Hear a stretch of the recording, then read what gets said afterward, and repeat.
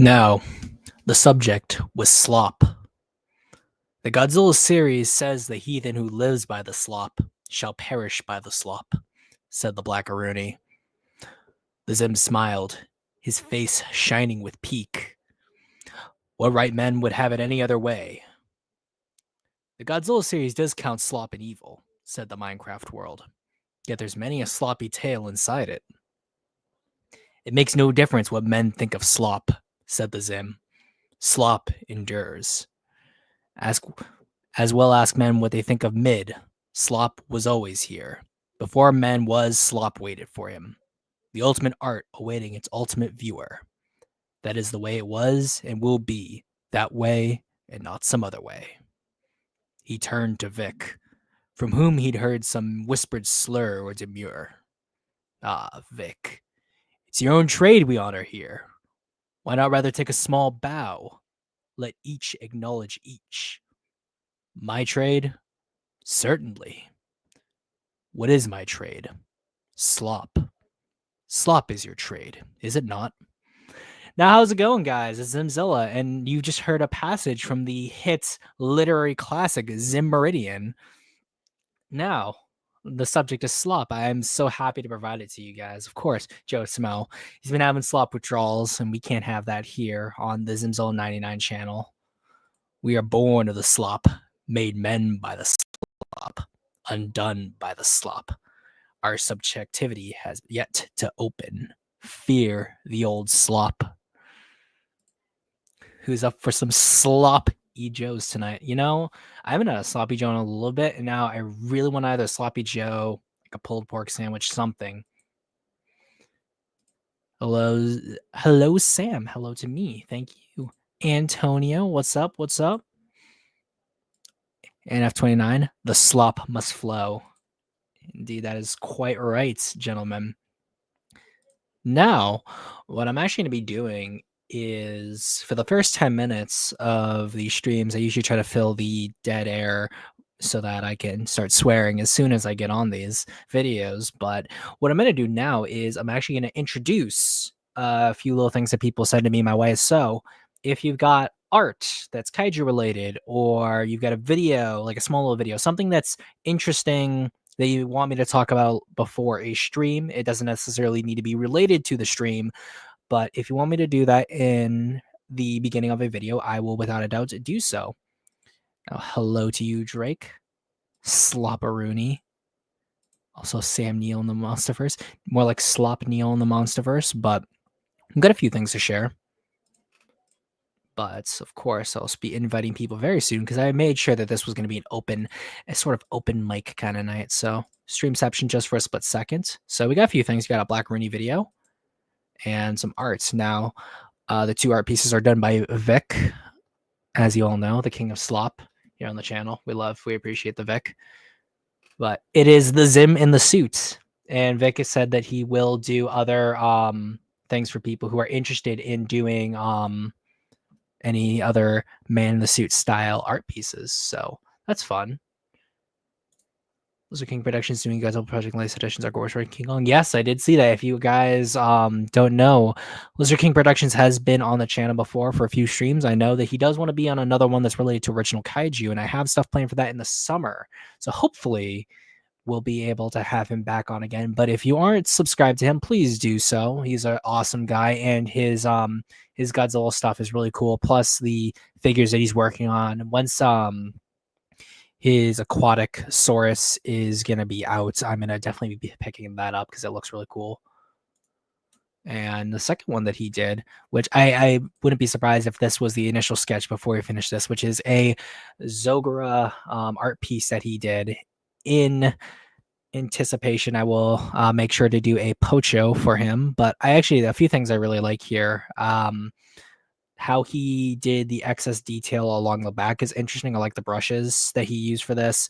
The spininess on the arms, I like how he did that. The core chest looks really nice. I also like what he did here. Something similar with the spines he also did for the plates as well, which I really like. The interesting take on the head, since he actually made them all.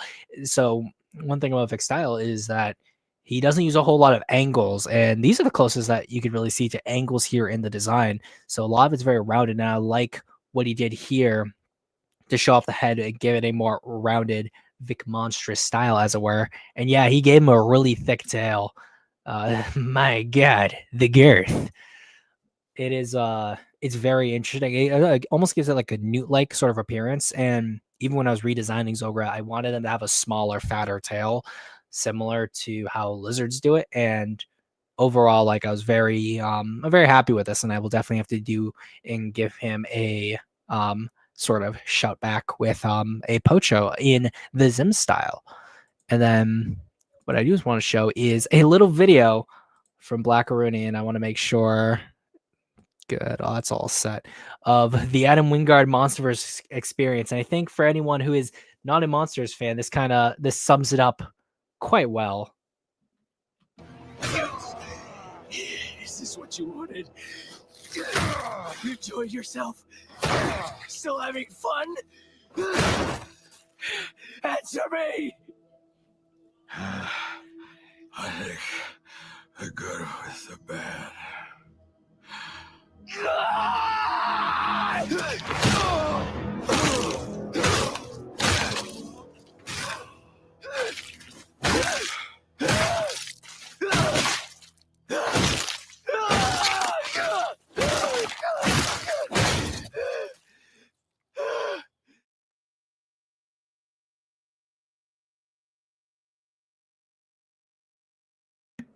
Now, say what you will about Blackaroonie, but the man does really good editing. You have to give him that, and I love that very much. I'm very happy with that, and I do want to thank both Vic and Black in this case, because it actually got us to 7 minutes. So we're only 3 minutes away before we start the video, but this gives me an opportunity to start inviting people. Now, as always, for the people who are invited is because they are in the Discord, so that makes it easy for me to invite people. And if y'all are interested, I always make sure in these streams to send out a link to the Discord across all the 3 platforms that I stream to: Facebook, YouTube, and Twitch. And if you're feeling ultra generous, I would love for you guys to become a patron. If you're even at the lowest tier, it helps out a tremendous amount, and I appreciate that all the more. So I'll put that in there as well while I start inviting in people.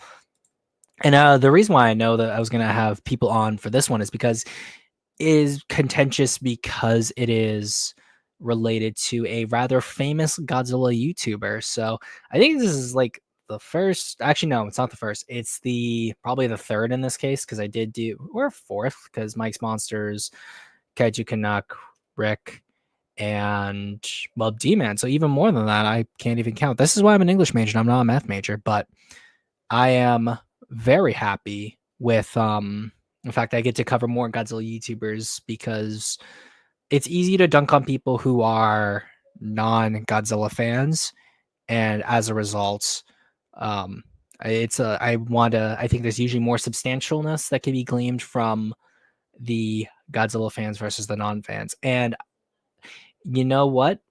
Someone who was it earlier in the chat that said Sam Neill cast in the Monsterverse? I thought that was like a fan casting, but apparently there is okay, so yeah, Sam Neill actually did get cast in the GXK sequel.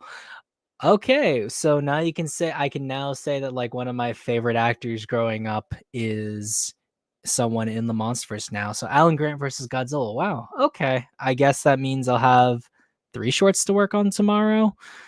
Oh well, you gotta love it. But you love to have these guys on here. There's one person, he's Blocky. His movie's been doing really well. He loves the Chicken Jockeys. He loves the Flint and Steel, and yeah, his movie is the reason why cinema is becoming as a lawless hell zone that it is. And as the Minecraft world, how's it going? Hey, it's going fine. These have not affected you all that much? No, not really.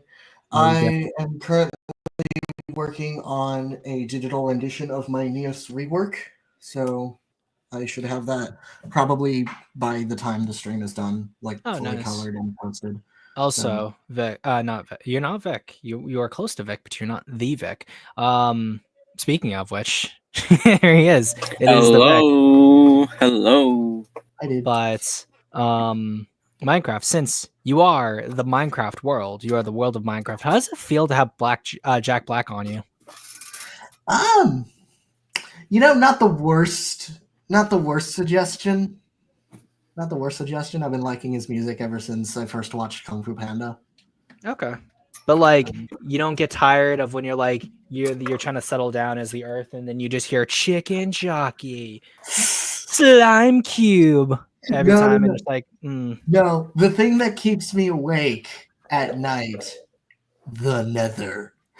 Then I've literally a few days ago I saw someone made a mod which is just the Minecraft movie as sound effects for the game itself. Is absolute chaos. But speaking of chaos, he's wriggling, he's jiggling, he's white, I think, but he is a sea man. So welcome, Sea Monster, the Dawn of Slop. You can call me the Dawn. You come to me on the day of my daughter's sloppy a couple things. First of all, still working on my GXK video. It's still in the editing. It's gonna be a long one, that's for sure. Second thing, so I could have been like, did I hear it right that Sam Neill's gonna be in the next Monsterverse film? Apparently, he was just cast, and I doubt it's an out-of-season April Fool's joke because people, I think, 2 places I just saw were reporting on it. I can pull up Twitter see if anyone else has talked about it. But if it's true, then that's nice. If that's true, that is very, very based. Yeah. Oh, yeah, no, Deadline reported it. Sam Neill is in the...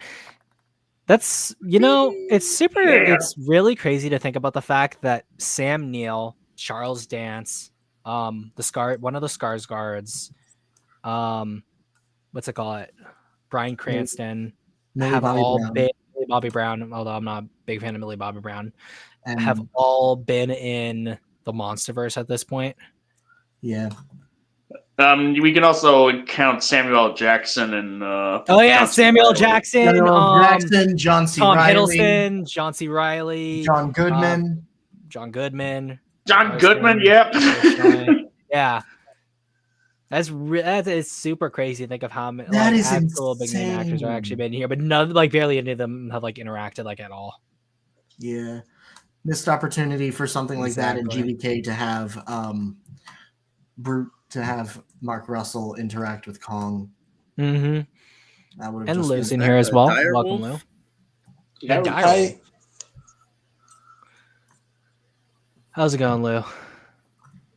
Fine. By the way, it's Lau, with the more pronounced. But don't worry, it's fine. I've committed so much cultural appropriation, I assume. No, it's mostly Spanish English stuff. It's not original thing. Anytime I hear the name Lau, I think of the guy in The Dark Knight who goes to Hong Kong only to get taken away by Batman. Yeah. As well as anytime I see Lau, I think it's usually spelled differently too. But English, Spanish. That's why I failed Spanish as a kid. No, but it's normal because, for example, when I see some people pronouncing certain names from books or something, in English, you have so many ways to pronounce or certain things that everyone gets confused. There was a character that was called Rice, and some people call it Rice. Some Reese, different stuff. It's all over the place. So I get it. That makes sense. And then, of course, the last person here. I wish I had a clip for it, but it is the invincible Rudy. Stand ready for my arrival, worm. We got a full list of people today. Yeah, we got a full cast today. Every time you were mentioning Lau's name, every time I see his name, I just think of the Hookie Lau from that one South Park episode. Are we going to the Hookie Lau? To the Hookie Lau. Remember that one when Satan is fighting over his ex-boyfriend Saddam Hussein and this other hipster guy? It's been a long time since I Hearing watched his South Park, ex-boyfriend honestly. Saddam, hearing that out of context is so funny. Yeah, that's the thing. Satan used to date Saddam Hussein in hell, and he's trying to win him back. That's the plot of the. The only reason why I Damn. remember that to any degree is because the Almighty Lolly mentioned that in his Generation Kill video. Oh my That's one of my favorite episodes. It's actually a two-parter because Eric Cartman becomes a charismatic evangelical preacher and preaches a prosperity gospel to a bunch of kids who give him money, and he uses that to like earn a bunch of money. And then Jesus comes down and just bitch slaps him because it's one of my favorite episodes. I have not watched that much South Park, so I am not in the know. I've been It's meaning one to of the know older that. episodes. Yeah. You basically just make a list of the episodes that people tell you to watch, and then you go watch it. Like, I don't think anyone watches all of them. It's just that there are some that are so good that, like, it's like you have to watch it. Like, you're Basically. not a true fan if you haven't seen them. You could say that you're not a true A movie true fan if South you Park haven't. fan understands what Kenny is saying without subtitles. Exactly. But Alright. enough with the South Parks, gentlemen. It is time to discuss Up from the Depths. Oh, this guy. Before we begin, I actually have to comment on this guy because I have seen a couple of his videos before. The first 69 words that came out of his mouth when the first video started already made my blood boil so hard it scabbed over inside my veins. This video? Ew. That's how bad it got. And it got me thinking about the purpose of slop in media. Like ever since the Minecraft movie came out, I've just been thinking, damn, does slop content really justify its own existence? Because I used to think, oh well, slop content can be used as a way to teach people how not to write movies, how not to do things right. It was a good teacher, I thought. But then I saw the Minecraft movie, and then I saw people's reaction to the Minecraft movie, and then I saw the theater staff's reaction to people's reaction to the Minecraft movie, and then it got me thinking, shit.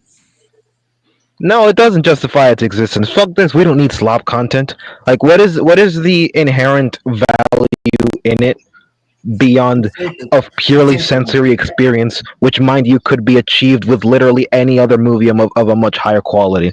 And so, the argument with GXK that is often used is that, oh, it's just slop, just enjoy it as slop. But why does slop justify its own existence? And I think that's a discussion we could get into with this video. Rooney, Well, you Rooney, could say one thing because you need to slop is a understand true about the form of Minecraft. divination.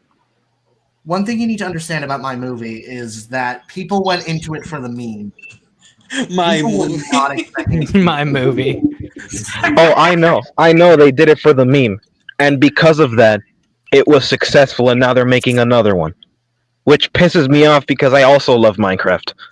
Will they call it another Minecraft movie? Another Minecraft movie. I guarantee no. it. Another Minecraft movie. I wouldn't be surprised if for the sequel they actually did the whole Hero Brian thing. Like, you were supposed to be the hero, Brian. I'm thinking I like that name. Wet Hands in D minor. Oh god. They might actually do it. Okay, listen. So long as we hear an orchestral version of Other Side, I'm fine. Oh god. I'm not, because he could have had a good Minecraft movie instead of this. On that. Fair, yeah. I've been thinking of how I would like do my own Minecraft series, like write it down, like a rewrite of this movie, or just my own take on how would I work a Minecraft movie that is. The thing for me- You could do it. Like, you could legit just do it. Minecraft is, like, super accessible, even in the realm of animation. Like, you could just learn Blender and actually storyboard stuff, make a whole ass YouTube project and just do it. Learn Blender. Villager News works on Maya, which is another very similar app to work with. Oh, I just say Blender because the one I'm currently trying to learn, but you can do it, like, legit. Like, I don't think Minecraft has any like copyright shenanigans going on. You could do it. Yeah. Yeah, Minecraft is pretty open. Mojang is pretty open with fan games, but back to Up from the Depths. Yeah, they literally that's very good where they're not like Games Workshop where they just decide to slap your nuts for like no reason. Yeah. Oh yeah, yeah. I remember the one time where Nintendo killed a kid named Mario. Wait, what? Oh, right. Just got a sniper. The moment he was named by his mother in the hospital, there was a sniper positioned on the rooftop next to the hospital, and just sniped that baby. Just a bullet went through his head and just exploded the moment that the name was given. Oh, dude, if that was in the Minecraft movie, that would have been amazing. Your Target name eliminated. is Mario. Boom. Explodes. Dead. Just gone. And no, like even as he like dies, you can hear like the Mario death sounds, and like one of them just runs in with a vacuum to suck up his soul. Da, da, da, da, da, da, da, da, da, da. And then it turns out it's twins. And like Oh, the mom is like no! still in shock. But she's like, and now in memory of your brother, you will be Luigi Mario. Boom. Again, like blows up.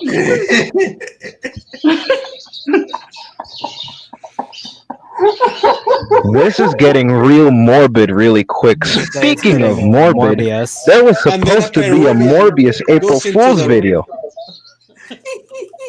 It was Why never- did never that happen? Just life. That didn't happen. Like life just made things harder. So Oh, I feel fair that. enough. Real quick also. This is honestly my opinion of this video before going into it. I got a new clip, guys. I finally decided to not be lazy. Have at it. But I do not have time for your candy ass hero shit. That is. is that from the new? Is that from the new Yeah, Daredevil Born Again? the again born Devil Dare. Maybe I more hate that Daredevil show. Stillborn, pretty much, because So, yeah. Holy shit, that's perfect. By the way, Maybe he Gojo went said back he's in willing- and then back out, like between seasons, and that's why it's called like that. Gojin said he's willing to hop on if there's room for one more. I think there is room for. I think there should be, yeah.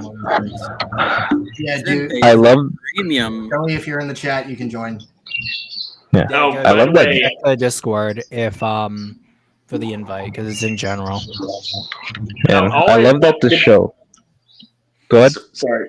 And the most I've seen of the Daredevil show is like just some clips here and there. One of them involving, I think it was like, it's you or somebody shared like on Twitter or somewhere of like a fight scene from like one of the earlier episodes of Daredevil Stillborn.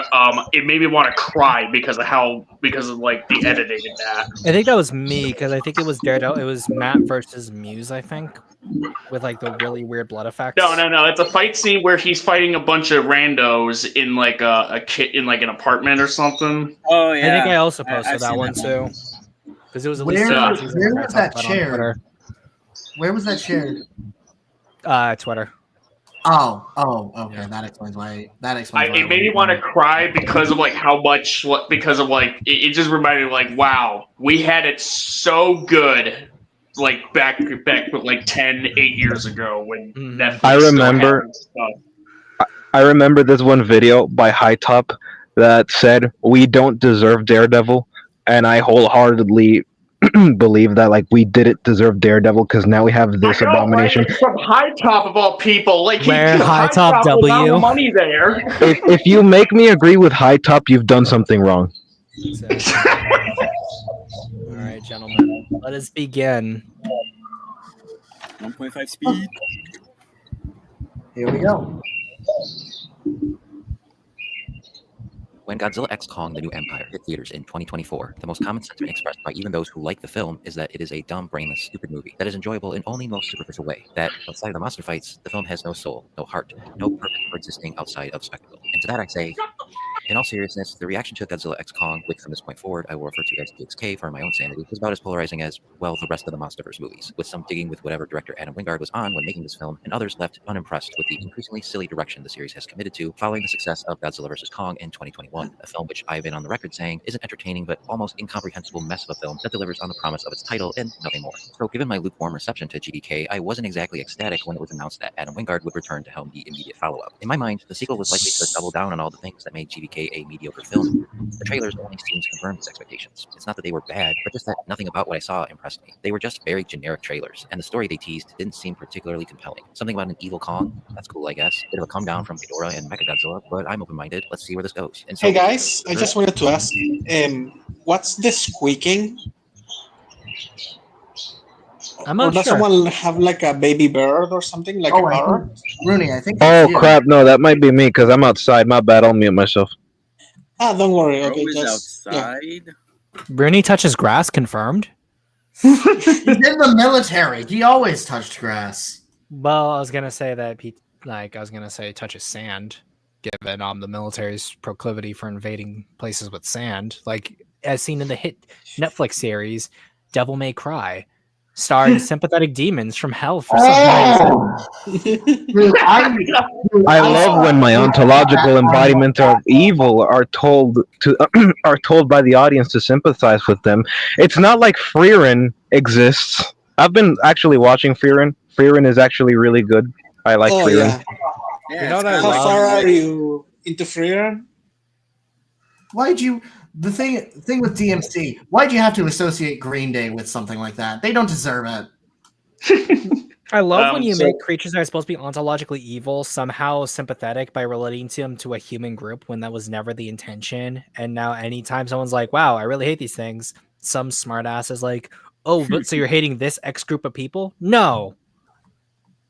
And it's always victims. You know, it's not even like terrorists. Like you could relate demons to terrorists if you want to. Like I don't really care, but it's always like refugees or like black people because they're always apparently like on a bad place, or like Mexicans, which means everyone in Latin America for the Americans. Like Yeah. it's always that. It's never someone that's actually It's like annoying. bad in the real world. It's Yeah. annoying. Can we draw comparisons between both sides here? Damn it! I love the fact that like that one scene where they're like shooting the missiles into the into hell. One of like the kid demons you see literally looks like he's wearing like Arabian style clothing. It's so on the nose and it's so painful to look at. Any show, any piece of media that makes me sympathize with demons already has a negative. I already have a bias against it, and the show will have to work upwards to make that not the case. Case in point, the original Castlevania anime. Yeah. Well, like the fact that they were like, oh my gosh, vampires are hyper evolved predators, so right angles really just confuse them. Instead of just being like, no, it's because holy artifacts and the fact that there's demons in this world also means that there's God. So yeah, no, I'm sorry. So Black. Your Loretta is doomed here. Okay, so Black, I have a question for you now. What are your opinions on Hellboy then? I have a complicated relationship with Hellboy because I like him. I like some of his movies, but at the same time, I'm not entirely sure. I'd have to delve deeper into the comics because I've only ever seen some of the movies. The most recent one that I watched was the 2019 version, which I I've heard. pity you. But like, I have pity you you watched so the much. movies? Like, have you watched like the only movies that people actually care about, like the first two? Have you watched those? Yes, but it was such a long time ago that I don't remember a single thing about the plot. I remember watching the second one as a kid. The one thing I'll say, Ella, which I think you're also new to. Hello. Hi-yo. Happy to see you here. Hi. But yeah, Hellboy is the exception, not the rule. Not to mention the fact that also Hellboy is like a confirmed Catholic and like overtly fights against his nature as a demon. So there's also that as well. So it's like the exception, the rule, and also like based. Also, Aleph, I actually have seen him before. I think he was on Sea Monster Live's He was in the chat, I think, for the first Hannes stream. Oh, so he was in a C. He's a C aficionado. Also, He's a apologies fellow if we get your pronoun. Apologies if we get your gender wrong. You might be female. You're all my bros to me, even if you're a woman. You're my bro. But Wait, Aleph, I know that guy. Kamina? Oh, you pop in from time to time when I can. Okay, that's why I didn't recognize you, because it was sort of like a here and there type of thing. Okay. But for anyone curious, anyone's got thoughts about what has been said by Up From the Depths so far? I hate it. I think so with the general instance of like GXK being like sit down and enjoy the slop. Yeah, that's a thing that exists. Could you go back a little bit further? I'm starting the tangent got us off topic. I can do this again, man.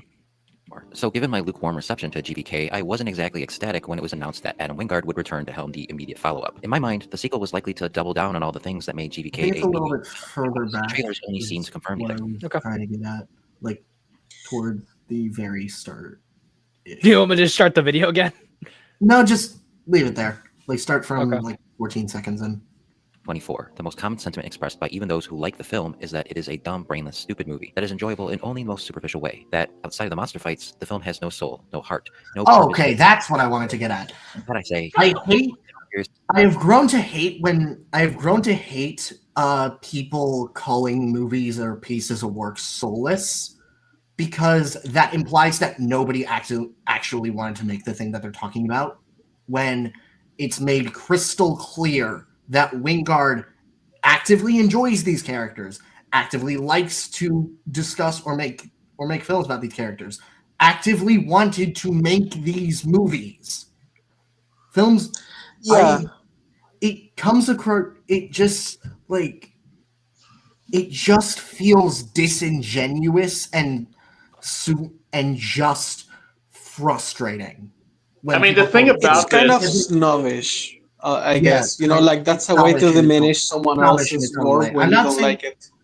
I'm not saying movies can be soulless. I feel like with films that are very heavily studio interfered, films like, I want to say Lion King, but the Lion King remake, but no, there was actual genuine interest in doing that movie. Why? I have no idea. Probably a paycheck, but still. Well, but like you're gonna say like that, I guess I'll do you one better. This movie is all soul and heart and no mind. That's actually, yeah, that's what I wanted to say. Actually, yeah, because I feel like the thing is, you can have all the good intentions in the world, but you can still do something really bad. And I think that's what they did with this movie. Yeah. Like I think that The Simpsons. Yeah, you know that Simpsons clip of Flanders, his house is getting rebuilt, and everybody in the town pitches in, and this is an example used before, but the house was built with love, but you see that the hallways are badly constructed, the electricity is all fucked up, the water and the piping is all undone.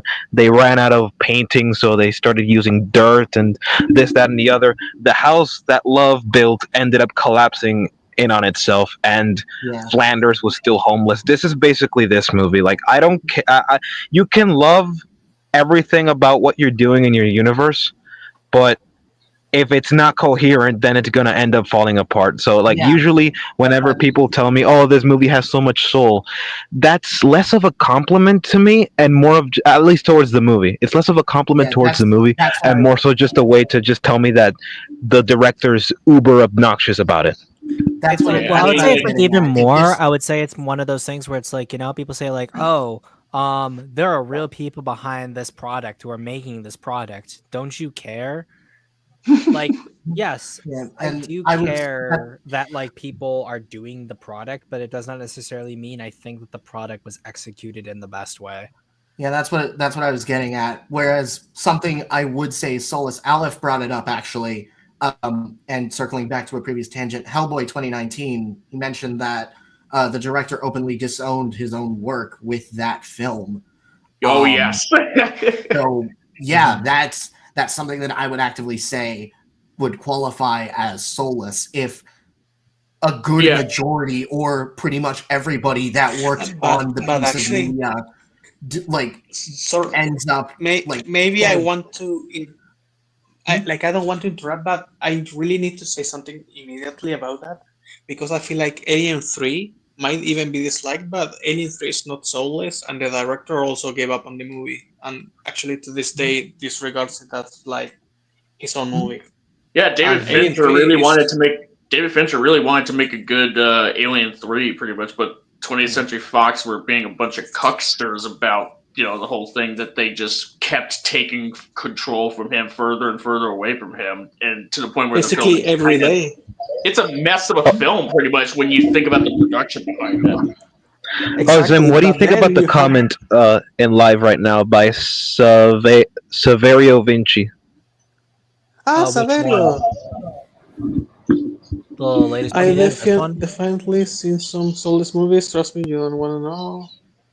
Well, maybe to you, but to others, it feels more that way. Definitely, I'm not sure what it's in reference to, but like when it comes to actually the idea of directors just owning the work is interesting, especially to the subjective argument, because if everything's subjective and there can be good qualities, or like, oh, this film is like good, it has soul, like people really put their heart, like put like everything they had into it. If the director, who is essentially like the final say on these things, outright disowns it, then like does that have any bearing on whether it's an objectively bad film or whether it's slop or not? Like that's I also was going something that people to. tend to was forget. Would Hellboy be David considered Lynch Dune. Should Hellboy be considered soulless? Should David Lynch's Dune? Should Madam Web be considered soulless, considering how Or everybody Alien working 3. on that movie reacted? Could I wouldn't Godzilla even call that 98 be movie considered soulless, because Emmerich said he did Frank not Herbert want to was make that involved in movie? it. Oh, I got another Exactly, one. yeah, I like got another one. the Would Rise of Skywalker be considered soulless? Yeah. Yeah. Your soul is mine. Actually, I would go as Your far as to soul say is Rise of mine. Skywalker is soulless. Oh, I Unironically. agree. Yeah, I agree. I'm just, it's like we're just posing Unironically, Jurassic Park 3 at least had people like trying to work on something. Alien 3 as well. It just yeah.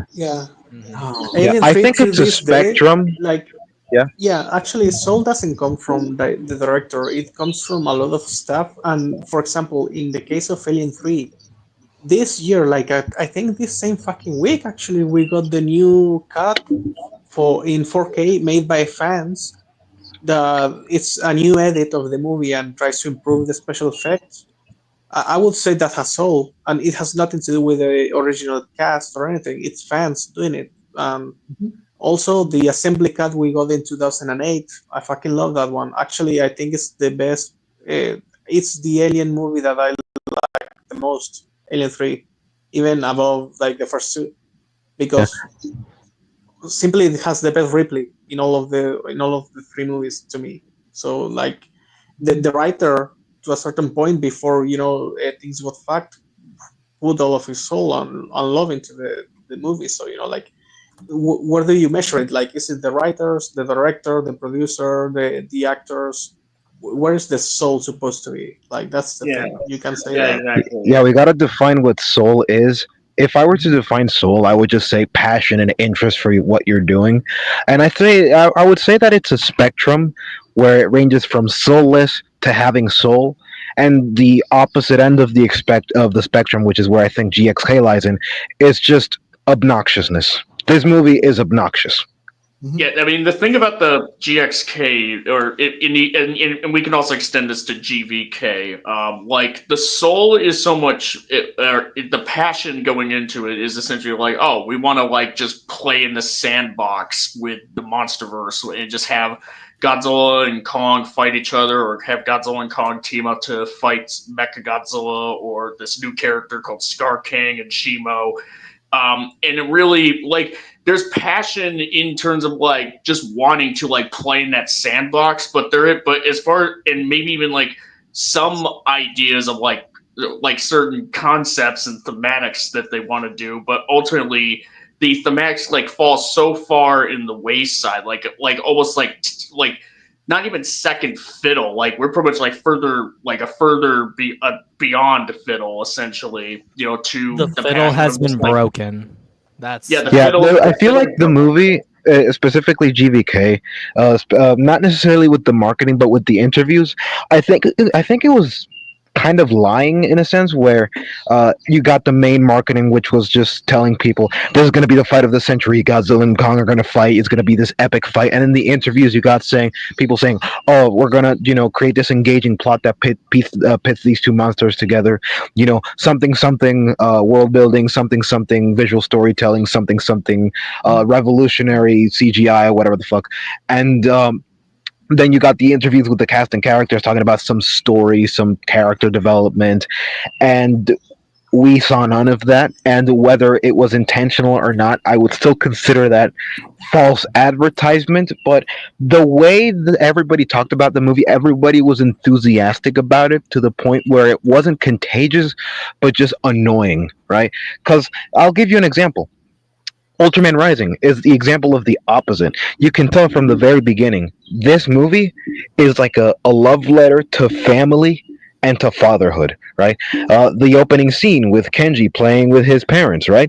That feels like the way he does it and the way things go up, even just the subtle stuff of just Kenji's father just staring at his son with just sheer and utter pride in his eyes. Like, that feels like something that actually happened in real life and something that a father would do. So, and that kind of enthusiasm for what you're doing and the writing that goes into it is contagious, as well as the detail that goes into Kenji's career as a baseball player. We got names like Matsui being dropped, and memories that we don't see but are recanted between father and son about their experiences with baseball and how it connects them both. So it also feels like a love letter to baseball and Ultraman at the same time. Like these two things that are intertwined. This feels like a love letter to parenthood, baseball, and family, all in one single movie. And you can tell from by the thematics, and it doesn't beat you over the head over it. It makes sure that you can digest it, and it makes sure that you enjoy it. Like, it tries its hardest to enjoy it. And I think from a purely subjective level, I think it succeeds, but narratively it's coherent in a lot of ways. So I think that's an example of how to be enthusiastic to the point where it's not obnoxious. And then the opposite example, I think we already know where that GXK lies in, and GVK as well. I was going to back up. This is I'm also going to back up your argument, Rennie, with two pieces made by the same guy, Hideyuki Seshita, behind the Polygon trilogy and Gamera Rebirth. When creating the Polygon trilogy, dude basically was forced to defend his work in order to preserve the marketing when discussing like its flaws and all that. But he soon came out against it. And then when he started working on Gamera Rebirth, he was far more enthusiastic, including like stating that Dai Katakawa was far more loose in comparison to what Toho was, and they allowed him to go all in with what he wanted to do with the kaiju, and it shows. Once you get around to finishing Rebirth, it shows. You've already seen the first episode, right? I have seen the first episode, yeah. Okay, yeah, so you can definitely... Can you tell the difference in philosophy between the two already? I haven't moved past the first episode.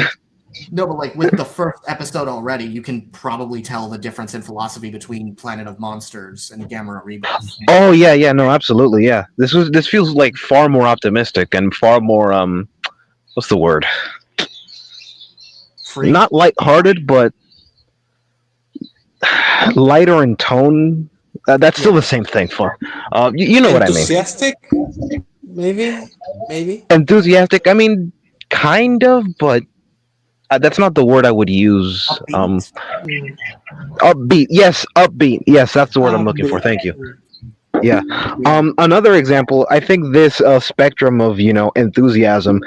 It can also help distinguish directors like Michael Bay from Zack Snyder, because they're both in a similar boat. They're both extremely similar directors. The only difference is that Zack Snyder pretends to be smart and knowledgeable in like philosophy and stuff, whereas Michael Bay, he doesn't give a shit. He'll give you boobs, he'll give you explosions, and you'll just have a really fun time. He'll set the camera on fire if he has to. Yeah, yeah, God bless yeah. him. Like one knows that he's not being coherent and he's not trying to, and the other uh, doesn't know that he's not being coherent and doubles down. Same with One thing it's that I the could same also thing. say, like, because I know that people who love GXK and think that it's good, like, legitimately, might hate this one, but like the comparison between the director of Minus One talking to Winger, like they did this interview where they were both talking to each other, and it's like Wingard clearly is like, oh yeah, dude, I watched Minus One, I fucking loved it. Then when they asked Minus One's director what his favorite Godzilla movies were, he said GNK, Godzilla vs. Hedorah, the original, and then after like 1.5 second pause, he adds, oh, and GXK, because of clearly he didn't really give a shit about it. And this is Yeah, that's something what I that was thinking. Like, whenever people bring up that interview, that they wanted to do a Barbenheimer moment with Minus One yeah. and GXK, I knew for a fact that wasn't going to work. And lo and behold, I was right. That did not work. That did not get off the air because, on top of the fact that people were so diametrically divided between these two movies, the way. I don't want to say this was a backhand compliment. I think Takashi Yamazaki was either being really, really nice, and he actually did genuinely enjoy the movies uh, on a purely subjective level, or he did it just so that to calm people down, right? He said it just to say it, not to burn any bridges, because he's an up and coming director. And, people here in the West, they want him. Disney wants him for a Star Wars movie. He says he wants to make a Star Wars movie. The People thing here is, in the U.S. want to work with if him. you are the thing is, if you're editing the interview, you could have taken that slight pause he made it so obvious that he wasn't really telling the truth, and I want edit to it say out. something. I want to say something real quick. It's a very cynical view, but it's Yeah. Yamazaki, if you're listening to this, if you happen to stumble across this, don't do Star Wars, man. Don't do it. Yeah, no, then don't. there's like the NDAs as well. Like, if you don't like, you're not going to be allowed to shit on someone else's movie, especially when it Of course. just came out. I mean, Yes, not I everybody understand can be that. Quentin Tarantino. Not everybody can be Quentin Tarantino. Yeah, that's what I Also, said. this That's what is I was something implying with the whole Hideyuki Seshita comparison. Yeah, Mm-hmm. and We're like gonna this is do something. one final tangent, and then we're gonna get back to the video. Okay. Mhm. Yeah, because we are 47 minutes in. This is gonna be a long one. Bro, we're 47 minutes in. We've only gotten 33 seconds essentially, but I feel like Vic hasn't said anything.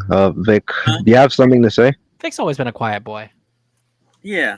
Well, one thing I Okay. will say is that I guess from the beginning of this tangent, like I wouldn't say GVK or GXK prioritize soul over the mind, as you say. I just think that because I think films can like have soul, but then be held back by like constraints, either by the studio, um, or any other elements, so that it still crumbles. I don't think either of these films will crumble in a sense, because I've always said that I think these films are good in spite of the flaws they may have. Because I acknowledge that there are some flaws with these films, but in my opinion, I've just always said that something can still be good in spite of flaws, and oftentimes that can come through the passion, or the soul you can see in any product. One last thing before Zimon pauses.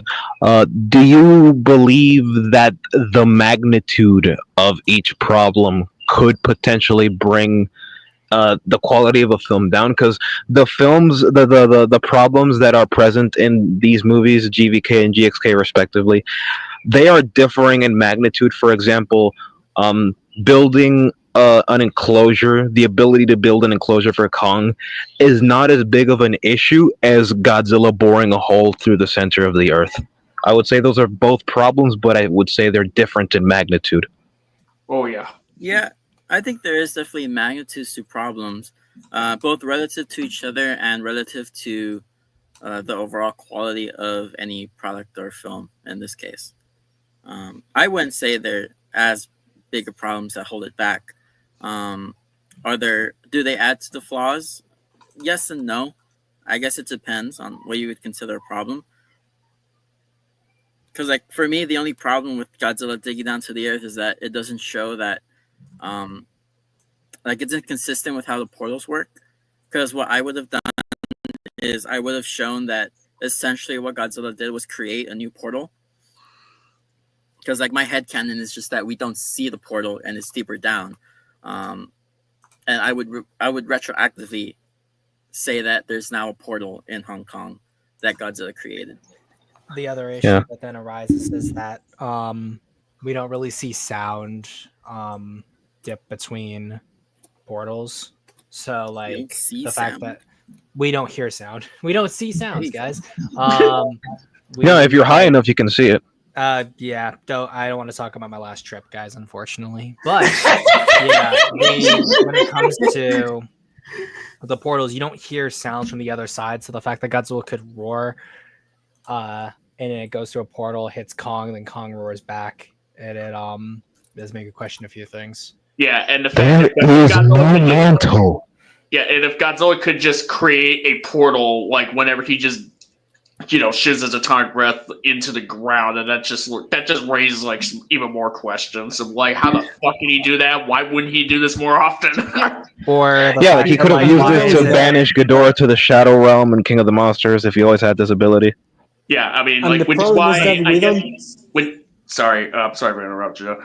Which is why I think it probably which is why, like, either way, like, whether there is a portal, like, there from the hole that Godzilla created or not, you have problems, pretty much. Like, this is just No. Yeah, I don't. This might sound mean, but that theory sounds like a cop out.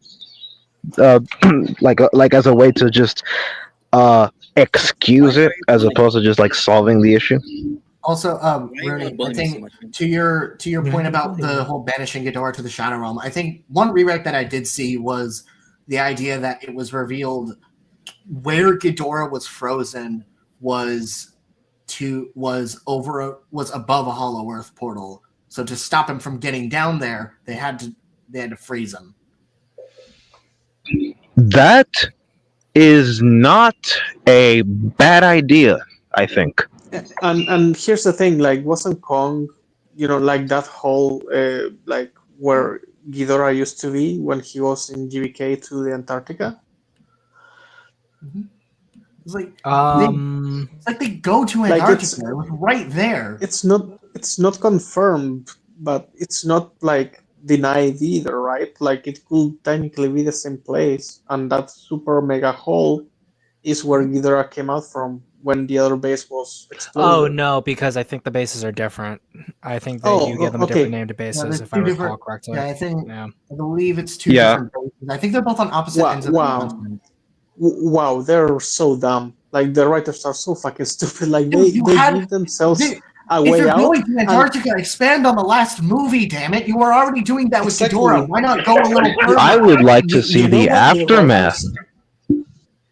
Exactly, but that's the thing. Like, that second base could have been, like, rebuilt after the first base was destroyed. But basically, what these motherfuckers are doing is basically they're digging a hole through a wall, right? Like, they're blowing up a wall, and then they go through the door, and then on the way out, they make another hole instead of using the door or the hole they already make. Like, they just make everything worse. I don't know about that. But I don't know. I don't think it had to be the same base. I'm not mad that it didn't. What the worst? I mean, it was missed up. It was more. I don't think it's. I think it's less of a problem and more just a missed opportunity. I don't think it really damages like the overall plot of GVK in a massive way. I think it's just a missed opportunity more than anything. Yeah, exactly. What I'm saying is that they have the chance to, build up on what they've done, and it's like they don't even process it. They were already doing that with Mechagodzilla. Why not go a step further? Mm-hmm. Yeah. That would require the writers to actually pay attention to what they're doing. And how can you have soul when you don't even care? That's all I'm saying. You know, the mind needs the heart as much as the heart needs the mind. Yeah. It's weird that Max Bornstein was one of the writers for GVK when he was one of the writers for Godzilla 2014 and Kong Skull Island. It's like, what the fuck happened? I mean, if this was Braden, he'd tell you that change didn't really mean all that much. But I am a 2014 defender, so I will say he was probably less listened to than the rest. And granted, there was another writer there who worked on Eric Pearson, I think. I mean, he's worked on some MCU stuff, like Black Widow, pretty much. Weren't there like 5 different? Oh, Black Widow. Yeah, Black Widow, and apparently he's one of the writers for the upcoming Thunderbolts movie. So, oh, goody, goody! I get to see a group of quote unquote villains. I say quote unquote because they're actually, most of them are not actually technically villains, teaming up to fight God. Yippee! It's like Suicide Squad. Who the heck is our antagonist for this one? Sentry. Yeah. It's literally just Marvel Superman. No, Minecraft World. Think Superman if he had schizophrenia. That's Sentry. I know who Sentry is. Thing is, like, dude, genuinely to me feels Minecraft, like you get Last World before we start the video again because we're about to hit 1 hour. I'll save the Sentry tangent for another day. Let's go. I don't want to make a tangent. I just want to clarify something. No. Since the reaction to Godzilla X Kong, which from this point forward I will refer to as GXK for my own sanity, was about as polarizing as, well, the rest of the MonsterVerse movies, with some digging with whatever director Adam Wingard was on when making this film, and others left unimpressed with the increasingly silly direction the series has committed to following the success of Godzilla vs. Kong in 2021, a film which I've been on the record saying is an entertaining but almost incomprehensible mess of a film that delivers on the promise of its title and nothing more. So given my lukewarm reception to GBK, I wasn't exactly ecstatic when it was announced that Adam Wingard would return to helm the immediate follow-up. In my mind, the sequel was likely to double down on all the things that made GBK a mediocre film in my eyes. The trailers only seemed to confirm these expectations. It's not that they were bad, but just that nothing about what I saw impressed me. They were just very generic trailers, and the story they teased didn't seem particularly compelling. Something about an evil Kong? That's cool, I guess. Bit of a come down from Ghidorah and Mechagodzilla, but I'm open-minded. Let's see where this goes. And so it was within this reserved mindset that I booked my seats on opening day at the nearest IMAX theater, my expectations ebbing between low and cautiously optimistic. Color me pleasantly surprised then that I thoroughly enjoyed GXK, quite a lot actually. I found it effortlessly entertaining, particularly because it gave me the sort of late Showa era goofiness I never thought I'd ever see in a big budget Hollywood film. I had the biggest smile plastered across my face throughout a good chunk of this film. It brought me back to being a kid again, when all I needed were a couple guys in rubber monster suits fighting in model cities to keep me glued to my television set. It's now been a year since the film came out, and I've since then seen it numerous more times, and the more I do, the more I enjoy it. In fact, not only do I enjoy it, but I've also come to recognize that the film has more merit to it than even its most ardent defenders seem to acknowledge. So in this video, I'm going to argue for that merit, and make the case that actually GXK is a legitimately pretty good movie that achieves exactly what it sets out to do, to tell a simple, engaging, action-packed, fantastical story where the monsters are the stars. All right, we'll stop right No, So yeah, that is a bold statement, saying that this movie is better than most has some great stuff that most of its most staunchest defenders even seem to overlook. That is bold, because most of the staunchest defenders that I've seen, the strongest defenders of GXK struggle to defend this movie. So that is bold. And with the amount of plot holes, like, you know, it's about as bold as saying the entire Godzilla franchise sucks. Yeah, but that's different, okay? That's different.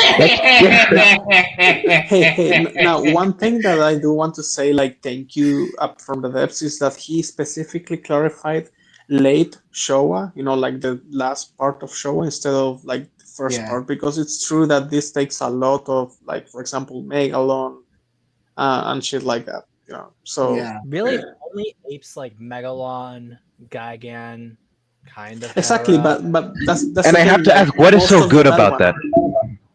Exactly, like, I'm not saying that it's good. I'm saying that at least he's, you know, dividing the Showa era, because the second part is mostly bad. To be fair, no, I'll say this, like, it's not the compliment he thinks he is. It's like it's up from the depths, considering how many Godzilla videos he made. The fact that he made the distinction should be expected rather than praised, in my opinion. But then, like, also, Vinnick says Mechagodzilla 74 as well. I'd say Mechagodzilla 74 stands a little bit apart from Megalon, Gigan and Yeah, Hedorah. exactly. Like It's honestly, like I a don't even comeback say quality. I don't The even Mechagodzilla say duology is pretty much its own thing. yeah, like Yeah, like yes. I would say Terra Two Mechagodzilla other counterparts. is definitely the darkest of, or like the most serious of the late Showa era films, followed probably by like Hedorah and Mechagodzilla tied with Gigan following it one as the most silly. But like really, in my opinion, I think when anyone says that they like Showa era silliness, I think they literally just mean Megalon in most cases. Yeah, it's not Tail slide. Like Tail slide, everybody. Y'all remember the tail slide? like they only remember the tail slide. They remember that they liked how Jet Jaguar looked because he looked silly.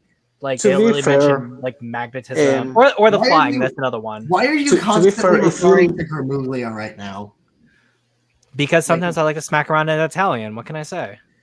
but to be fair, like He's also, Italian? like, What His name's part, Anthony. north or south? I need to know. His name's Anthony, so I assumed his ethnicity. I'm sorry. I think his King last. Kong versus I think- Godzilla is also kind of silly, if like I if you watch the recall, fights. his last name is supposed to be Italian based. I don't know if he's pure Italian. As well, he's also from Jersey, so that immediately gives him my ire. New Jersey. If he's from the south part of Italy, we got problems, boy. Yeah. We got problems, pasta boy. But no, he's simply from Italy. Not Italy. He's simply from Jersey. So again, Red Sox, Red Sox, Reds. You know the thing about this, like he said, like up from the depths here, pretty much like said that like GVK was like was a mostly incomprehensible mess, and he considered it to be mediocre, and he was expecting this film to sort of double down on GVK. It did. Guess what? GXK did double down on what GVK did. So, so I don't. And yet he comes out of this film thinking, "Oh, he's like, no, this one's actually pretty good. So good, in fact, that even its ardent defenders have missed out on things worth defending the film over." Like, wait, Yeah. how did Yeah. happen? Also, I like that he says the movie's incomprehensible. Also, it's mediocre. Like those two are in completely different ballparks of magnitude.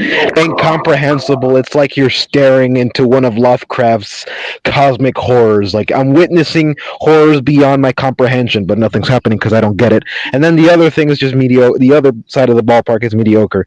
Do you realize what you've said in your own sentence? It's completely counterintuitive. I forget which not director, which YouTuber said it, but it was like, it was either The Rise of Skywalker or The Last Jedi. It's like this film can be really amazing if you pretend that it's what you wanted it to be. Oh yeah! Oh my God, that was right. Don't spoil it. No, don't spoil it. No, don't spoil it. Zim, do not spoil it. We're gonna get to that. Do not spoil it. Okay, nice. I'll save my rage. I'll save my rage. All right. That sounded interesting already, but yeah, what I wanted to say is that up from the depths, and I even commented this on his video, like he took it well, like I wasn't like mean or anything. I feel like he gives too much value to some of the elements that EXK does well, not even like super great or anything, but well. And I think that basically just because Kong got to actually be treated as a character, he suddenly thinks that the character work in this movie is good, therefore the story is good, and it's like it's half of this movie is Kong, like the other half is empty and bad, and it's like Lau, don't spoil it. Don't spoil it. Don't spoil it. Don't spoil it yet. We'll get to that. We'll get to it. We'll get there. We'll get there. I'll save my rage for later. What I want to say is that I somewhat agree with the idea that like most defenders of GXK and such do tend to overlook some things because we've seen it time and time again. Like the whole it's supposed to be stupid, bad, goofy thing. I think that's what I would lump into the defenders who overlook certain aspects of the films that have merit and that like people can indulge themselves in and admit that they like this or they love this. Like I've always admitted what I liked about it and what some things that I find flaws in the film, but I would never say it's supposed to be this way unless I actually thought it was like an actual intent of the directors or the filmmakers, which I've also stated. Like I think some things are done by intent and some things were prioritized in certain ways to where they wanted this kind of film, but like I would never dumb it down to saying, "Oh, this is supposed to be dumb on purpose."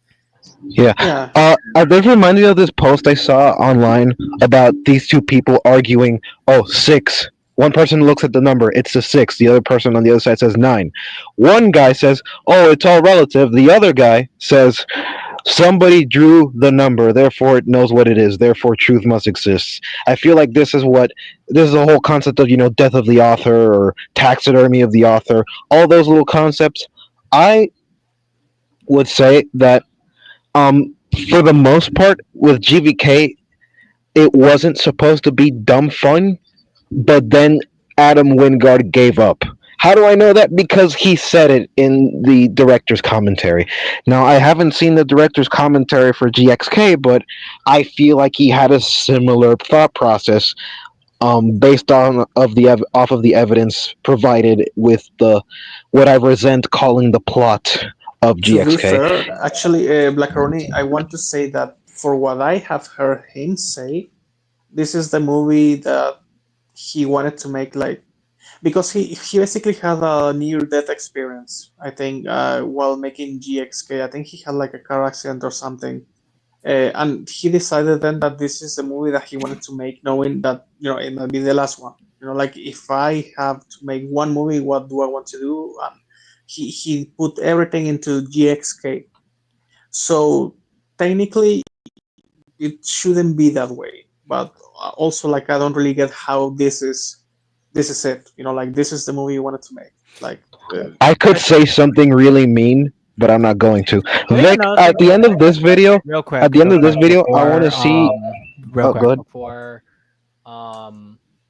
before I forget it. GST says, I think the silliness people refer to is things like from Ghidorah, the three-headed monster, invasion of astro monsters as well. Which, like, in that case, what is it? At like somewhat silly monster scenes in Ghidorah, Godzilla dance. Outside of that, really, the not guy much you else. talking to each other, I guess. Yeah, that was gonna say like some silly monster scenes from Ghidorah, which is the talking, and then the dance from Astro Monster. That scene in Godzilla versus King Kong where Godzilla uses his tail as like, I don't know if it was a whip or as a way to make wind. I don't remember what it was, but it was weird. It was a weird attack I mean, move. to be fair, Actually, like, okay, a on the lot that of the kind of makes fight sense. in King Kong versus Godzilla is silly.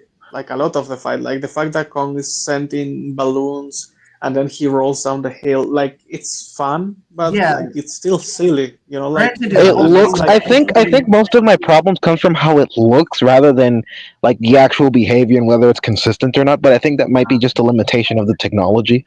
So I wouldn't fault like the actual movie for it. Yeah, But 'cause it's King Kong- really hard to take seriously. Because King Kong, Yeah. granted, King Kong versus Godzilla, based off of what it was trying to be thematically, isn't really meant.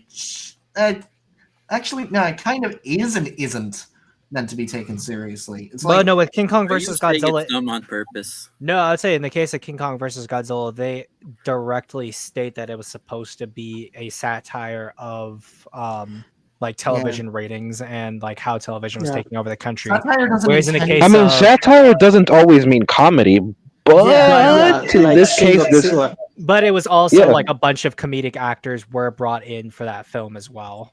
So- I mean, like, yeah, I can tell the guy, the director. I forgot his name, but he was the main guy Mr. that was Takao? focusing on like the television Yeah, Mr. company. Takao. Yeah, his mannerisms and it was very like comedic. It almost came across as like a supervillain who's frustrated with his minions because his minions are morons, kind of like Dr. Robotnik and Yeah.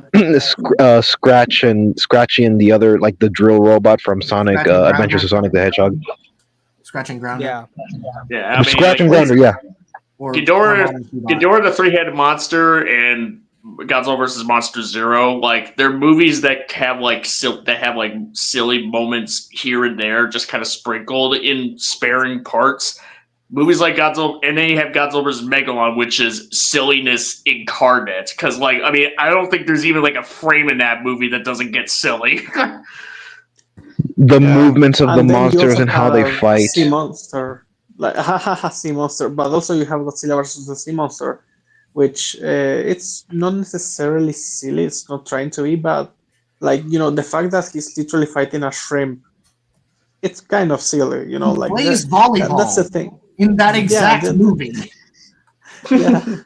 yeah. But yeah, before we unpause, I just want to, Vic, by the end of the video, I would like to see you defend GXK or GVK, whichever one you want, because I want to see what you would say that you could that you could say better than Up from the Depths. Because I believe, given your experience with how we argue with movies and how we discuss movies, I feel like you could put up a better defense than Up from the Depths, given what I have seen from this guy, which is the complete opposite of impressive. If you're up for it, I would certainly want to try and do my best. all Yeah, right, to be fair, I'll be like ready. I like Up from the Deaths, but this was very disappointing. Like This he is a actually miss. makes the movie look really bad. Yeah, If Yeah. This was is something- infuriating to watch.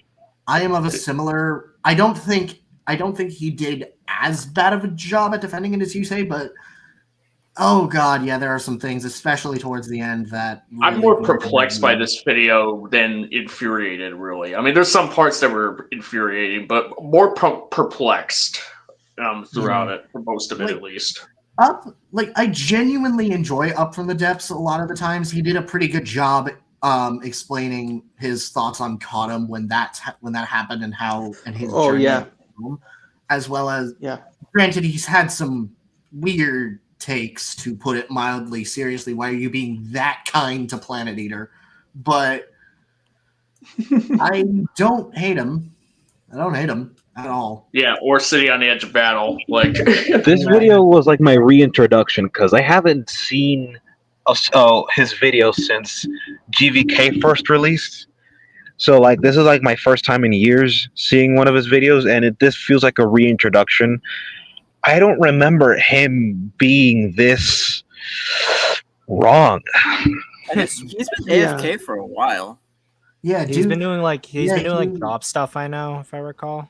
Yeah, he took a break, I think, to focus on like himself. because Life. He started feeling life Not and like burnout. us. We 'Cause have he no was life. feeling burnout after reviewing so many non-Godzilla kaiju movies and just talking kaiju for so long. Which, fair enough. Mm-hmm. I could say something really mean, but I'm not going to. Mental health is the One most thing I wanted important to add to this last part, before we impose or anything, was like, you, Blackroney, you were talking about death or whatever of the author, and the thing is, I don't really think it matters if the movie is supposed to be taken seriously or not. If it's so riddled with plot holes, it's bad whether you take it seriously or not. Like that of course is a choice of the viewer, whatever, but the movie is subjectively bad, right? Like it doesn't really matter what the intent was. And the thing is, also, I'm not someone that defends this movie. I just love it, but I never defend it because it's a bad movie. The way I say it is just really bad. I don't have guilty pleasures because I don't feel any shame in liking something. But yeah, like I feel like it's just bad. I don't need to make excuses. I feel like we can have that conversation because I've been talking about to one of the hosts of EFAP a while ago, actually, and we were talking about the whole objectivity versus subjectivity thing, and what this host said was really enlightening, and it kind of just like shifted my perspective a whole bunch, and it kind of had me questioning how I judge movies overall. But we can get into that that could be like a whole ass stream, we could talk about that while Zim plays Gigabytes background or just any background. Yeah. That could be That sounds like that could be interesting, especially considering some of our histories with E EFAP. yeah, I mean, we gotta have to like set that stream aside for like when we're not covering Slop, pretty much. Yeah. Also, Joe Schmo in chat, he says, "Was it the furry? No, it was not Regs. It was someone more. I don't like this one particular person, mainly because of how I've seen him act. He acts a little bit too uptight for my tastes, but I would be remiss. That's not the word. I would be foolish to say he wasn't dumb. I would be foolish to say he was dumb because he's not. He's actually pretty smart. Uptight for you. Damn, that's impressive. Wow. Yeah, actually, I was gonna say the same. Real It's like- quick I'm before curious, This is like, not even a Jedi. You are harsh. I am uptight, ironically. It's purely jest. when I'm look real quick before I forget it, and then chat Sam says like, nope, wrong one. Although I'll have to look at the Kaiju files another time. It was this one right here. Salinas also worked for GXK. Those box office numbers are depressingly high. Time is a flat circle. GST says that's true. Although King Kong vs. Godzilla is looked at as a good thing by most Toho Godzilla fans, while Godzilla X Kong is not. In the case of King Kong vs. Godzilla, it's viewed as a good thing because it helped continue to bolster Godzilla's popularity since he was paired up with a more famous monster. Whereas in the case of Godzilla X Kong, it's the second time that they've had Godzilla and Kong team up against a world-ending threat, so therefore it is far more derivative of a longer history of Godzilla, whereas King Kong vs. Godzilla is extremely new for its time. And then the next one to follow up after it is similar to King Kong vs. Godzilla, but not. If not, it's if anything, it's the same film but played straighter. And then following it, Ghidorah the Three-Headed Monster is very different from King Kong versus Godzilla. Yeah. And then even Godzilla Raids Again is very different from King Kong versus Godzilla. So, like, there's a lot of context around why Godzilla X Kong is viewed at as unfavorably as it is, which we'll continue to get into as we go through this video. And also -1. Like -1, like yeah, months -1's before another this one. Yeah. I would say in this case, how?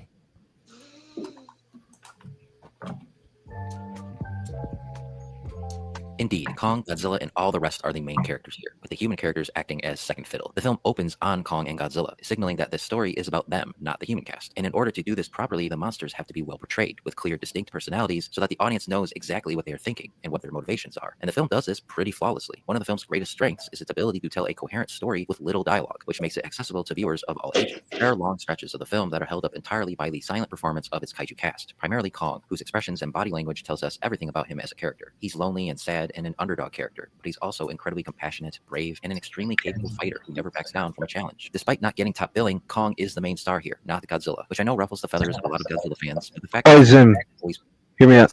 Hear this. So far, we're how long into the video? 3 minutes. 3 minutes in. First point of praise he brings up. The plot focuses on Kong. That sounds less like a defense and more of just a description of what happens in the movie, which, I mean, yeah, that's correct. That does indeed happen. Yeah. So could I say the same thing about? So could I say King Kong Lives is good because it focuses on Kong? Yeah. Yeah. Yeah. Or you could say that. You could also say that. on Joker.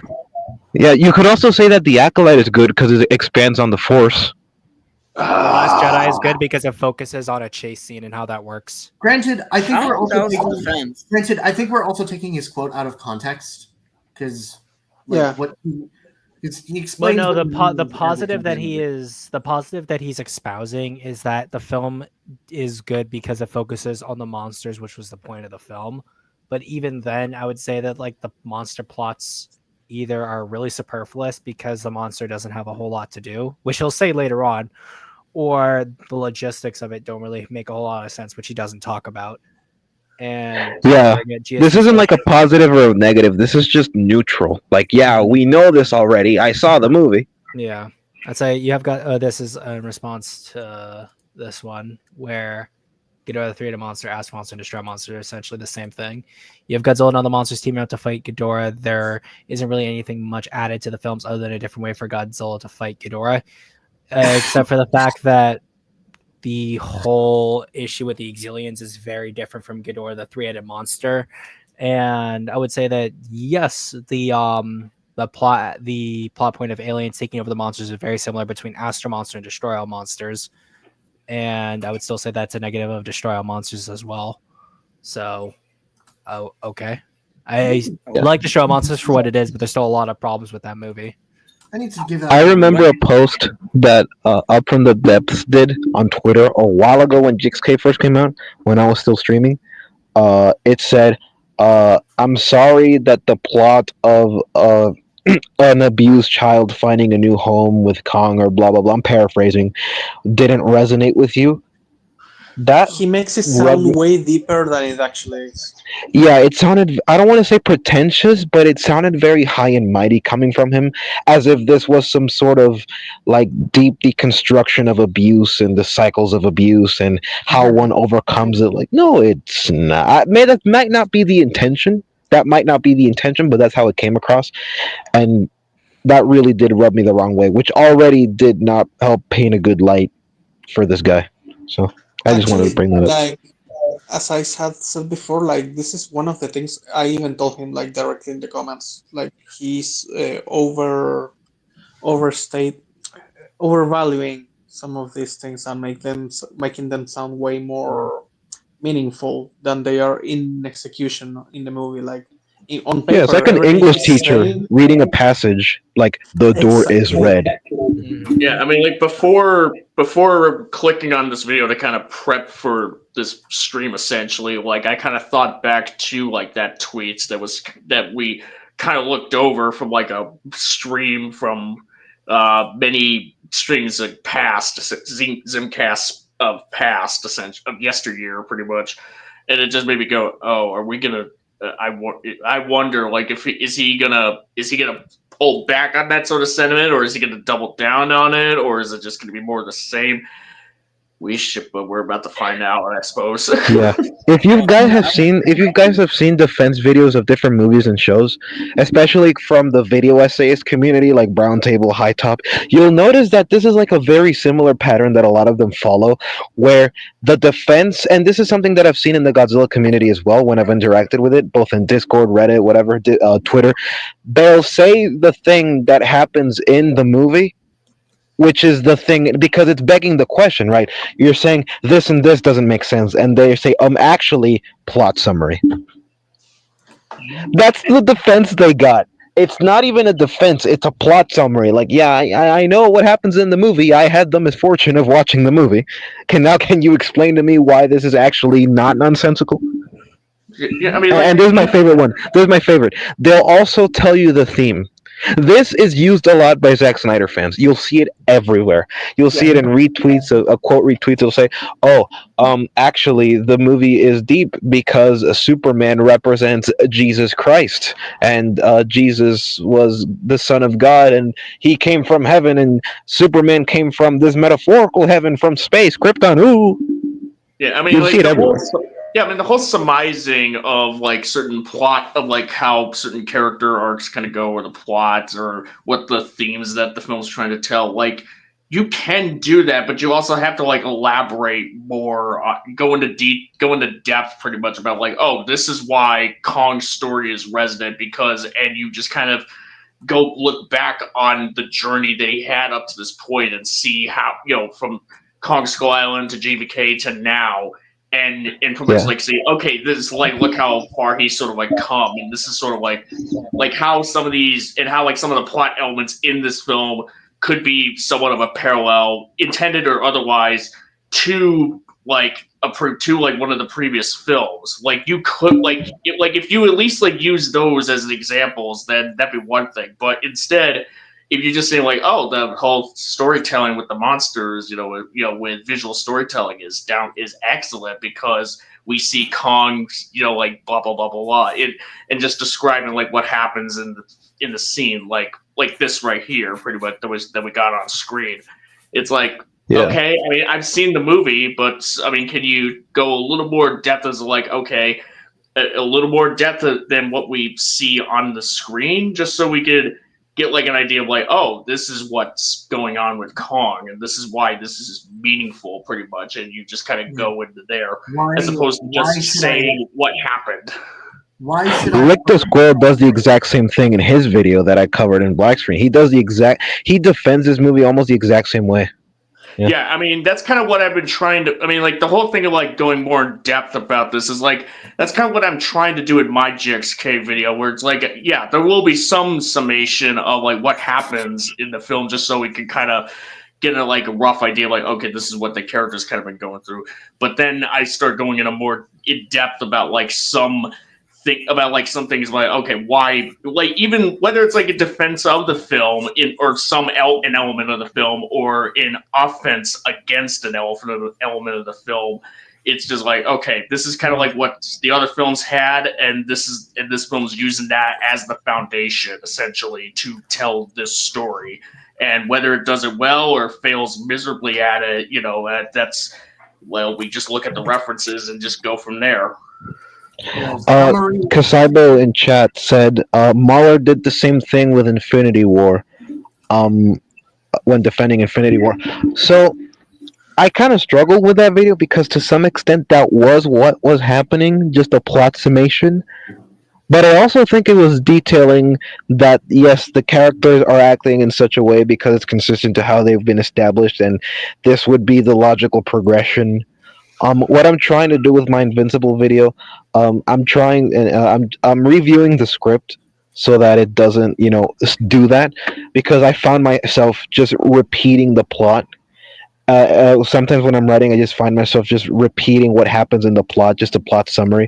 So I try and qualify it as much as I could, instead of just reciting what happens. Because there's this like trend that some YouTubers do, where I don't know if you've seen those videos, but whenever a new show or movie comes out and people make short videos out of it that are kind of shitposty, it's literally just the plot, and then at the end they say, "Oh, it's good." And sometimes those videos are entertaining. Sometimes those videos are entertaining because of the way those dudes describe how things happen. A lot of references to that really go over my head.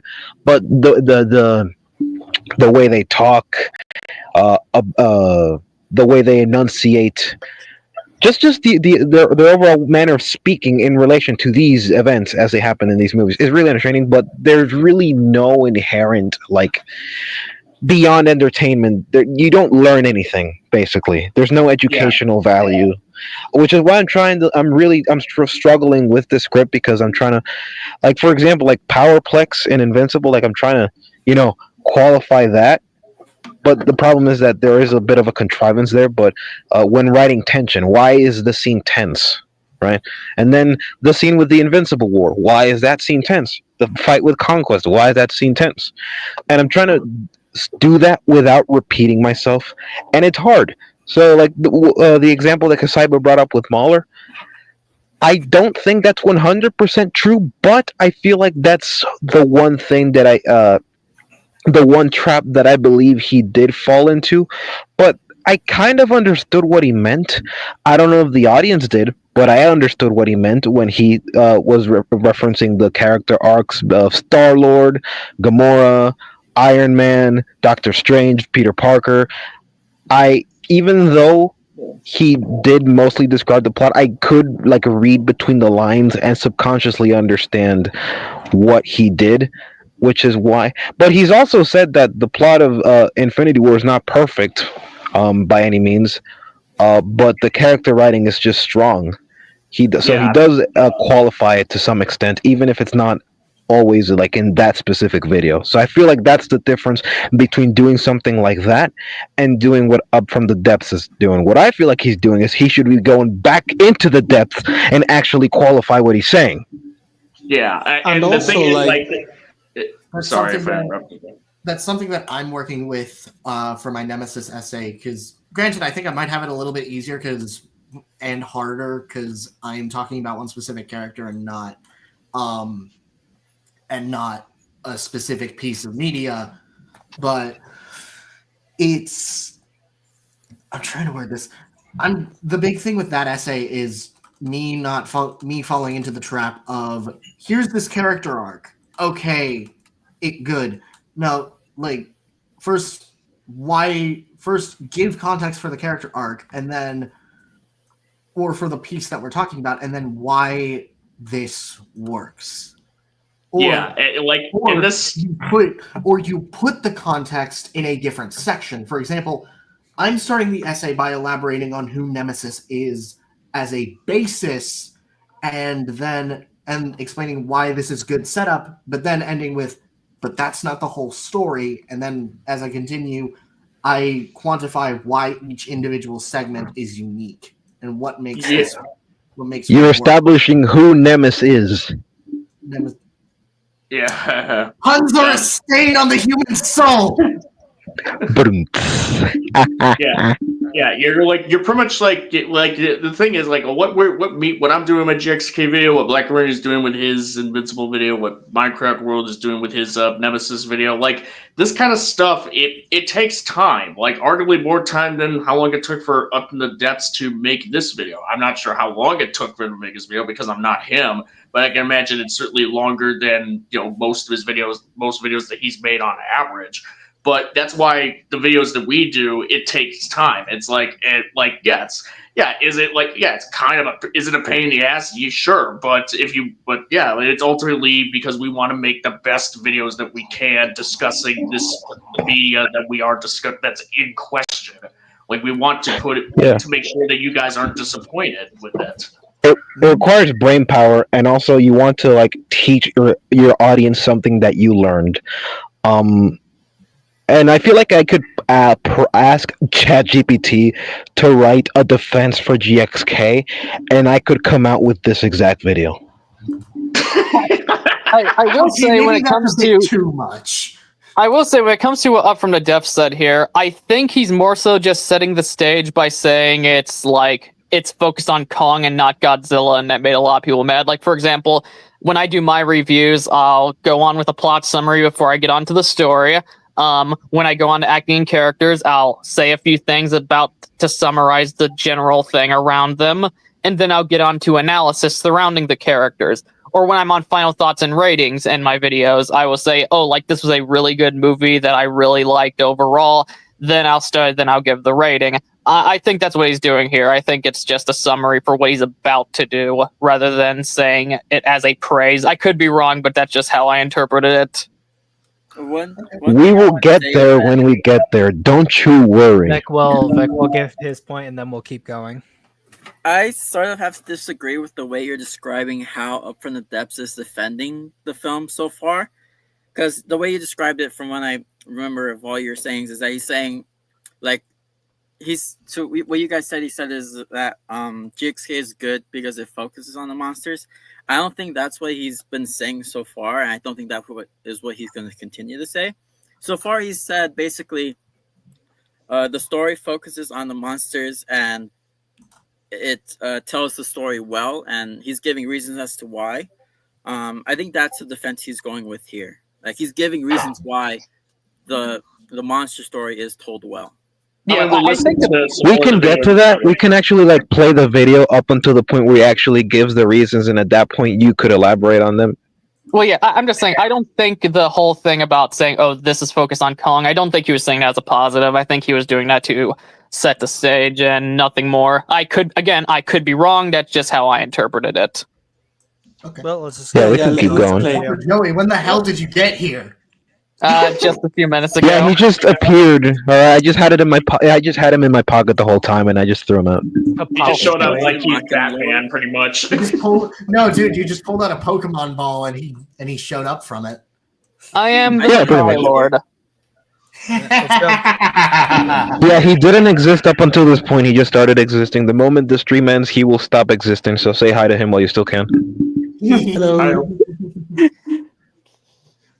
I'm happy to be here. A lot of Godzilla fans, but the fact is that Kong has always been a more down-to-earth, relatable monster, and so it makes sense that he carries the emotional weight of the film. One of the reasons I really enjoy his arc in this film is that, at its core, GXK is about Kong finally finding his place in the world after leaving Skull Island, and if you've always had a soft spot for the giant ape, you'll find this arc very satisfying. One of the things I mentioned about Kong Skull Island that I like...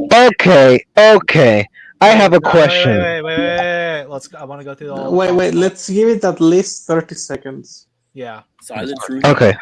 Things I mentioned about Kong Skull Island that I liked is that film finally removes Kong from the shackles of the history-changing 1933 original, a film so iconic and so historic that the character hasn't been able to shake it off and move on to other stories. For over 80 years, with few exceptions, Kong has been a victim, a character removed from his home and shot down for it, doomed to repeat this fate over and over again with each new incarnation. Skull Island finally broke him out of this formula and made him a badass hero while still retaining those tragic elements that have always made him a sympathetic monster. GVK took this further by moving him off of Skull Island and to his true home, the Hollow Earth. Yet despite this, he is still a solitary figure, trapped within the loneliness that comes with being the last of his kind. GXK takes this storyline to its next logical development by having him discover that there are actually more of his kind out there. This gives him some logical.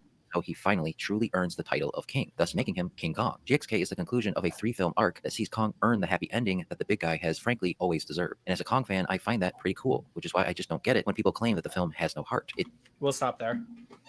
Okay, so my question is, so if you already like Kong, then you'll find this arc satisfying. What if you're ambivalent to? What if you're just indifferent to Kong? Wouldn't the burden be on the movie to make you care about Kong? Because at that point, let's say you're like a newcomer who's never seen a single Godzilla movie. GXK is the first introduction to Kong that you've ever had, right? I'm sure there's been a couple people, right, in the I theaters that think just even don't. if we said GVK, I think we should at least count GVK. Maybe. No. We're only going on GXK, just for the sake of the example. What? Okay, wouldn't the burden be onto the movie's plot to make you care about Kong's character arc? If so, what has the movie done or provided I actually agree with you. make the audience care? I actually agree with you on that to some extent. It's similar to like a example that I beat so much to the point of ad nauseum is the inclusion of Mothra. Is again, for in a fan's perspective, you're gonna burst out once you see Kong, Mothra, and Godzilla in one shot. But when you look at it objectively, it's like, why the fuck is she here? There's no explanation for why she's here. She died in Godzilla King of the Monsters. I know there's outside sources that goes, oh, this is the true Mothra, but nothing about it is insinuated in the fucking work. It's just mindless fan service. So I don't. That Mothra was to come back, but never but it wasn't in this way. Like that it just skipped the development from larva to moth. It just spawned as a moth. Yeah, and I'm going to say something that's going to piss off the community right now. I'm going to say something that's going to piss off the community right now. Well, as a fan, I subjectively am happy they chose Mothra. Objectively, they should have chose that monster that they were originally going to use. No internal consistency. The goat angel. Yeah, no internal inconsistencies from that monster. Like, again, as a fan, I'm happy Mothra is there, but objectively speaking, it would damage the narrative a hell of a lot less. Yeah, and not to mention, like, Mothra wouldn't be somewhat assassinated as a character because the fact that in King of the Monsters, she had, like, agency. Like, she didn't need somebody else to wake her up, or to come out of wake up in her larva form, essentially. Like, she woke up on her own accord. She went out to help Godzilla on her own accord. She didn't need any humans to, like, help her wake her up, or, like, because of some prophecy. Whereas this film decides, oh, no, it has to be an Iwi girl from Skull Island to wake Mothra up, so that she can get Godzilla to help her stop the prophecy. Like, wait a minute, no, he should be like. I love how all the prophecies real quick. The book makes the prophecy even worse. But I don't care about the book. Like, no, I'm just saying that like the whole prophecy as an idea is stupid. The book makes it worse because the prophecy is essentially that it wasn't that anyone from Skull Island could be the chosen one. It was literally just that Gia could be, and they expressly state that that's the case. It was her all along. Because she's the special girl with the key to everything, as I think Drinker likes to say. But what if she died at any point in GVK where there were several cases where she could have? What if she just fucking died? See, that's the point, because then there's no point to anything. Exactly, like if there's already fate, if she cannot die, then why do we care about anything? The thing is that, like, we already know the outcome. It's almost like there's no free will in the MonsterVerse. Like there's no such thing as free. Oh my god, Zim! Like, no, real quick. The thing is that with a prophecy, you can have a story with a prophecy and free will still be involved, because ultimately there may be a somewhat predetermined outcome into how things may occur. But as long as the prophecy itself is vague enough, then you're allowed leeway into how the story progresses. The best example I can think of a prophecy in any medium would probably be Morrowind, with how it handles the Nerevarine prophecy, in the sense that almost all the trials that you succeed in doing as a Nerevarine are things that could have occurred by anyone, and anything else that makes you viable as the reborn Nerevarine are really almost like jerry-rigged examples of you being able to do this. So it's possible that anyone could have done this and just been as lucky as you were, and it makes it so that whether or not you don't know if the prophecy was actually true or not. The other example too is that if your work is specifically trying to make commentary on the idea of fate, a prophecy, and like things turning out better, like Lord of the Rings, where everything is going to turn out well because of Eru's influence, you then need to do in the work and showing how the values that Eru holds dearly will prevail because of that. I mean, I was going to bring up. I particularly like the prophecy stories that are basically just the protagonist trying to stop it from happening, and in trying to stop it from happening, it sets it into motion to the point where it's fulfilled. And I have to ask, like, who are the people that are writing these prophecies in the MonsterVerse? I mean, this kind of feels. This universe is basically just Calvinist at this point. We're in the Calvinist MonsterVerse universe. There is no free will. Something I will say written by Nostradamosaurus. Something I will say in terms of ancient dinosaur. Something I will say regarding the Mothra thing. The thing is, like, what Adam Wingard's explanation was, which again wasn't insinuated in either of the movies, was the one in Kadam was like an offspring of the true Mothra. The Mothra in New Empire was supposed to be the oldest one that Godzilla really had a connection with. That was Wingard's explanation, but the issue is, where in the movies was this insinuated at again? Like, where in Kadam, where in Godzilla vs. Kong, where in GXK was this hit? Yeah. Hit Hey, yo, Mothra. Hey, Mothra. This was my side bitch. I was using your daughter as a side bitch. Don't worry about it. Another thing too is that, like, when you think about it, No, Rudy, what have you done? Like, another thing. This is like a Captain, Agent 13. Yeah. So, like, another thing too is that, like, the whole idea that he proposes of Kong finding a home is satisfying because of Kong's past is literally only valuable to people who have seen the original King Kong, and if you haven't, that means nothing to you at all. Yeah. And it has no bearing on the storyline of the MonsterVerse. It's essentially fan service, which he uses as a justification for other things that happen in the film. Like, just because Kong has had a tragic story and you like the character of King Kong does not therefore mean it is the next logical step for Kong to then find other members of his own species. Like, there's a lot of other logical stories that you could follow up on that don't involve that. A really good example of that in the MonsterVerse, even though it's not a movie, so therefore people don't view it with as much like, they don't think it's as good or as valuable, is Kingdom Kong. Kingdom Kong is a really good follow-up to everything that's gone on in Kong's life, and it introduces a really cool monster, has some interesting characters, cool ideas, has fun fights, but it doesn't have anything to do with Kong finding other members of his species. So therefore, according to Up from the Depths, it is not the next logical conclusion of his story. Logical. And not only that, like, that's a very liberal use of the word that he's using. A family that he like becomes a part of. Like, we don't see that. He finds a group. So here's the thing. It's like you have the prince, and he ends up saving this princess, right?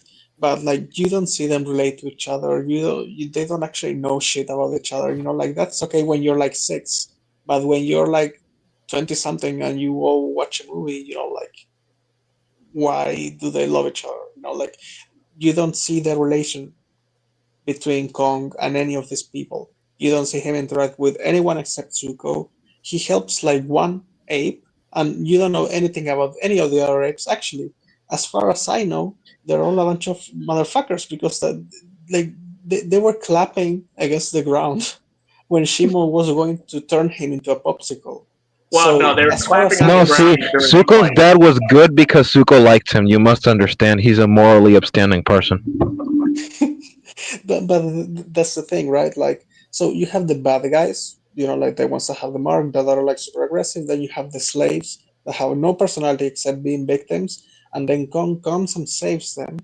And he apparently just earned his spot, you know, like in there, but like, he doesn't have any relation with any of them except Zuko. So why? Like, I didn't actually. See, this is villain writing. Yeah, that's just villain writing. Cliche villain writing 101. Have the villain kill a puppy. Yeah. So far, given everything that we've said, how we've deconstructed everything he's saying, what is the actual defense here? What is the actual point of praise? Can I hop in? GXK is good because Kong get happy ending because Kong had bad ending in the past. Vic But wanted to Vic say was- something. Oh, Yeah, no, but wait. so Vic, it's a let's- purely meta reason. It has nothing to do with the actual film. Okay, cool. Good to know. I want to see what Vic wanted to says. Yeah. Okay, well, so while I agree with the point that I somewhat agree because most of that is kind of meta because he's just giving like the meta context of that reason. I would say that I think he partially says this, I believe, because I think that the point is that you can get because like going back to first of what you said of like GXK in a vacuum, can you sympathize with Kong's character? Yes, I believe so because Kong's story arc and the beats are written in a well enough way to where it conveys, what his deal is, what the themes are. Because you see how he acts at the beginning, you see the journey throughout. Whenever he like meets his people, he meets Zuko and the other apes. He sees what Scar King's doing to him, and then like he has to rise up to defend, protect, and free his people. I think that's all written in a well enough way to where in a vacuum of just GXK, a viewer can easily understand the themes, what Kong is about, and see why they sympathize with him and root for him as a character. If you add the context of the other MonsterVerse films and the story from start to finish of like Skull Island, GVK, and now GXK, there is a logical process to it, to where each film sort of sets up Kong in that movie and what his character is all about, and then the next film builds upon that to where you have Kong on Skull Island. He's alone. He's defending it. He loses it, gains a new home. That's part that brings him closer to the family he lost, and like his lineage, his like his heritage, something like that. And then now you have him finding his people in GXK and rising up to free and defend them. I think it's all very well played out from start to finish to where you can logically conclude. Because I myself, this may be anecdotal to me, but I was able to sort of piece together things from like when GVK was coming out, after it came out, and when I heard like the original Son of Kong pitch that was going on. I was like, oh, then yeah, this is probably going to be the logical step. And I was able to assume things that most came to fruition because I was making logical leaps in what I think the story was going to play out, and I think it's done pretty well. So for I don't think starters, it's a bad I feel like thing. no, sorry. I was gonna ask him. So, firstly, I like the way that how you use like GXK in a vacuum. That was the word I was looking for. So, thank you for that.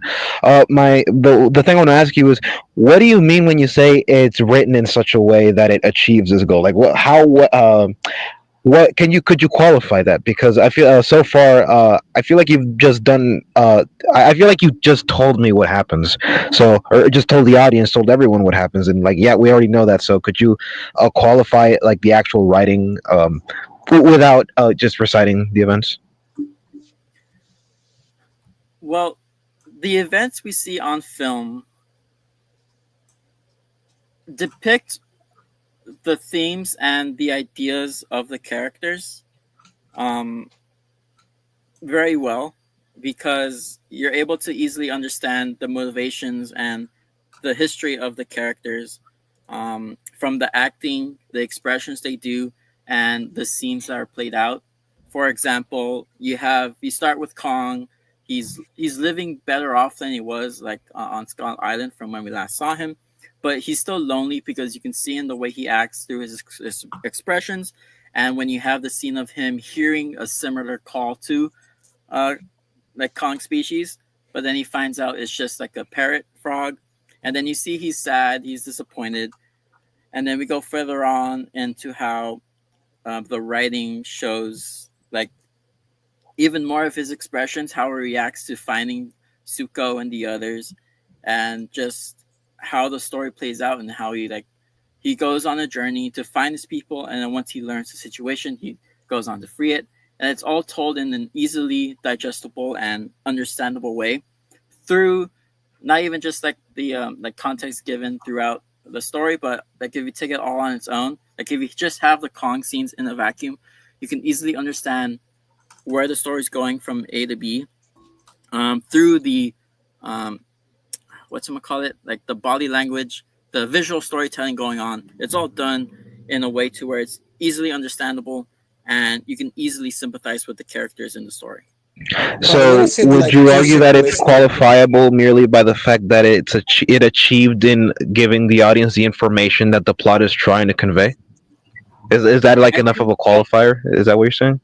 I would say so because I think if someone sets out to write a story and people understand that story, that's like a merit on its own. How well you can, how well like the story is done, I think goes a lot into that because like if you do it badly, then it wasn't done very well. But because it's done very well in GXK, I think that gives it merit. To that it was written well enough to where an audience can easily understand and sympathize with the story and characters. I will add a point to what you're saying in the terms of understanding. I'd say that would go to the quality of the CGI when it comes to the conveyance of Kong's facial expressions and things like that. I think you could give that credit that you can tell the story. It's like a big reason why acting is important when it comes to storytelling is not only can acting performances that even the script can't tell you, because sometimes what you're seeing and hearing is tells you more than the words that's being said, but acting also can help you tell a story on what's going on. It's why you're able to have movies that, like, for example, don't have any language in them. Like in Kamen Rider Kuga, I have a Kamen Rider Kuga profile pic of the bat from Kuga. Originally, when that show aired, like the Grongi, which are the villains of the show, they didn't have subtitles. They spoke their own language, but you were able to get an idea what they were talking about to some extent based on the visuals, the actors' performances, and things of that nature. Of course, they only told you so much because some things were supposed to come out as spoilers, though eventually some fans did get mad and there was a subtitle version released for it. But point is, they, even without the subtitles, which is how Kuga was originally made to be viewed, you were able to get an idea to some extent what was going on with the villains, what they planned, and what they were talking about. It just wasn't revealed till later that the Grongi were just doing the whole thing of killing people as a game. So yeah, there is some credit that can be given there that you're able to read what's going on based on how Kong reacts, his facial expressions, and things of that nature. Yeah, but I would disagree. I would say that that's just like the bare minimum. I would say Actually, that that's that's like exactly what I every wanted to story say. ever. Like every Yeah, story like has a duty to be able to be told to tell itself, you know? Like for example, if somebody told me about the story about the chicken that crossed the road and suddenly you showed me a banana peel flying across the air and that's the end of the movie, you're wondering, well, wait a minute, where's the chicken? Where's the road? Where's the chicken crossing the road? Well, I mean, duh, it's there, isn't it? Well, no, it's not there. That's like, yeah, like obviously a movie, like if the film is telling me Kong is sad and we show Kong being sad, then the information that is derived from that scene is Kong is sad.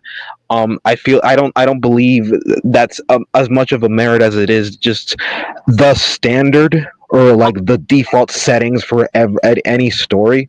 I can agree with that. I think when it comes to some extent, like it's a part of the importance of an acting performance is to help convey the story. So, like in the case of the Grongi, it gave credit. Credit should be given to those actors for telling the story without speaking actual words.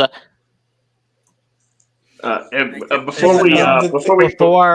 quick, before we go on, I also want to say too, where Up in the Depths presumes that Kong's arc began at Skull Island with him looking for a family, when really that's mostly an invention of GVK rather than KSI.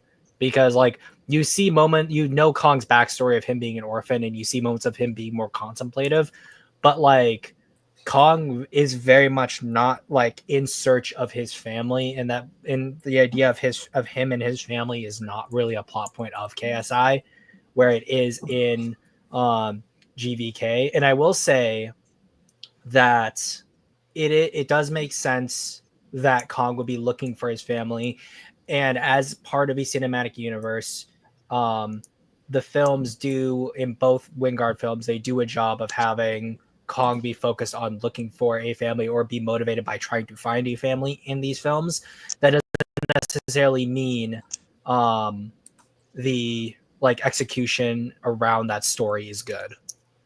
Right. I think Yeah, it's a. because I think here's it's the thing: one like plus you out of a have to bigger start picture. asking, like, why is he looking for a family all of a sudden? You know, like I feel like we always skip that. You know, like in GBK, it's like, well, now he just wants it, and it's like, yeah, but did he? Like, we understand that people want community. You know, like it's an ape, of course, it's a social creature, But but I like, mean, he was why taken all of a off. sudden? Well, I mean, he was taken Well, we off know his what Kong whole. wants, but he's not active in searching it.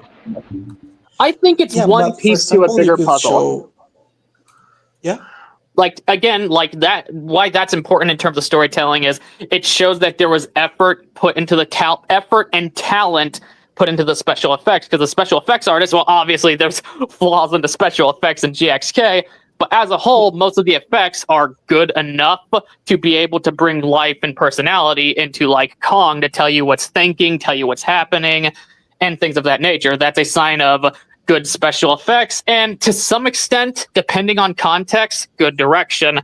But again, this is a heavily flawed story that's just like one piece to something far larger.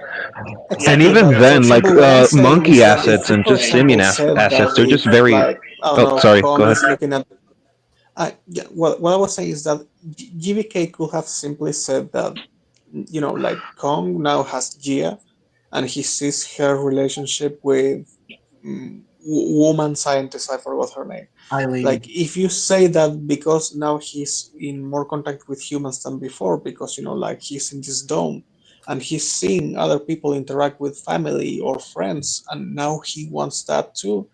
I think that's very easy. But again, GBK, GXK, the Winger movies have everything they need to be better, and they never use it. So it's like, why all of a sudden he's so focused on family? Or like, and GXK also doesn't go deeper on that. So it's like suddenly he hears a noise, he goes there, and it's like, oh, sad. You know, like, you know, if I see a clown and he makes a sad face and he puts like his hands below his eyes and he's like wiping tears, I also understand that he's sad. But like, why is he sad?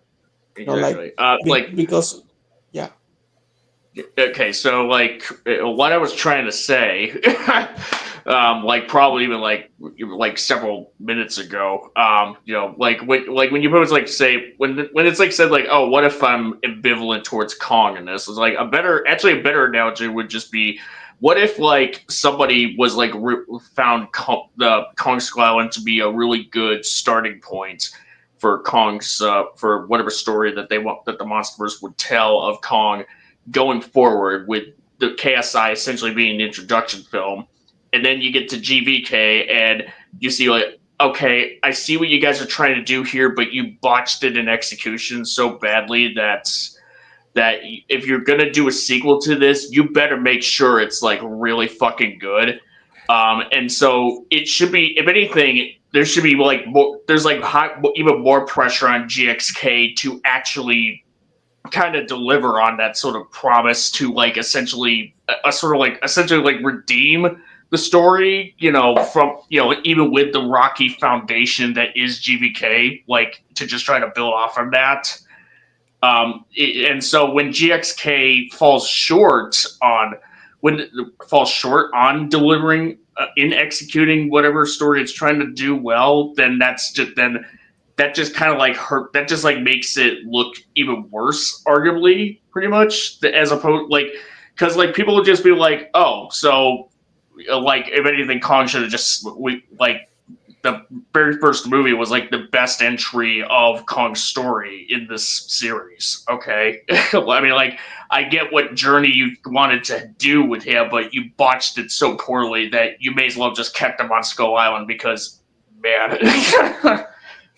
I would say like another thing too is that like you can logic bro your way into understanding that the connection that he has with Gia and Eileen is the same as he'd have with another member of his own species. But really in like KSI, he's a pretty like content, well-rounded character. Like he has his island, he has people he protects. There's that. And then he's looking for like other members of his kind in GVK, and he's looking for a new home. The home makes sense since Skull Island's destroyed, so he's found a home. But you see that he's like content with Gia. So the idea that he would need other members of his own species to socialize when he can socialize with Gia is not something that the film really ever addresses, or like why specifically Kong has this desire when for his entire life he's actually never had that kind of connection, and it makes you wonder why he would then desire it. Another thing too is that okay, let's look at GVK. Let's focus on GVK. So Kong is alone. He's lonely. He wants a family. Okay, he's sad. He's lonely. We get it. He's stuck on Skull Island, trapped in the little dome. Whatever. Okay, sure. What has he done? Has he torn through the dome and went out to find his family because he's like so, family love deprived that he's just desperate to find someone? Okay, did he do that? No. Oh, well, what else has he done? Has he tried to dig himself into the Hollow Earth? No. Okay. Has he tried to find the portal? Because apparently Titans can sense where portals are? No, he hasn't done that. Okay, well, what has he done to like actively try and find a family that kickstarts the plot forward and also puts him in jeopardy because Godzilla would want him, dead, right? What has he done any of that? No. Okay, so why am I invested? Oh, I'm invested because of what Kong Skull Island established. Oh, so nothing that this movie has done has made me want to sympathize with Kong's struggle and want him to succeed. Okay, cool. The movie that came prior to the King of the Monsters is the one that did all the heavy lifting. So this movie already failed. Now we go to GXK, where pretty much everything that he's ever wanted is essentially just handed to him because he's taken against his will to Hollow Earth, and boom, they're coerced with they coerce him with your family might be down there. They don't know that, so they're essentially lying to Kong, hopefully, and just hoping for the best. They're just opening their mouth and hoping for the best, right? Based. Turns out that it actually is true. There are some Kongs down there, but that's at the latter half of the GXK, and GXK Kong is content with his place. He's happy, he's home, he's still lonely. So he's a lot more active in GXK in looking for someone.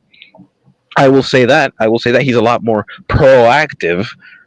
Took him an entire movie, but sure, fine, we're there. So he looks for the people, right? The people are evil. And by the people, I mean specifically the guards and Scar King. They are evil. And so he kills them. Now, you could make the case, well, he doesn't kill all of them. Like, he tries to save the one guy that tried to kill him, only for him to, backstab him, and Kong is forced to, let him die. Okay, sure, fair enough. And then he enters Mordor, where he finds evil Sauron Monkey, right? He finds evil Sauron Monkey, and they fight because he's evil, right? He's evil. But what about the people? What makes us sympathize with the people? Oh, anything happen? Scar King's mean to them. He's mean to them. Cool. Literally, nobody is speaking. I just hear some noise on somebody's mic. I don't know what that is. Anyone else heard Black? I could hear Black just fine. Anyone else had issues? Yeah, I could hear Black. Is anybody fucking there? To Black. I think that was me. I'm just messing around. Wait, can you hear anyone, Mac?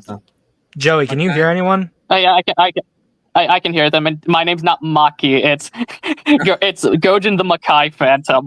Makai, Demon World. I got it wrong. Look at the. Zim, this is Kasaibo in chat. He says he's saying something. Is the active versus passive? I can't read that. There's a dichotomy. But yeah, Makai is Japanese for Demon World, and I got it from Garo with the Makai Knights,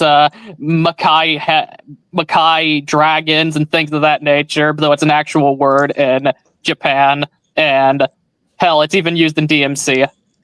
Nice. In my defense, you have your name arranged differently between platforms. That's only because it doesn't let me put but Gojin regardless, Makai. does anyone have one quick more thing to say before we continue on? Because I just realized we are now 2 hours in. I just wanted to answer the question they asked Kasabi, I think, on chat, asking if passive and active is like bad or is like bad versus good writing. Not necessarily, but here's the thing: like in GVK, where he's passive, they suddenly say that he has this motivation to find his like a new home and family, and it's like, but like the movie starts and he's just having his daily morning routine and everything is like so fine.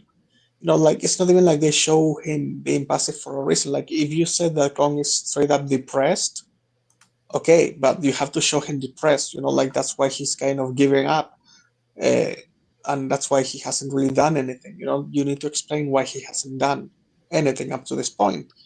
And the problem is that the more context you have for the story, the worse it is, because the only reason why he shot that tree to the dome was because he felt Godzilla for a moment. The thing is, in the movie, that part was cut out because of the reshoots and all of that. So the thing is, it's okay to have a passive character. Blackaroni, I think, was sent to the Shadow Realm or to the Philippines, whichever one was further. He was sent to But Thailand.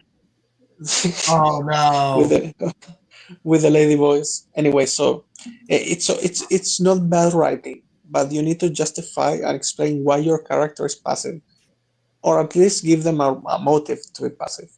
Like I disagree that the it thing doesn't is, explain. what? Sorry. I disagree that it doesn't explain as much as you say, but Okay. Explain, Vic. may I? Yes.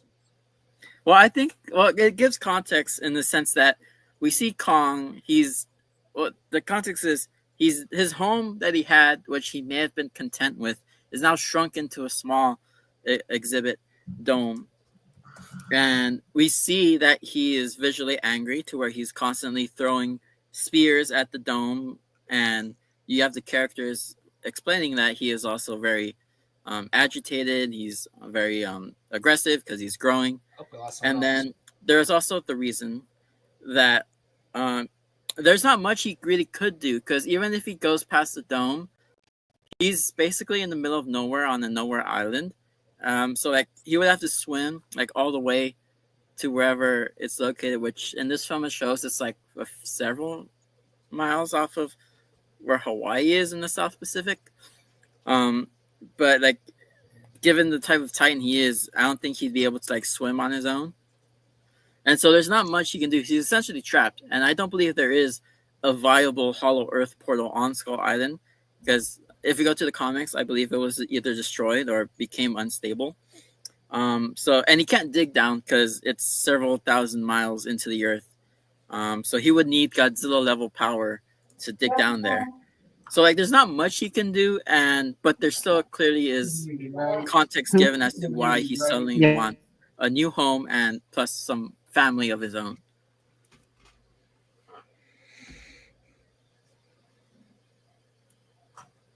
Except for the fact that we do see that he still has a connection to. Okay, guys, Yeah. I'm gonna have to head off due to some stuff getting in the way. Okay, Thanks Joey. I said, okay, Joey. Thanks for having me on. Of course, man. Take care, dude. Have a nice day. Peace. Goodbye, Makai. I'll have a great one. So what I was gonna say was that we still don't really like the film. Also, doesn't ever explain where the need for family occurs. When again, it's a connection he's never experienced, so it doesn't really make sense why he would crave it so much. We also know that he has the connection with the Iwis, who see him in a positive light. We obviously see Gia, and we're told later on that all the Iwi are gone, but that's also never directly shown on screen. And considering that you take a faction within the MonsterVerse and essentially just wipe it out as a throwaway line isn't really a good thing, even if it is to progress another character's story. Yeah, and not only that, is that again, even if he cannot do something, he should feel something that we can see. He should be depressed. Imagine that the only thing you have is like this little ant farm that you take care of, and you're like on a box, right? And you don't talk to anyone. If someone kills all the ants, you don't have a reason to wake up anymore. Like, and again, we see Kong just scratching his ass, having his shower, everything's fine. Like, we don't see him like hit with the need for his old home. Would you Like- say that him throwing the spears and roaring in agitation is not enough? No, Yes, I don't think because it's enough. we don't necessarily know why. Well, we can assume that maybe it's because he was in the dome, but then the question becomes, when did he get brought into the dome? And then maybe the only reason why he's upset is because he doesn't have a home rather than him not having a family. Not to mention the fact that, again, as a like multimedia project, external material states that he's not even mad because he's contained. He used to do that all the time at the regular sun, so it's an action that he carried over before he was in the depressive state. Which again is not really shown to be depressive, even not even that. Like again, it could be clearer. Like he If you want goes to from show like the- being happy that Gia is there to then just randomly throwing the spear at the dome. Could be fair enough.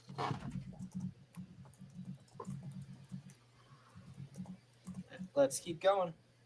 It does. Yeah, yeah. Belongs to Kong, which means that those who find this film heartless can't seem to empathize with him, which, fair enough, I guess, though at that point I simply can't relate to your opinion and will just have to agree to disagree. However, just because Kong carries the emotional weight of the film doesn't mean Godzilla gets the shaft. While it's true that he doesn't have a whole lot to do in the film other than be a badass monster fighting machine, sometimes that's when the King of the Monsters is at his finest, and I would argue that that's the case in GXK. Every time he's on screen, he packs a punch that lights a fire.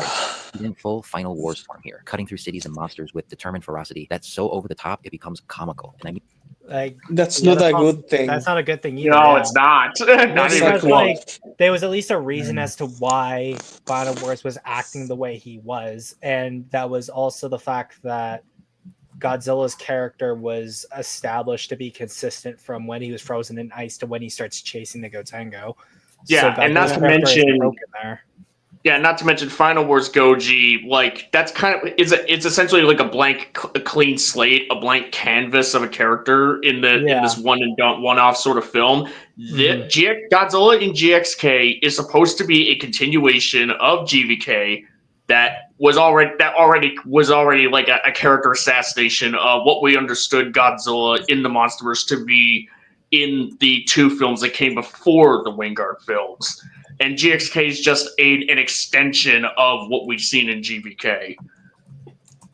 Yeah, and like even If not worse double is down. the fact that if he goes and he makes meta criticisms on Kong and all of that to make it look better, I can do the same and say that no one has ever looked at Final Wars and said, I wish the fights were not longer. Everyone wishes the fights in Final Wars were longer. So he went to say he didn't get the short end of the stick, and then he proceeded to describe exactly how Godzilla got the shortest end of any stick he's ever had. You know what's This is funny? like- You know what's funny? Like the fight between Godzilla versus Scylla and Godzilla versus Tiamat, they're shorter than at least half of the fights in Final Wars. Exactly. just makes it even worse. That's my point. Yeah. What was one of the biggest complaints that people had with GXK, on both sides when they watched it? The fight. Godzilla shouldn't have one-shot Scylla and Tiamat like that. Sorry. No, go see. Yeah, or better yet, if he was gonna do it, or at least with Tiamat, they shouldn't have just cut away from it. It'd be one thing if you just didn't show the fight altogether, but to only show half of it, or at least a good chunk of it, and then just cut away from when the kill shot happens, which is the same thing that they did when Kong was fighting the Drowned Viper. It is Kong's fighting it, and then they cut to Suko, and we see the aftermath of Kong winning the Drowned Viper when he throws its decapitated head at Suko's feet. It's okay, that's a choice, I guess. Wow. It sure is a choice. Well, considering the fact that the wart dogs also have green blood, I wouldn't be surprised if these choices were made in order to reduce the violence in the movie, so that it would have more favorable ratings in other locations, especially locations that it did very well financially and outside of the U.S. that have issues with blood and gore and China. stuff. Yep. China. I mean, there's ways that you still could have shown like the deaths happen, even if it's like just some obscure way, like right before Kong like swings his axe at the Drowned Viper, which I'm assuming that we can all just assume that that's how Kong killed the Drowned Viper. Like you just do a cut, Kong swings the axe, and then do a cut where Kong of like from a different perspective, not explicitly showing the head fly off. Or when Godzilla like shoots his atomic breath at Tiamat, I don't know, like a big cloud of blood, just kind of like, or bubbles, just kind of just kind of obscures what Godzilla does. Godzilla like dismembering Tiamat. Well, we sort of saw that, like to a degree. Yeah, come on, dude. But it's not good enough. It's not good enough. Yeah, I said while Tiamat is getting cut up, not after. That's. Well, I would say there's still that implication of you see what he's gonna do, it cuts away, and then you see the aftermath. The problem isn't what the implication is. The problem is that we didn't see it. That's what we want to see it. So here's the thing: people who defend this movie because it's about the action and all of that, you don't see the fucking action. So what are you defending? So now it's supposed to be subtle. So when it's convenient, it's supposed to be subtle, and it's not supposed to be, like on the nose and all of that. But then when we have like some standards on, hey, maybe Kong should have been developed better, it's like, yeah, but he has one scene where he's sad and he's like, ooh, I'm sad, and then that's good enough. But when we're saying we want more of this other stupid thing, then no, dude, like that's too much. You have to measure both things the same way. Let me put it this way: the big fights between Godzilla and the Mutos, and the big fight between Godzilla and Ghidorah, like the big battle of Boston, they don't like cut away before Godzilla shoots his atomic breath down the female Muto's throat, or they don't cut away before Godzilla goes into his burning mode and and disintegrates Ghidorah. Like that's not, like. I'll do you one better. We don't even done something like that. I'll do you one better. We literally see Godzilla blast Scylla in the face to the point that she explodes. Give Tiamat the same the same courtesy in that case. Right there. Like the problem with Scylla's fight is that it's too short. The problem with Tiamat's fight is that it cuts away and it's too short. And then it's also worse for Tiamat, especially because of the fact that it's a character that we are aware of who gave Godzilla a hard fight. So you'd expect her to be a hard fight because it'd be living up to the standards of the character already presented. Yeah. And even Scylla would be another one where we've seen that Scylla was able to hold her own to some degree, where in both cases, both monsters are kind of thrown away as quickly as possible so that Godzilla's plot can go along at the same pace as Kong's. Yeah, and that's not even the worst part. The biggest way to fix these fights was just make them longer. Hell, I don't even mind cutting away from the kill. Just make it longer, God damn it. It's like and that's I think for like the plot. Like for the Scylla fight, I've been thinking of this. You could have the opening credits not only rectify the fight length, but also why is Scylla active. Have the credits explain why Scylla is active, end the credits, and then we pick up in Rome and see them fight. And like for the plot, we needed to see how Tiamat was stronger for taking this radiation, because it's the same radiation that Godzilla is going to have later on, that supposedly it's way more powerful. And the way we see that is because of the pink. Tiamat is pink because she's been in this iceberg for so long. So if you want to show how strong Godzilla is going to get, this is by showing that Tiamat is really, really strong just because she's like laying there. So like the fight needs to be longer for the plot itself. Mm-hmm. It's like Tiamat is our tease for Godzilla Evolved. I think I said this on a prior stream. I think it was the Rouge and Rabbit one on Sea Monster. But Tiamat is supposed to be our tease for Godzilla Evolved. She's supposed to be establishing what to expect in what Godzilla Evolved is going to be like.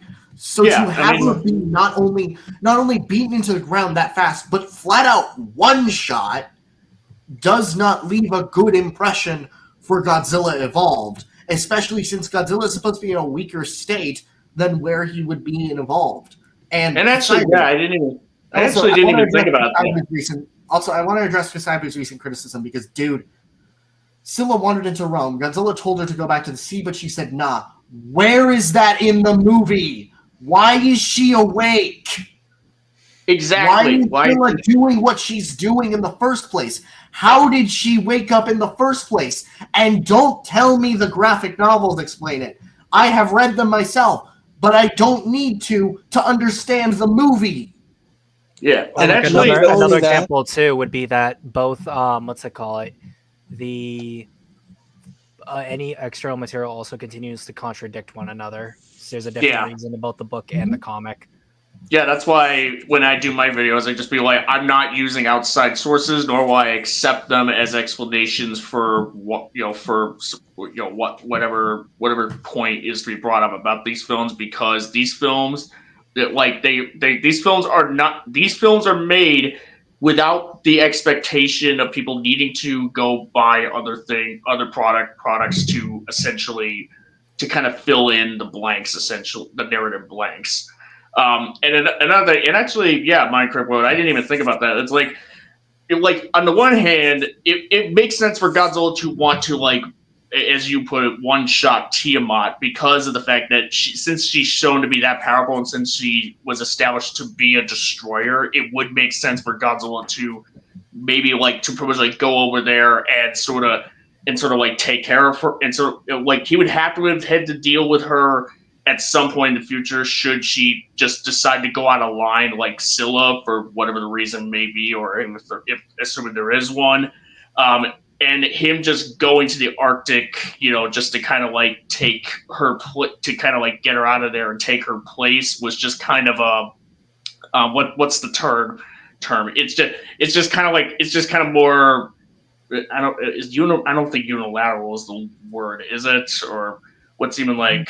What's the word to kind of describe? It's like, oh, this is just. It's like something that he would need to do anyways. Essentially, like it's just like the circumstances kind of like fast tracked it, sort of unavoidable. Unavoidable. Something like that. I was kind of thinking of a fancier word than that. Like inevitable, where you were gonna do something anyways. It's just that circumstances fast tracked it more or less. Oh, okay. Godzilla would need to deal with Tiamat at one point or another. Yeah. Tiamat was going to be an issue for Godzilla at one point or another. I'd like to respond to this. It says, why was Hedera awake in the 2021 short? Well, I'll say is that the metrics that would be used for what is literally just a fight between the monsters is different than an actual film that is trying to convey an overarching story. To be fair, Kaiju has been making very the 2021 short is functionally a scene in terms of length. Everything else, GXK is a full film. And he said in an earlier comment that like mocking the fight is too short. The fight being short is an inherent problem when breaks the character's characterization. I will continue to argue that Godzilla has always been consistent, just over exaggerated. But it also in a way is disappointing in its own right. We brought up Final Wars. People were disappointed by Final Wars. GXK is shorter. As well as that, like I said, Tiamat is the tease for Godzilla Evolved. What the hell? If you're going to use these characters, use them. Don't just tease us with these characters that we wanted to see, or not even wanted to see, but like didn't know we needed to see on screen, tying things together continuity-wise, and only to kill them off in a very short and unceremonious manner. Yeah, I mean, like, as far as like, it is not only disappointing from a character standpoint, it's also disappointing from a meta standpoint because you are not satisfying what the audiences were here for. If the audience If you're coming for the action, give us action. If you know we're coming for the action, give us action. That's what Final Wars failed at this too. Don't think we're not dragging Final Wars under for this. Yeah, and I guess like on the one hand, I mean that stuck with my point, but on the other hand, to kind of like follow up on that, there was a missed opportunity in the Godzilla Tiamat fight because we could have seen Tiamat actually use like had some kind of ability that would just hint at, oh, if Tiamat is giving Godzilla trouble with this sort of ability, considering that she's been like using this domain, whoo boy, can't wait to see how Godzilla does it. I guess maybe in a way, like, it was good that they didn't do that because then we just see Godzilla do his evolved state and ultimately just be, for all intents and purposes, not a whole heck of a lot different from what we've seen him before, really, functionally speaking. Like, his atomic breath, like, his spiral breath, it's not really that noticeably more or less powerful than, when his pre-evolved atomic breath, like it's so in a way maybe it was good that they just didn't have Tiamat display a unique ability, because otherwise they would just disappoint us more and more with Godzilla when Godzilla does evolve. It's just like, oh. Yeah, but Real that quick, technically is also the fault of the movie itself twice. Like that's not really justifying that Tiamat was so weak. What did you want to say, Sin? I was just gonna say, I'm gonna say one more thing before we continue further. F29 says, "Give us action. We got action." Would, again, the preponderance as well as the amount of action would dictate why someone would say, "Give us action." The intent behind it is very clear with what Minecraft's saying, but that's neither here nor there. Let's keep going. Can I add one last comment that's actually going to be really short? Yes. I promise. I just wanted to say that I've been taking this Gasaibu's comments seriously so far, but I think that he's being intellectually disingenuous if he actually thinks that us comparing these cutaways with 2014 criticism is the same. So from now on, I'm not really going to take him that seriously. Just, I wanted to make that clear. Because and one last thing before we start. I think it's safe for me. Over time, I think it's safe for me to, as I've been working on this JSK video, I'm kind of starting to realize that Final Wars is a significantly better written film than JXK. Because it had a blank canvas. It's not building off of like much of the way in terms of like a pre-existing continuity. GXK, well, Final Wars is also it's dealing with a far less stuff. As a result, it has less room to make errors. Yeah, it has less world building and foundation to like build off from and to like really take into account really. So let's keep going. So it's almost kind of freeing in a sense. Cutting through cities and monsters with determined ferocity that's so over the top it becomes comical, and I mean that in a good way. He's just so amusingly unreasonable and angry in this movie. He comes into the film That's a problem. Aside from a very brief nap in the Roman Colosseum, doesn't stop until the film ends. It's a version of the character I've always found very appealing, even more so in this film because it contrasts nicely with the more compassionate, down-to-earth Kong. If Kong is one to offer a helping hand to a stranger in need, Godzilla will break into your home and murder you if it means it will help him achieve his goal. This is what makes their pairing so appealing. It's the classic good cop, bad cop dynamic that frankly I wish we got more of. A major criticism I would levy towards the film is that Godzilla and Kong aren't on screen together enough. It's not until the final 20 minutes that they finally unite. But what we do get is really good, and I hope we get a lot more of them actually together. So another thing is that the whole positive the good cop bad cop dynamic, the reason why a good cop bad cop dynamic works so well is because you actually spend the majority of the film following both of these characters interacting with each other for the majority of it, so you can see how they clash as characters. The whole idea of the good cop bad cop coming together works well because you're able to see where they fall and what issues that they have with each other and where they may mess up, and then how they're able to leverage both of their skill sets in order to be more satisfying as a result. Also, real quick, before anyone else says anything, does this not look weird to anyone else? What? Oh, this particular frame here? That particular frame. That Yeah.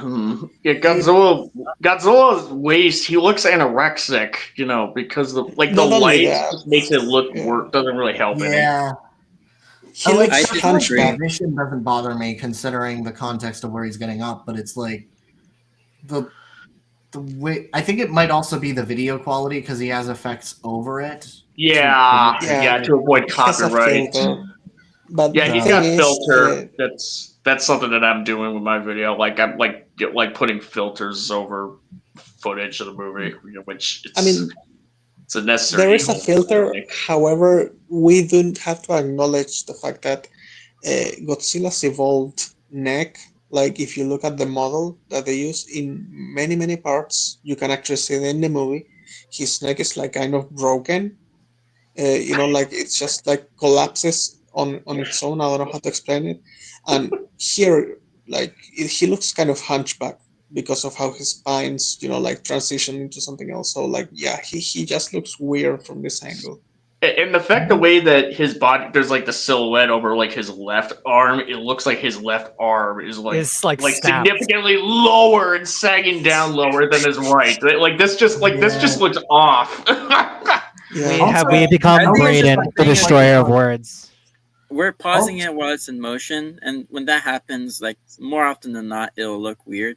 No, I know it Yes. looks weird. It's just it I looks get weird that. here, but like Until the even final 20 like minutes that they finally unite. But what we do get is really good. I just and I wanna hope we get a lot like this looks fine. more of Looks them actually fine. That looks fine. together Fine. in the It's like that one shot that this looks weird. One frame, actually, kind of like. Well, then, but like Okay. again, it's like it's an in motion thing. It's a I mean, don't get me wrong. Like, this is like a nitpick. Like, it's as nitpicky as you can get, but it's still just kind of weird. well, I don't think there yeah, should be a but nitpick in the I'll- first place. I'll side with Vic. I'll side with Vic here. Like, yeah, it's in motion, and also the filter. It's not even a criticism. It's just something that I noticed. Yeah, it's not even serious or anything. It's just kind of funny. That's all. It's just funny. But did anyone else want to say anything before we keep going? I like No, you. no. I know you do. I know it. I like it too. I mean, I like it too, but I'm still gonna rip its plot to shreds because it makes no sense.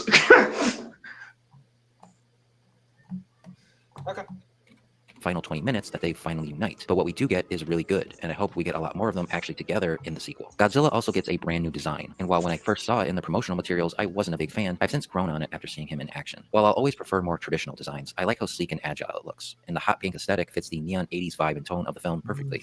Okay, real I quick. don't really, honestly, Godzilla Evolved to design has gotten very mixed to me. It really depends on the shot, because like when he rises out of the ice, I think that's cool, but with the running shot, it's a bit wonky.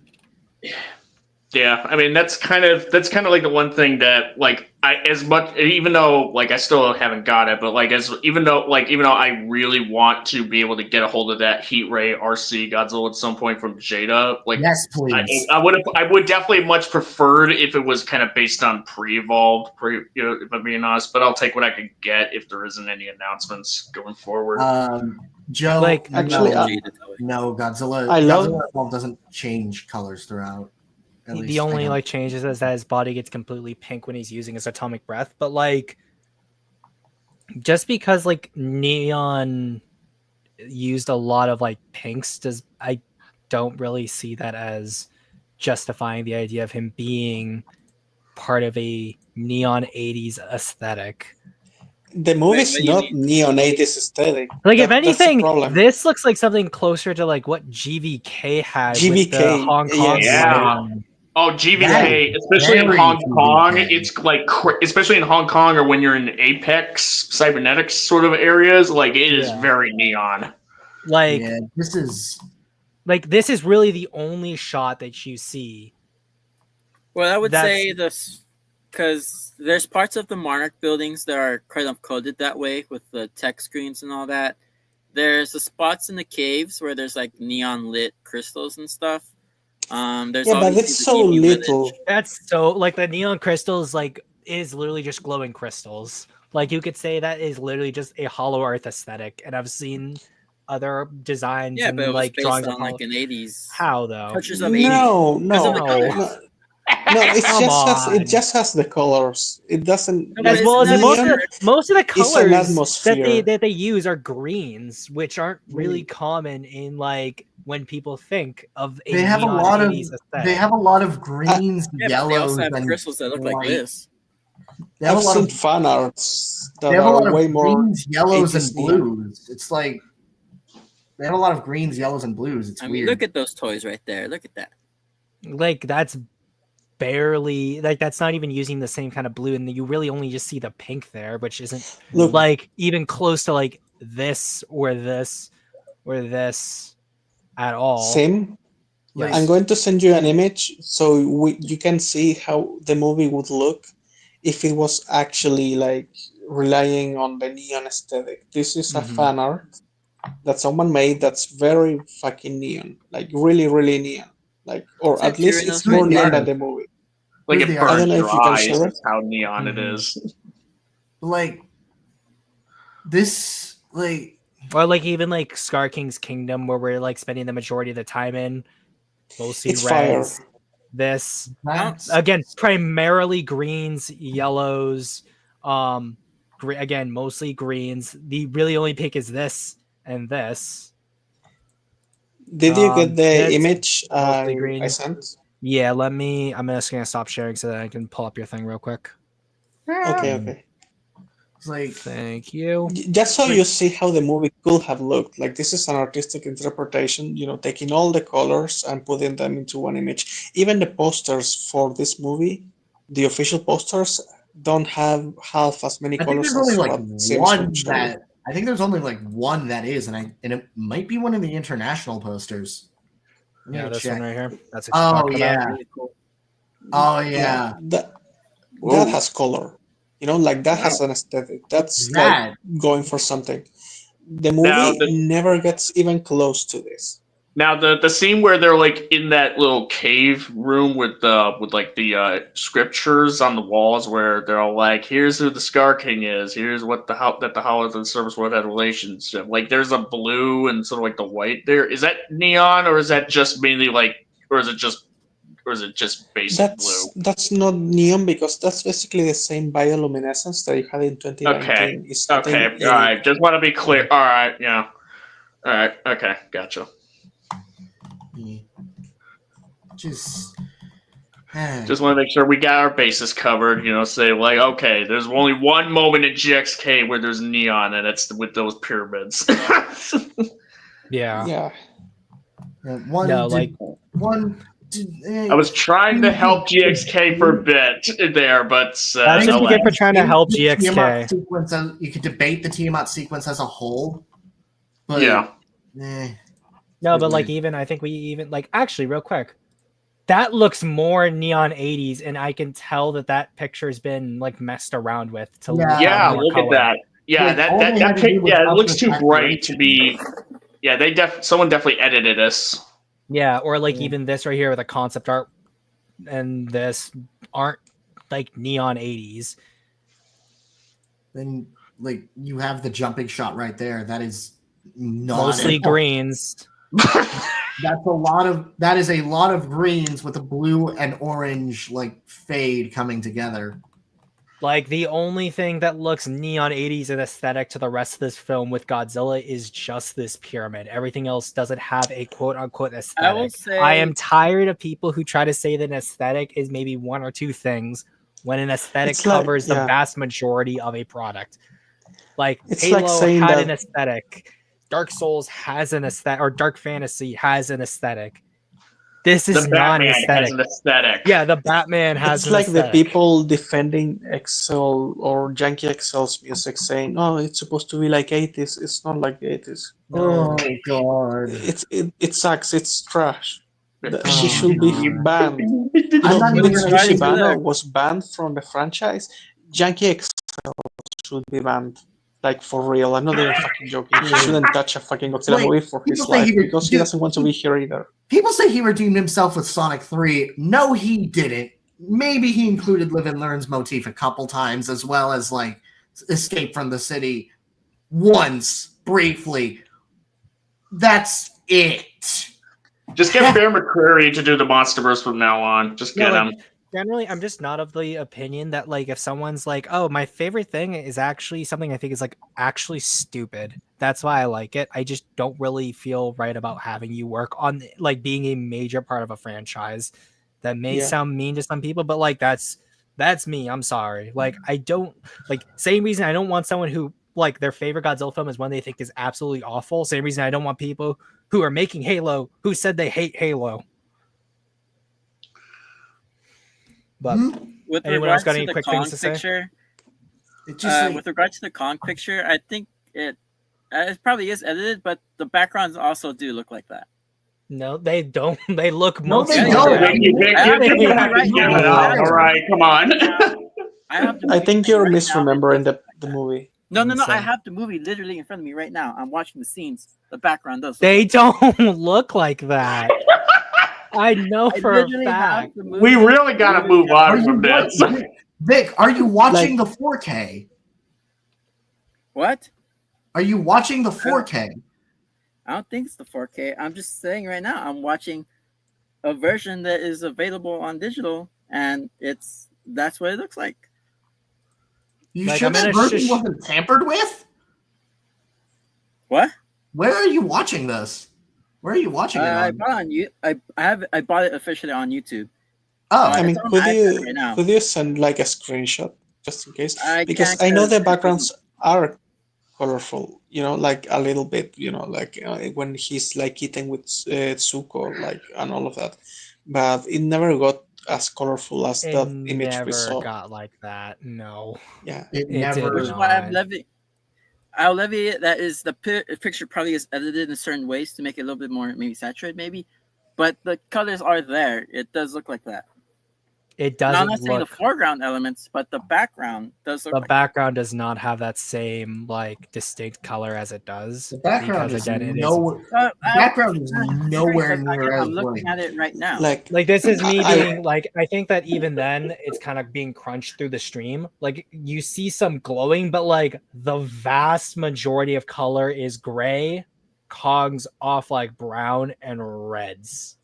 Like you have Like I watched this You have movie gray- 3 times in you have cinemas gray, in you have IMAX, orange. and the third time I was literally just looking at the backgrounds because I was looking at everything around it. So I know you have that a there's gray, color. you have a brown. It's you never have a close. you have a gray, you have a brown. The brightest color there is orange. Yeah, That's it. yeah. I have to disagree. Well, I think granted, the that's crunch what- is- granted, Oh my this is- God! You disagree with this shot? Come on. You know, daltonism is not a joke, sea monster. What? You know, when you don't see certain colors or you see them wrong, like that's, I think it's wrong to make fun of someone for having that sea monster. You're a meanie. Are you accusing him of making fun of a colorblind person? Yes. Not trying to. I'm just saying, like, it's like how. I mean, like, we're looking at the shot right no, like here. even here, this is like another generous look right here. Yeah. Where it's like blue. Like what how like if you were to describe what percentage of the screen that is, which is also the background, it's like Wait, hold on. light blue. Yeah, I'm gonna be And paying it's- attention to the orange, which is not neon. You know, because that's Okay, the dominant yes, color I agree of with these. you. What? Okay, but all I literally said is the backgrounds are colorful. Okay, that's all I They're said. not colorful Oh. enough to They're where not. they're Alright, not that's colorful saying- enough to match the picture, and neither are they colorful enough to really be I'm not considered. okay. I'm not 80s claiming it's a aesthetic. 1-for-1 match. I'm saying We're not sure, even it could be saying it's a edited. 1-for-1 match. We're saying that even if we are to grant it with as much charitability as possible, that it's still not close. Okay, for whatever it's worth, I'm sending a picture of my screen. For whatever it's worth, Sim, if you want to keep going down this way, I will still say that there is color there. Say whatever you want about it. There is color there. Okay, let So- me. You're gonna have to send me it right. Let me know when you sent Stream it. I'm submissions. waiting. It should be there in stream submissions. Oh, it's in. Okay, I thought you were gonna DM it to me. Also, Okay, really- Are we Is like? All Are we like even halfway through the video at this point? let me check. No, Fuck. Oh, for the love of.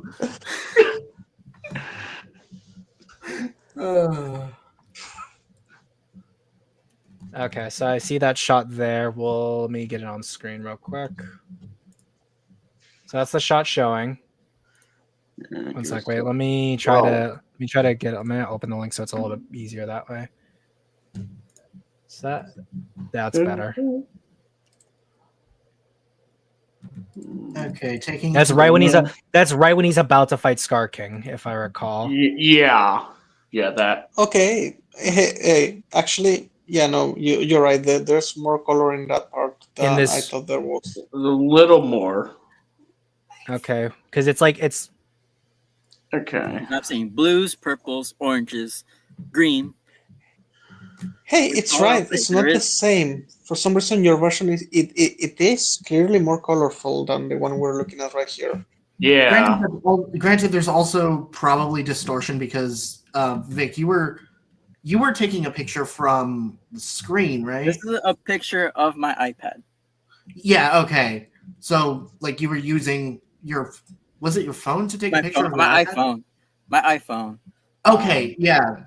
So I'm just pointing that out. I'm not even saying this is not cope. I'm just pointing that out because that is something to be taken into account for the argument. But okay, yeah, you're getting it on there. There's a bit more color than. Is there more color there? Sure. Yes. Does that then mean that it somehow fits a neon aesthetic?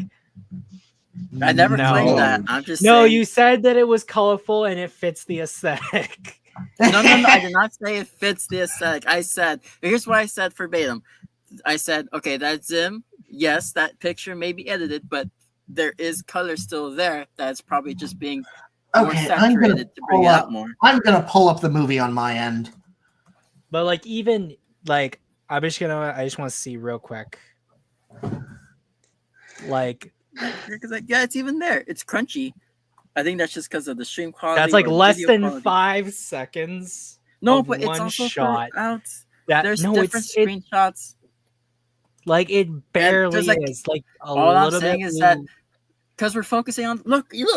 I see blues, light pinks. They're light. Sure. They're light, which is not the point of a 80s aesthetic. So the point that was originally raised was that in this film there is a 80s aesthetic here. We've looked at examples of 80s aesthetics. Oh, greens is not a common color that you see. Blues and pinks, yes. Dude, I can argue that Godzilla vs. Kong has more of the 80s aesthetic than GXK. Like, just with the Hong Kong battle alone. I mean, look at, like, that thing is, like, flooded with neon. That whole sequence. It's, like, it's almost kind of, it almost gets kind of obnoxious at times. GVK was so beautiful. I would have to say, like that last fight in China was amazing. It looks nice. I mean, green may not be common, but there are some neon aesthetics that have green. Also, Kasaiba brought up a good point. Again, even if we say it's not like we can do this as well. We can do this all day. I can do this all day. I'll fight you. I feel like we should probably use this one example and then leave this up for debate later, because and then let the black in, okay, because he's like outside. Is black in the back or what? Yeah, black in the back. I am in the black. Hey, hot take. Nuclear hot take. I don't think a 90s aesthetic belongs in this franchise. I think you mean 80s. It's a deviation from what would naturally be expected from a MonsterVerse movie, as established by 2014, King of the Monsters, Skull Island, Monarch even. I think it's a complete tonal departure, stylistic departure, and it doesn't fit. First of all, you said 90s, and we said 80s aesthetic, and second of all, Monarch doesn't count. Potato, tomato, you know what I meant. I'll just say that, to be fair, if it was well done. What? Lau agreed with me in the end. So Yeah, no. To honestly, like, if it was well executed, I would say that if it's beautiful enough that I can say, okay, this is like amazing. Yeah, no, like I don't give a fuck about 2014 because 2014 is too gray, and I love it, but I love it because it's not the only thing I have. I need some variety because if everything looked exactly like 2014, it will be boring. That's why I like so much that we got Skull Island because Skull Island also has its own thing like going on. And then King of the Monsters, that's like a weird gray half of the time, but with colors flashing sometimes. Like I would like it if they did a good neon visual, like the poster I just showed to Sim, for example, for the movie. Like I think that would have been amazing, but they didn't. Like it's half-fast. King of the Monsters was very hard to look at, but okay. We'll leave it on that as we keep going. As we we Yeah, will we actually gotta we will leave it speak- King of there. the Monsters bad. We'll leave We're it on almost that. 3 hours into the stream. Let's go. We gotta get moving. Actually, no, I'm gonna leave it actually before I do this for GST. So I've been doing this little debate back and forth in the comments for like this entire time. But yeah, the argument is very bad, and yes, you've shifted your point several times. I'm not gonna keep doing this little back and forth in the comments while I wait. If you want to have this discussion, you can come on stream and discuss it. I have all the time in the world tonight. Let's go. Oh, and I just realized if it gives me an ad, I'm going to literally thunder spike the closest thing in my house, or I will find black and I will thunder Don't spike it into jinx the it, ground. Zim. Hey, what did I do to you? You were just the closest black I needed to hit, so Understandable. The other Understandable. also gets a GST, like if you want to come in and talk, like it's fine. yeah, Yeah, like I'm not gonna the keep link was in the like Discord, stopping dude. just so I can respond to you on the matter. I wasn't a big fan. I've since grown on it after seeing him in action. While I'll always prefer more traditional designs, I like how sleek and agile it looks, and the hot ink aesthetic fits the neon 80s vibe and tone of the film perfectly. My only problem with it is that the film doesn't quite justify it nor implement it to its full potential. Yeah, wow. That's what I'm saying. It doesn't Yeah. justify its own existence. I would It's not argue- justified at all. It just came out of nowhere. I would argue the film Wait, tries. what? I would argue the film tries to justify it, especially by the time we see Scar King and Shimo. However, implementation, yeah, we've already talked about that. Yeah, and world building is a fucking mess. Yeah, I would say that the stylistic choice would also be an indicator of how the world has progressed. If anything, it should go from realistic to steampunk. No, like literally, if the point that's being raised is that, like, oh my gosh, I love Godzilla Evolved, but it doesn't justify itself like at all, then yes, Bring up the clip of Plankton saying correct. No, it does. I will argue it justifies itself okay if you let me. Just okay. Let's hear it. Okay, so we're gonna justify Godzilla Evolved, which its main point is to combat Shimo and her ice powers. We see throughout the film that as Godzilla's getting more radiation power, it is causing him to heat up in a similar way we saw in King of the Monsters, when he got that big amount of radiation from the nuke, he went thermonuclear. So more radiation for Godzilla means he gets hotter. We see that when he's in this energized state to fight Tiamat, he is basically like boiling at this point, not to the same degree as when we saw him go full thermonuclear, but we see that he's heating up and he's very hot, and that's going to combat Shimo's ice powers once he goes to evolves in Tiamat's lair, which is based on solar radiation, which will, I guess in that context, you can say it will make you even hotter. But either way, it's just a big energy boost. So now he can thermal regulate his body, and he can use that. He's essentially thermonuclear Godzilla if he could control it better and wouldn't like maybe die from it as well. So essentially, it's just a better version of thermonuclear mode. And then we see in the battle, it is implemented to where whenever he is completely frozen, he doesn't use a nuclear pulse. He uses the heat that he can generate from his body's radiation to break out of the ice. So let me. I'm sorry. Hold on. I'm sorry. Is pink hotter than red? What? Is pink hotter than red?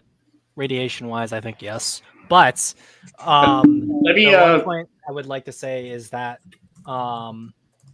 the idea of essentially making a better thermonuclear Godzilla and also discarding Mothra, which is a big component of the thermonuclear state, kind of undermines the previous film's stakes in that sense. Not to mention, if Godzilla could have been doing this entire time, especially if he was combating Ghidorah, then it also further makes Kottam worse because Godzilla could have been grabbing all this energy and then gone to the poles to energize himself before he fought Ghidorah, and would have been more stronger to combat Ghidorah then than now. So it's a continuity issue.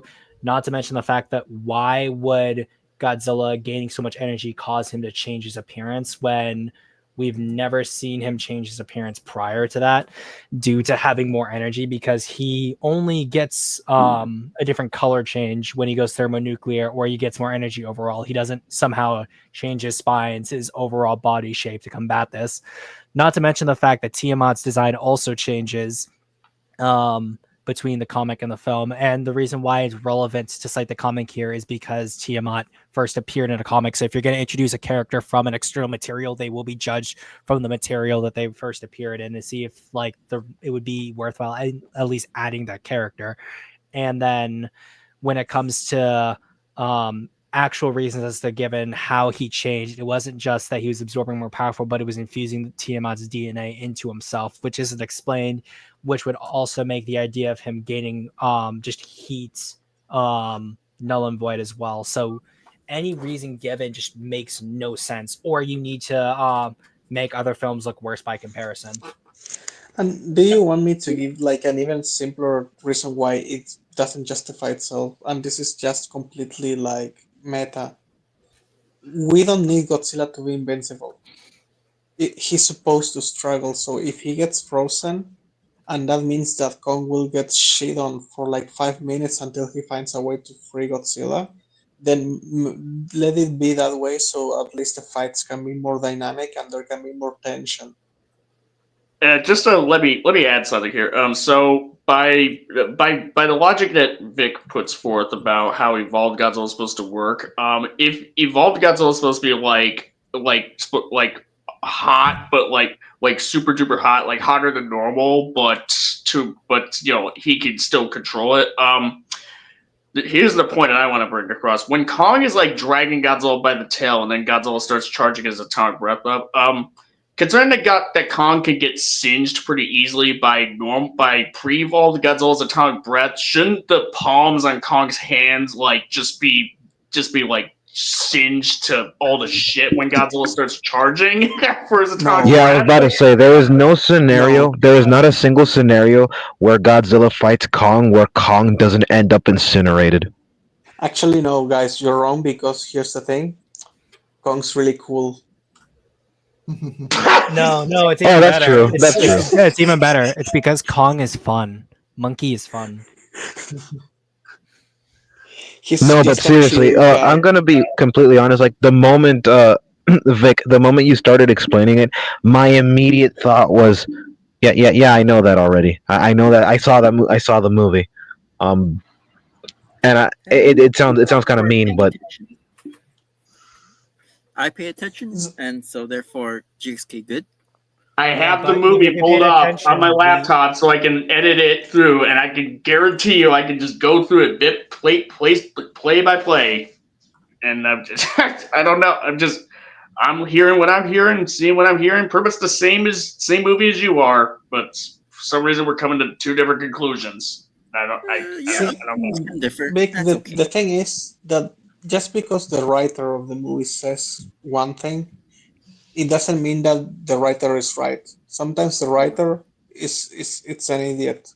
And sometimes the writer can say one thing, but then they say something completely different, contradicting themselves. Like almost like how Wingard said at the end of Godzilla vs. Kong that they had come to an understanding, and then in later interviews said that Godzilla did not forgive Kong after GVK. Not to mention the fact that the heat proposal that was given here isn't even what Wingard had said about the form. So then the question becomes like, there's still other inconsistencies within the film. it's not that we're shitting on the movie because we want to seem smarter than the movie. Like the thing is that this movie is badly written, and it's written by someone that didn't take their job seriously, and it's written by someone that doesn't care about ruining the other movies either. Like King of the Monsters got fucked over by GVK and GXK like 3 or 4 times at least. And now it turns out that Mothra is not even Mothra; it's like a lesser Mothra, which is like completely disrespectful to the fact that Like, they put all Okay, in but that when did he work. say it was a lesser Mothra? Well, he did say that it was the original Mothra. Yeah, but that's how Mothra. That The does- original is That does make it GXK. that does make the Mothra that we see in here a lesser Mothra, and it also makes it even worse because for some reason the original Mothra won't help the Godzilla that she actually met previously because of some funky prophecy that's supposed to happen later on. When if two Mothras and Godzilla were fighting King Ghidorah and Rodan, and if we know Mothra, the new one, can beat Rodan, two Mothras can beat Rodan, so therefore Mothra doesn't have to die in King of the Monsters. Mothra. I have to won't ask, get what out is of bound? bed But what is binding King of the Monsters Mothra? If she's not the real Mothra, what's binding her to Godzilla? Yeah. What is her loyalty? Where does it Yeah. come from? Especially that's the- when the that's the whole thing. idea of the Well- incarnation doesn't really work anymore because she's not a reincarnation. She just so happens to be another Mothra. So any ideas about her memories carrying over to the next Mothra is strange because by this metric, you could have multiple Mothras all with the same memories existing on the Earth together. If we see in GXK that multiple Mothras can exist at once, and if any of the lore from King of the Monsters is preserved, then there's inconsistencies there. And just so we're clear, like the whole thing of like, oh, this is the original Mothra that we're seeing in GXK, and the Mothra that we saw in Condom is a different Mothra entirely, completely separate. Like that's all just a theory, right? Like we're just No, that's what Wingard No. said. well, it's not in the movie though.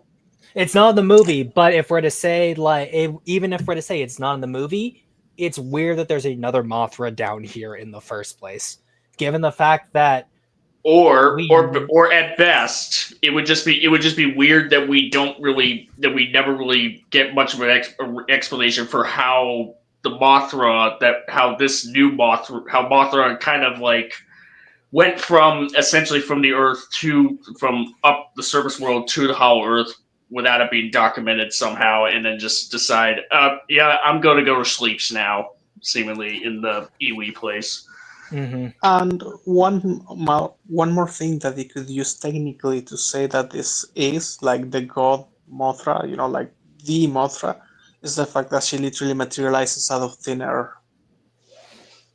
Well, and then the other thing too, is why would this Mothra have a completely different revival / awakening for herself than the original Mothra that we've seen? Because I even if can't this give- is the Mothra before Mothras, there is still why would there be any changes there? Because then the plot can't happen. That's why. Exactly. But Vic, you were gonna, give a reason? basically,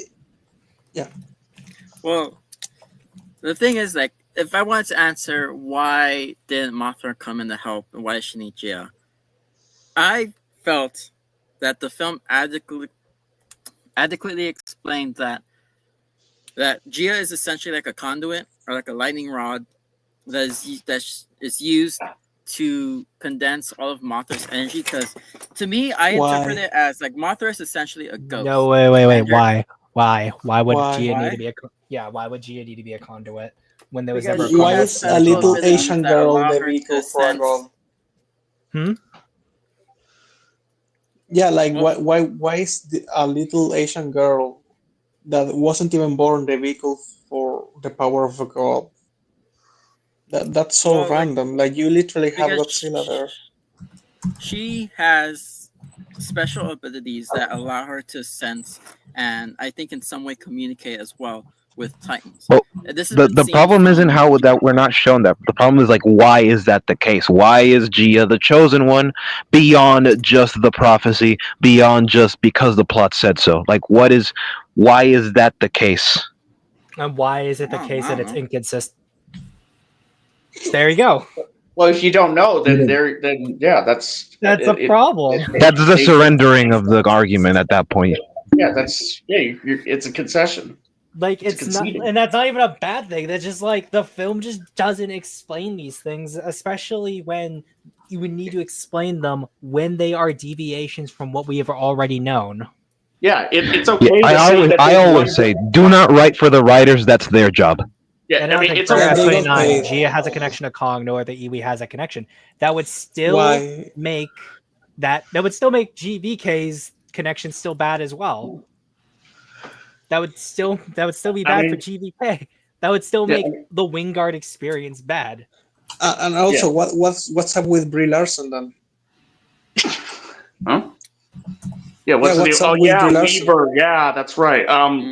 She was just some chick that Kong met a few times, and he let her like touch his face at one point. Here's the thing: there's no special connection between them, but he kept. Hold on, wait.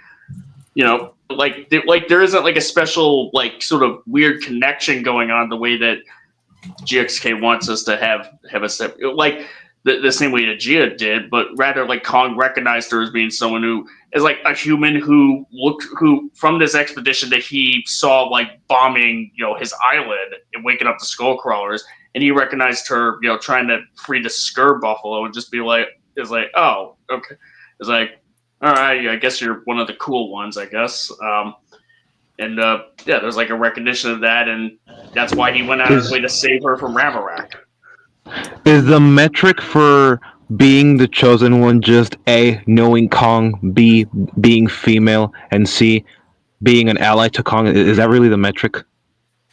The other thing too is that like Sea Monster says, we see Brie Larson's character try to save a Skur buffalo. Kong's whole from some wreckage. Yeah, Kong's whole point, as earlier explained, is to protect the ecosystem. Kong saves the Skur buffalo and sees Weaver there trying to help it not hurt it, and then decides to leave. And then the other person that we see that Kong is okay with is Conrad, since he's with Weaver. So he likes Weaver more than he likes Conrad. He's only had like one direct interaction with him, so it would make more sense that Kong would have. It's also heavily implied that he likes Marlowe too, considering Marlowe has a close association with the Iwi. And well, yeah, I mean, considering that Marlowe has been on that island for 3 decades since World War II, like it would like you could at least be like, okay, I can see Kong and Marlowe being pretty chill. Yeah, and like also he's Kong's first reaction. Gunpei and Marlowe from fighting as well. Yeah, I find it hilarious that Kong's first reaction to seeing the very first African American for the first time in his life is to just kill him. In his defense, what did the movie mean by this?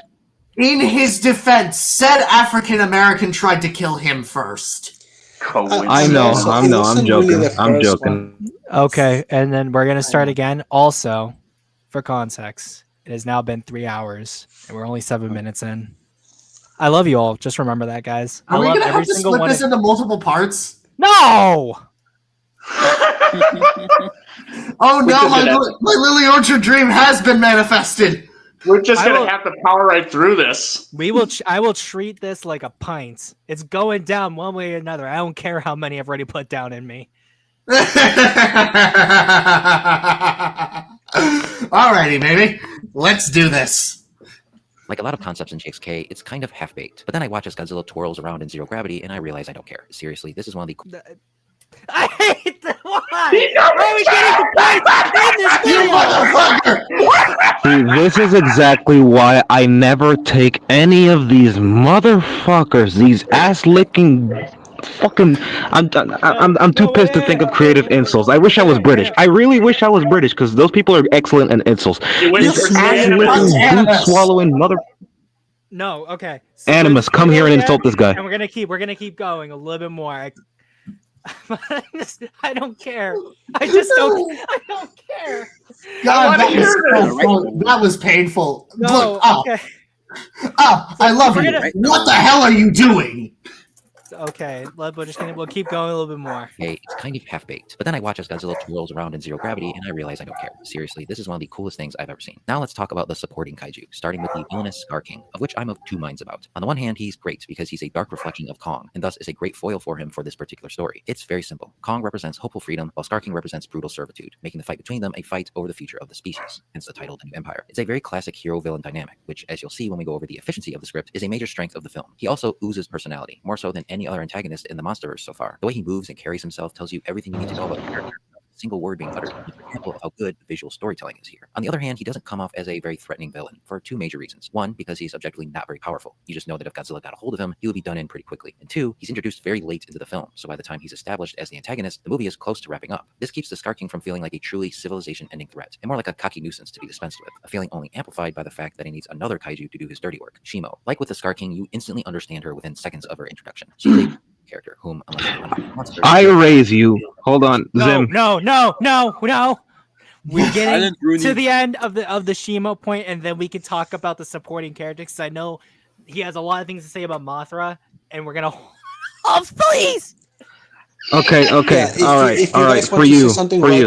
Write your Thank points for later. Many of the things the Scar King forces her to do, which is a compelling contrast to the immense power she wields. She is one of, if not the biggest and most powerful Titan on Earth, and yet there's a fragility to her and her design that speaks to her inherently gentle nature. Given this, the film wisely has her land one of the killing blows on the Scar King, which is very cathartic. Another integral player in the Scar King's fall is Little Suko, who far exceeded my expectations. Like many, I had reservations about bringing a mini Kong into the franchise, as historically, baby kaiju exists to up the cuteness factor in an attempt to appeal to more women and children. And while Suko does fulfill this function, there's also a tragic edge to him that makes him genuinely interesting, just by his actions and body language. Which is why he lashes out and attempts to betray Kong in their first moments. But as he begins to realize that Kong will not hurt him, and in fact will protect him, he quickly warms up to him, and it's genuinely kind of moving. It's a story of two generations of orphans finding each other, finding a family that they can trust and rely on, and there are those who say this film has no heart. The other... Okay, there we go. We stopped the Mothra bits, and now everyone can give their points. Okay, so first of all, just a dark reflection. Okay. Minecraft? First of all, I'd like to ask the panel, what defenses has he provided thus far? Scar King is good because he's a dark reflection. Let me address that by comparing him to Gauss. Gauss is a dark reflection of Gamera's characterization, but it works because he's, one, portrayed as an actual menace in his own right, and two, it makes thematic sense for him to be the dark reflection. You want to know what defenses I pretty much pulled? But before I get to that, I wanted to say, Scar King could have been a good foil for Kong, but the way he was executed in the film, he wasn't. But let me just say what defense that Up from the Depths actually did. I will say, there is a defense he does put out. A lot of the ideas in this film are half-baked, but you know what? I saw Godzilla doing twirls and zero gravity, and I realized I don't care because of just how much fun it is. Oh, shut your bubblegum, dumb Cheeto crumb looking ass fucking mouth. No, I will not accept that. I'd ask where have you heard this before, but I don't want to disrespect the man who said it before him. So I will. I'll say this. The problem is that, when it comes to the arguments that he's made, Scar King is cool because he has personality. Just because he has personality does not therefore mean that how he is used in the plot is anyway good.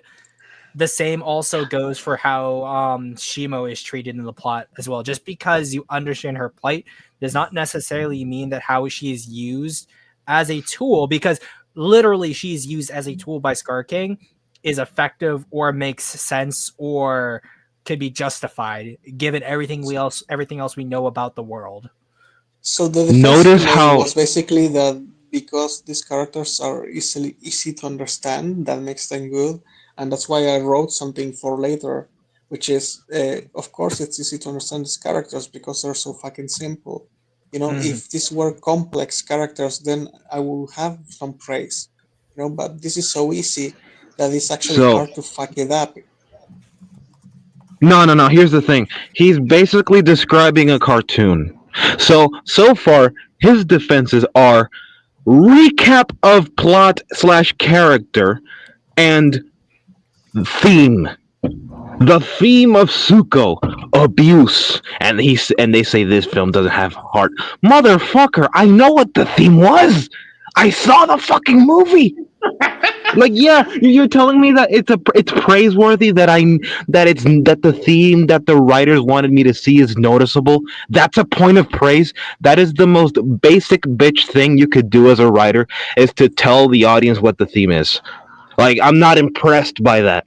The greatest teacher failure is. I'm not gonna be impressed by a writer doing the most basic bitch minimum for a story. That's just pathetic. That's just utterly pathetic writing. And an even more pathetic defense, like, it's just comes across as desperate. Like, how desperate do you have to be that you have to praise the very themes that the film is telling you to see as a way to say, "Oh, the film actually is very deep, you guys." Fuck off. Yeah, this Okay, movie's is it- good yes, actually because it has I was themes, asking- it has I was characters. asking what the question is, because I was asking, is the crosswire that simple equals bad?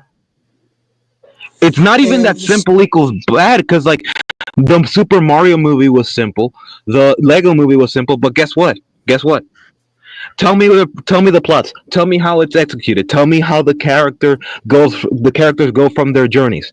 Tell me, for example, how the action set pieces informed us of who the characters were, and how they acted in said action set pieces tells us who they were. Emmett, compared to Batman, Wildstyle, Gandalf. No, not Gandalf. What's the guy with the staff made of Morgan gum? Freeman. Him, yeah, Vitruvius. whatever. Vitruvius. Vitruvius. They are all making creative choices, making effective tools. Unikitty making effective tools from the resources that she has, that they all have, really. And Batman's acting, "Hey, I only work in really dark colors like black, and sometimes really, really, really dark gray." And then Emmett, who is like an uncreative NPC trying to learn creativity, they tell him, "Hey, you're the chosen one. Try to do something to help us escape the situation." At this point in his journey, he has not learned what being a true master builder really is. So he builds a slab on top of another slab and throws it at the enemy. And guess what? It doesn't work, because of course it wouldn't, right? That action set piece informs us of who Emmett is at this point in time and why he behaves the way that he does. That is effective characterization in the middle of a creative, action-packed scene. What people need to understand is that everything a character does and everything a character doesn't do informs us of who she is, of who he or she is. For example, the characters of Rebel Moon, we're told, oh, they're noble warriors. Well, they see a child being assaulted by a giant spider mommy and they do nothing. Except for the one guy that doesn't have any special powers or anything. Right? That tells us that it wasn't intentional, but that tells me that these people that are supposed to be the heroes that are supposed to free Velt are complete and utter assholes that are willing to let a child die. Right? What happens in GXK, is as basic as a Saturday morning cartoon. I'm talking Spidey and his amazing friends. I'm talking Peppa Pig. Wait. He didn't say that. No, dude. You didn't just tell Black that his standards are unreasonably high when he's giving you the standards for the Lego movie. He's talking about the Lego movie, dude. He said, because Cybo said that my standards are high when I mentioned, what the fuck? What the fuck? No, like, Dude, no, come on. no. What's it called? I just want to say. So, for example, if we're to mention two series, one that is extremely well beloved, in this case, Star Wars, just the first three films, people consider them very good. Will we say that if someone had standards similar to that of Star Wars, are those standards extremely high? The second thing I want to introduce, Primal, which has literally no dialogue for its first season and tells its entire story via visuals. Are we saying that that is a standard that is so high that no one would be able to replicate it? Because high standards inherently imply that, like, you're talking about pure masterpieces that, like, are once in a million products that no one is ever going to be able to replicate or has never been seen before or since, and it's just so rare. But there is plenty of examples of genre fiction doing really well with simple characters. It's not, if anything, it's very easy to do that. If someone managed to do it, it can be replicated. And if you don't think that can be replicated, then that shows a lack of imagination on your part and a lack of faith in the writers to be imaginative. Which, I mean, if in case of the MonsterVerse writers, I mean, it's not completely unearned. I mean, just look at the movies we've been given. But even still, like, if you can't possibly fathom how this could be better, like, just accept that. Just shows that tells me. It sounds mean, but I'm gonna be fucking mean. If you can't think of anything else, that tells me you lack imagination. Actually, real quick. No, real quick. So the OT Star Wars can be improved on. Then therefore, by what you just said, then the standards aren't that high. If the standards that we're asking for are films that still can be improved, that would still imply reasonable standards as well. Like if we're saying Star OT Star Wars is better than GXK, but Star Wars can still be improved on, that means that there are standards in which can be attained to. Yeah, just to use like another example, like I mean, Top Gun Maverick. I mean, like it's essentially like when you break down the plot, it's really not too dissimilar. Like plot wise, structure wise, it's pretty straightforward, and it's kind of like not too dissimilar from the first movie. In fact, it's essentially like not too because it's a legacy sequel in the same way like what we've seen other legacy sequels akin to it. It's like it has a simple premise. It's like plot premise wise, and but what it uses and it's not, it's at the very least it's not complex pretty much, but what it does do with sort of like the or debatably not very complex premise, it pretty much utilizes it really, really well. It executes it really, really well with great characters and just like exploring them in really cool ways and delivering on really good payoffs, and arcs throughout that movie.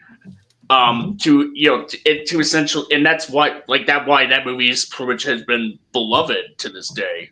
Even that's why that movie was so successful, because it's an easily accessible plot. It's not the most unpredictable, subversive thing ever, or even the most complex. But what it does do, what it executes well, it executes really, really well. Simple Actually, or not. Real quick as well in the chat. So in that case, do you guys think Takashi Yamazaki can replicate what he did with -1 in this upcoming film? Yes. Based on Godzilla -1 and based on the other films Takashi Yamazaki has done, I do think that he can replicate what he did with -1 based on what I've seen. Yes. I certainly hope improve upon what he did with -1. That would even, that's like saying, if before GVK had been made, if someone was to ask me, do I think that Wingard would have the acting chops to make a well-structured Godzilla movie? I'd probably say no, because my experience with Wingard's material isn't the best. So, but more talented than others, and that's just the reality. Like some people are just not made for this for movies, Yeah, I mean, I would love for them to improve. That's like the ideal for them to improve, but at some point you just lose hope.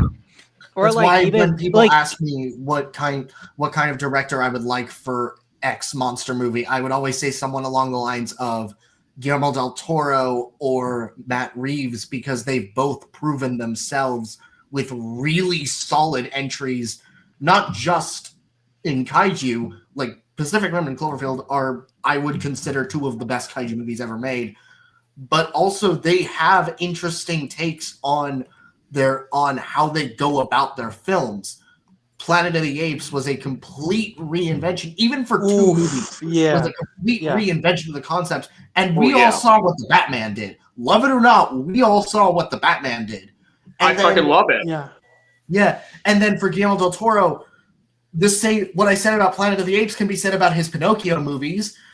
And dude has a very unique and fascinating. And he's also done Hellboy. And dude has a very unique and fascinating way of how he approaches the topic of monsters. That's why, if I were to have him be in the MonsterVerse, I would love to see Del Toro cook. Though, preferably, I'd like to see him do a Gamera film. Honestly, Gamera fits him better. Or like even what's it called? to even like take it back from other people and take it back to myself. Like I'd say the standards that I had for my art years ago, I would say should not be the standards I hold for my art now, especially with the way I've improved. So like if someone was to ask me like my art then versus my art now, they'd probably say like, oh, he's not as good then. But if they look at my stuff now and say that that's up to quality, that's also like it's just due to improvement and wanting to like change your crafts. Here's this. How about this? I'll sum it up in one short and sweet and simple quote. If perfection is impossible, evolution is infinite. You can evolve forever, continuously getting better and better. Yeah. Like, where did that quote come from? Did you come up with that, or was that from someone I else? came up with that, yes. Oh, okay. And as they say, great artists steal. So hippity hoppity, this is not my property, is a property of the Zimcast network, IRL, TLC, whatever. Yeah. I mean, Candor said not all. You don't have to steal from the greats. So. Ooh. I'm sorry, I had to do it. No, that was a good one. I'll give you that. But hey guys, guess what? It's been 3 hours. We got 10 minutes through the video. How long is the video? Almost 25 minutes. Oh my god, we're just entering the second half. We're not even in the Should second we do half. a little We're not even on the summary second point of this point and move on, just so we can close it and basically see what he says next? I think really what he does, we're gonna go all the way to the end of the monster segment.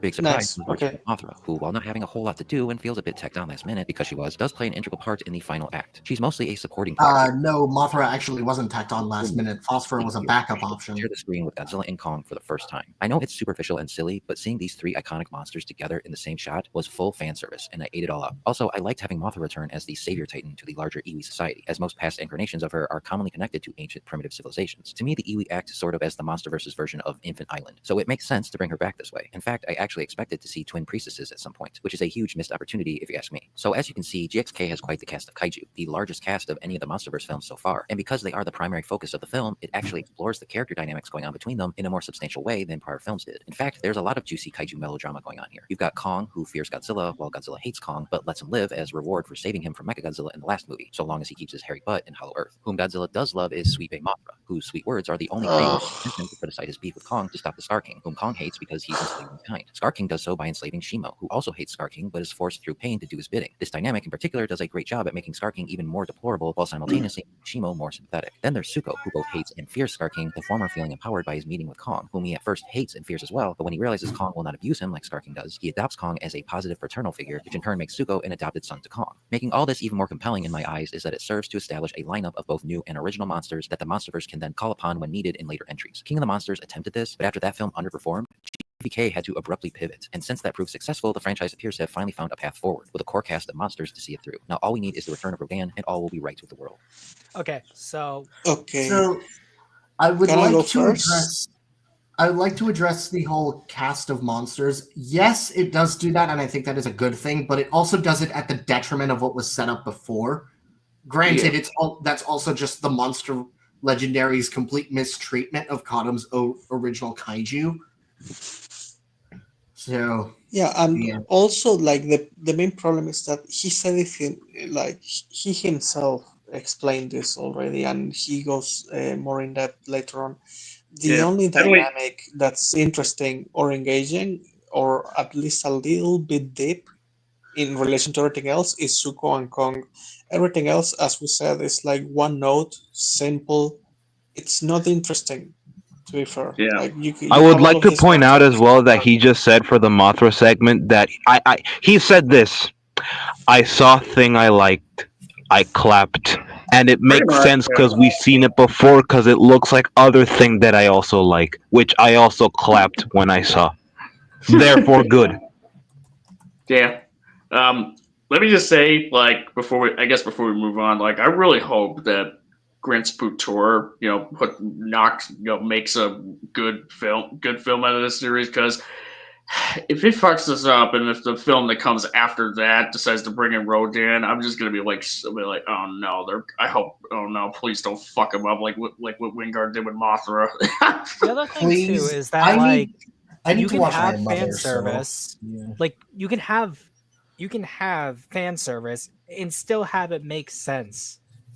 Like fan service does not necessarily mean that it is there just to please fans, and it doesn't matter if it makes sense. There's a reason why there's good and bad fan service. Yeah, this Gamera guy's kind of Rebirth has fan pissing me service. off. It makes sense in lately. context.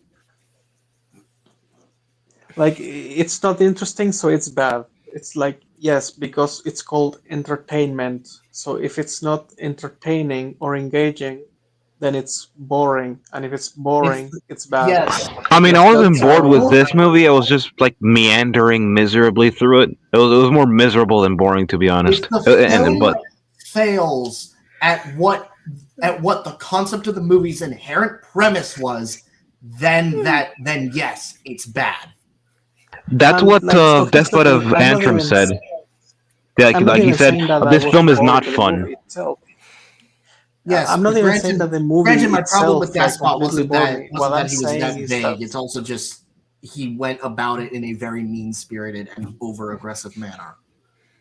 I mean, I'm if saying you, is I mean, that the character dynamics to me are boring in this movie. Like, again, because I'm directly replying to one of the comments that said that, right? I'm not saying that the movie itself is boring because, again, I did like the action too. But I didn't like the action because I gave a shit about Shimo or Scar King. I like the action because dinosaur flying and punching shit.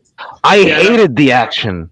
Bro, I hated the loved action, it. not only because none of the consequences of everything that is happening is taken into account, not only because none of the way they none of the there is nothing about the way the characters fight that informs us of who the characters are or why they would even fight like this. This is just a linear progression of, oh, the whip wraps around the building. The building is a chunk of the building is thrown at me. I punch it to destroy it. That's okay, cool, yeah, awesome. Not very creative. I mean, it's creative that the building, the whip thing, but the way Kong blocks it is just very straightforward. The thing with Godzilla, oh, the whip is thrown at me. Yeah, I bite it. Yeah, that would normally happen, especially if the most important weapon in your arsenal is at the very tip of said whip. Which, if that's the case, why the fuck is it there?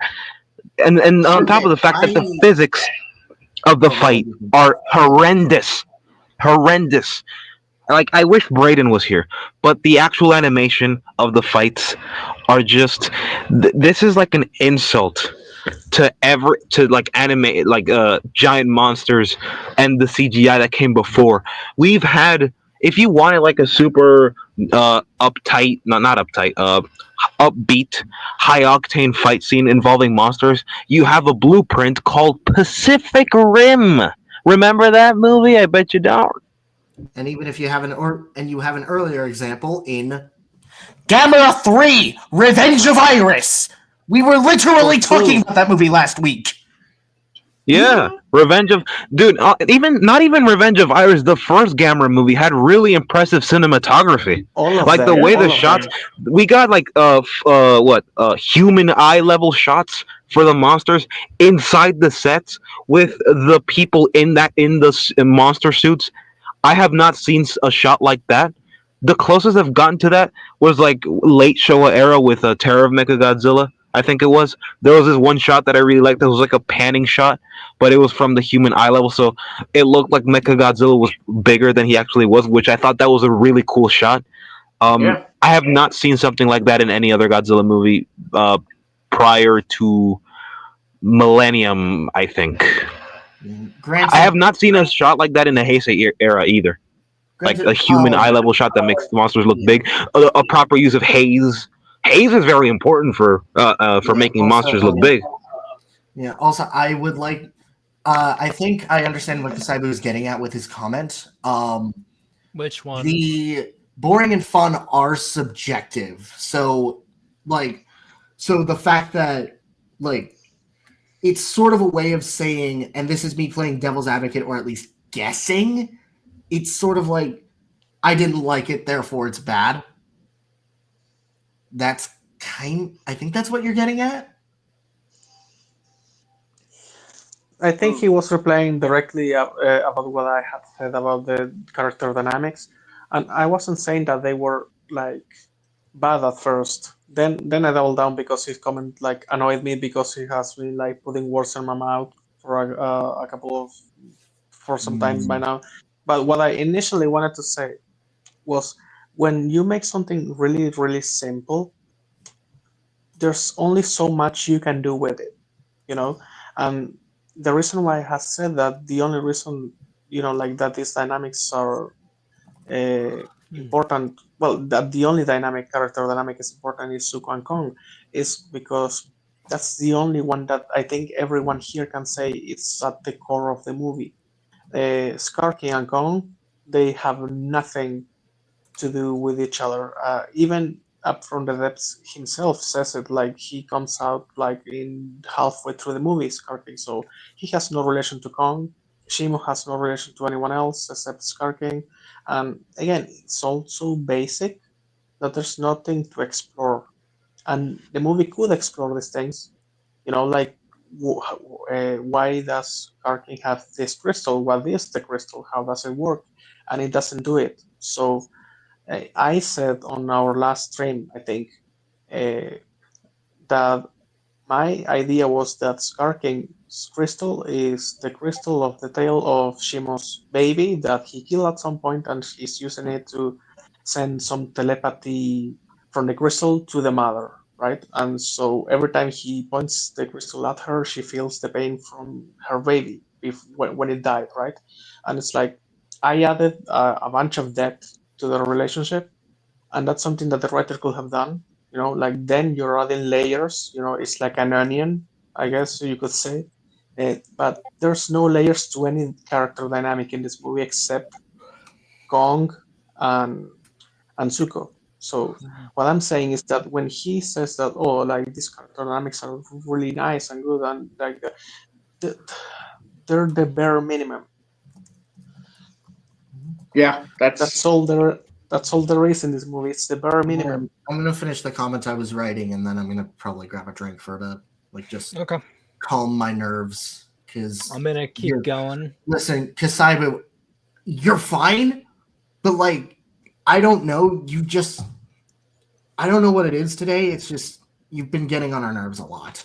So yeah. No disrespect to you, dude. It's just I don't know, like you're fine for playing devil's advocate. You're fine for disagreeing with us. Hell, fine by us. It's just it comes across like you're putting words in our mouth. I don't mind you keep going because at least it's directly relevant to the stream itself. Yeah. But honestly. But what's it called? I'm gonna keep going Minecraft only because it is literally close to 4 hours. Yeah. Continue without me. So. I will put you in the back and then just send me a message in private chat when you want to get put back in. All right. Alrighty. Let's go. Keep going. Hashtag bring back Dan. One of the most common talking points when discussing any kaiju movie is the human characters and whether they are good or not. What people usually mean by this is whether they are compelling and interesting enough to keep you invested in the film when the monsters aren't on screen, or whether they're just pawns that exist as mouthpieces to move the plot forward enough to justify the monster sequences. This is usually a major factor in what separates the genuinely good films in the genre from the rest, the entertainment value of which comes from the monster action and not much more. There's of course nothing wrong with enjoying these types of films, as they appeal to a very primitive instinct, the instinct that creates fans of these types of films. Basically, me see monsters smash things, me have good time. GXK definitely falls more into this category of kaiju film. Its story is as basic as a Saturday morning cartoon, full of narrative shorthand and massive exposition dumps to keep pretty one note. This is nothing new for the MonsterVerse in particular. One of the most common complaints. I wonder who said this earlier. He actually said that this is like a Saturday morning cartoon. Holy Jesus! Oh my! I wonder who said this earlier. What's even funnier is the fact is that at least I watched this video ahead of time, so I knew this was coming. I forgot about this part. Jesus Christ. I mentioned it before. I forgot that he said this because I've seen the video beforehand. I forgot that he said this. I started watching it before the stream. First 30 seconds, I couldn't do it. I just couldn't do it. Up from the depths. Come on, god damn. Like we were Up giving from you the some depth benefit of the Adam doubt. Wingard's. Up from the depths from Adam Wingard's asshole. You done licking yet? Oh my god. What separates GXK from the others is one very simple thing. It doesn't waste your time, even more so than its predecessors. GXK knows what we are really here to see, and is written from the ground up to be as efficient as possible. And it does this by balancing the human and monster plots in a way that neither overwhelms the other. It knows just when the audience will be itching to see more kaiju carnage, and so no human-centric scene goes too long before switching back to either Kong or Godzilla. This gives GXK a very tight, energetic pace that keeps you engaged all the way through. I would still say that the film wastes my time because it realizes that I don't really want to care. It assumes that I don't care about the humans or anything going on the human side, and as a result, it makes the human side so underdeveloped that I'm wishing for the monster fights. And when I'm not really entertained by the monster fights, I'm just getting ping-ponged between bad humans and okay monsters. Yeah, it's like I'll double down and said the entire film was a waste of time because not only was the human writing just completely abhorrent, but the monster writing was both incoherent and simplistic to the point of tedium. So the entire film was a complete and utter waste of time. Yeah, that's kind of the thing. Well, that's what I was about to say, kind of, except I'd be putting it like a little more, like, in a way of like saying like you could like you didn't have to write the human plot this way. You didn't have to write the monster story to be as nonsensical as it is. Like you didn't have to write it this badly. Like you just like there was no reason for you to not to. There's no reason for you to not have learned from, like, just taking to heart what went wrong, what you did wrong in the writing side of things for GVK, and improve upon it. Like, you had an opportunity there. For a fact, like if you're in the writer's room for GXK and you heard that, people like, oh yeah, people really enjoyed that last movie mainly for the monster action, but they definitely think that the human stuff is lacking. Wouldn't that just give you like some kind of an idea of like, hey, maybe we should just write some interesting human characters this time, or not interesting, like a human story that it actually functions really well, and have it tie in with a monster story that also functions well, and they all like sort of have sort of symbiosis in a way that actually is beneficial to one and the other, to both of them. As opposed to just kind of being like, oh, people just want to see the monster action. They just want to like have human stuff that does just the bare minimum, but just not really waste much, not really like spend too much time on them. And it doesn't matter if the plot makes any sense or if the world building makes any sense. So, like, it doesn't matter. It doesn't matter. Let's just go boom, bing, bang, boom, boom, boom. Okay. What I find particularly disturbing as well. Before anything else, real quick, because Vinik said this is exactly. I think GSK is mostly for people who like fast-paced action, which is most likely why the film was successful. John Wick, The Fast and the Furious. Even though some of those don't make sense, I still find them more enjoyable. Literally any kids movie ever. Any kids, Ultraman Rising, I love Marvel, Godzilla Final Wars. A good portion. I mean, that movie isn't good. We're talking about good movies specifically. Like Puss in Boots: The Last Wish. Like even films that like aren't the best that you like, it has nothing to do with not liking fast-paced action. Yeah, also, I think one thing that I find scary. One thing that I find scary is how he's describing the plot is efficient enough that it gets from point A to point B. That's not efficiency, my dude. That's laziness. That's not what he's describing. What he's describing is basically the plot moves from point A to point B quickly so that you can get to the stuff that you actually want. What's actually happening is that the plot establishes a bunch of stuff, throws a bunch of shit at the wall to see what sticks, and then hopes the audience has the attention span of a brick to be able to gloss past that so you can get to the stuff you actually care about, which is the monsters. And I find it to be eerily similar to something that Vic said earlier in that the plot justifies this, that, and the other by getting to point A, point B, point C. That's not exactly what he said. I'm just paraphrasing. But it's eerily similar, and I'm gonna have to like turn to Vic and ask him what his thoughts overall are up until this point.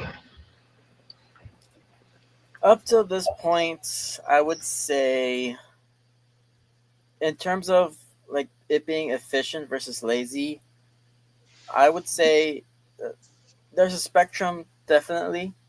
I think if this falls into a category of like it, the writing is done well enough to where it can both get its point across into what what are the character motivations, what are the themes going forward, and then like things we can expect, and it also does well with getting from point A to point B to where like we want to see how these characters we want to see how the characters get from point A to point B, and like even if this is just from my perspective, I was engaged with the human story. I thought this one, I really like how this human story was done in this one because of how honestly, I don't think the simplicity is as bad as um, you guys say it might be, or that simplicity can be. Because I enjoy the simpleness of the human cast, the simpleness of the themes, because I think it's a good way of getting across what the film is about and getting us to all the action scenes that both involve the humans and the kaiju.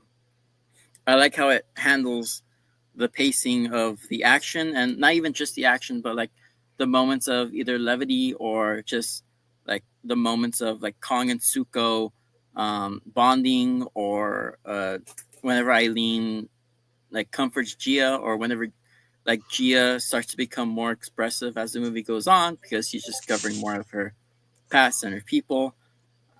I just think it's done in a nice, simple way. Not that it's lazy, but that it's just effective in what it's doing because it's simple. And so it gets us to the things we want to see faster. But we still enjoy the time we do spend. Wait, so no, wait, I don't want to see like wait. Yeah, So in this Rooney, you case, gotta okay. wait. So Vec, I have a question in this case. Yes. Why should I feel anything for Shimo? Because you can see through how much pain she's in and how she's being forced by Scar King to do the actions. You can sympathize with like wanting to see her like be freed of that, because you know that she's not doing what she's doing out of her own free will, and like you want to see. How did Scar King achieve this? I can only assume things of how he achieved it specifically. And that's a problem because Yeah. ultimately it would be a good moment for Shimo and Scar King if we understood why and how he's able to control her through pain, because if we understand how he can do this and like how he gained the ability to do this, it would make Scar King a threatening villain, and it would make Shimo sympathetic, especially if the reason why Scar King was able to do this, like Lau's supposed rewrite, we would feel more sympathy for her. But just because we see a character in pain and is sympathetic in a way that we understand is something we should sympathize with it, does not necessarily then mean that I am going to be sympathetic with it, because that is the intent behind the scene if the scene has not put in the work to do it. If I may ask something, I want to ask something. Real quick, is that like it's the equivalent of someone who is taking steroids and then says like, oh man, I'm really good at like lifting weights and stuff. I've really gained this amazing physique, but you really didn't gain any of it through natural means. You had to use supplements to get it. This is, in my opinion, and this is wholly my opinion, I think this is one of the reasons why people take so much issue with AI art, because it's not someone like mastering their skills in order to produce amazing images. It is someone using a machine that is learning off other people unethically in order to create amazing images, and therefore there is a perceived level of unfairness that comes into play with that. Same way with someone who gains a good physique via steroids, and the same would apply to a film that wants you to feel a certain way but does not put in the effort itself to actually explain why we should feel this certain way about the characters you are presenting. Yeah, I mean, yeah. Let me just kind of like say something like the writers of this film do want, like, when up on the death for it says the film just like expect it, like kind of says like this film just kind of moves from point A to point B really quickly, like as if the film's kind of like glossing over the plot essentially and what's kind of going on just so we can get to the next monster action. The thing is, the film still expects us to care about what is happening to some degree, such as about like, oh, will Gia leave Eileen, for the Iwi, or will Kong be able to liberate, the other great apes, and will Suko kind of help facilitate that? Will Kong be and Godzilla team? Will Mothra be able to come in time to save Kong from Godzilla so that she can get the two to team up? To stop Scar King. It's like the film wants us to care about the stakes that are happening, but the writers didn't really put in the work, or at the very least, like they did not put the sufficient amount of effort and into working so that we can pretty much actually, like where the stakes could actually resonate, like the stakes could actually be felt more or less like it doesn't earn it really. It just kind of like when it does the bare minimum, like here's this character, it's suffering because Scar King is doing this thing to it. We're not going to go into detail about how this happened or why or how this thing works. Pretty much just accept it and move on. It just kind of rings hollow really, and it didn't need to. They could have done something with it. They could have added like that little backstory there that Lau kind of like put forth in the hypothetical, but they just didn't. But they still expect us to care somewhat. I would Yeah, also it's like not to like we ask don't Vic. want to care.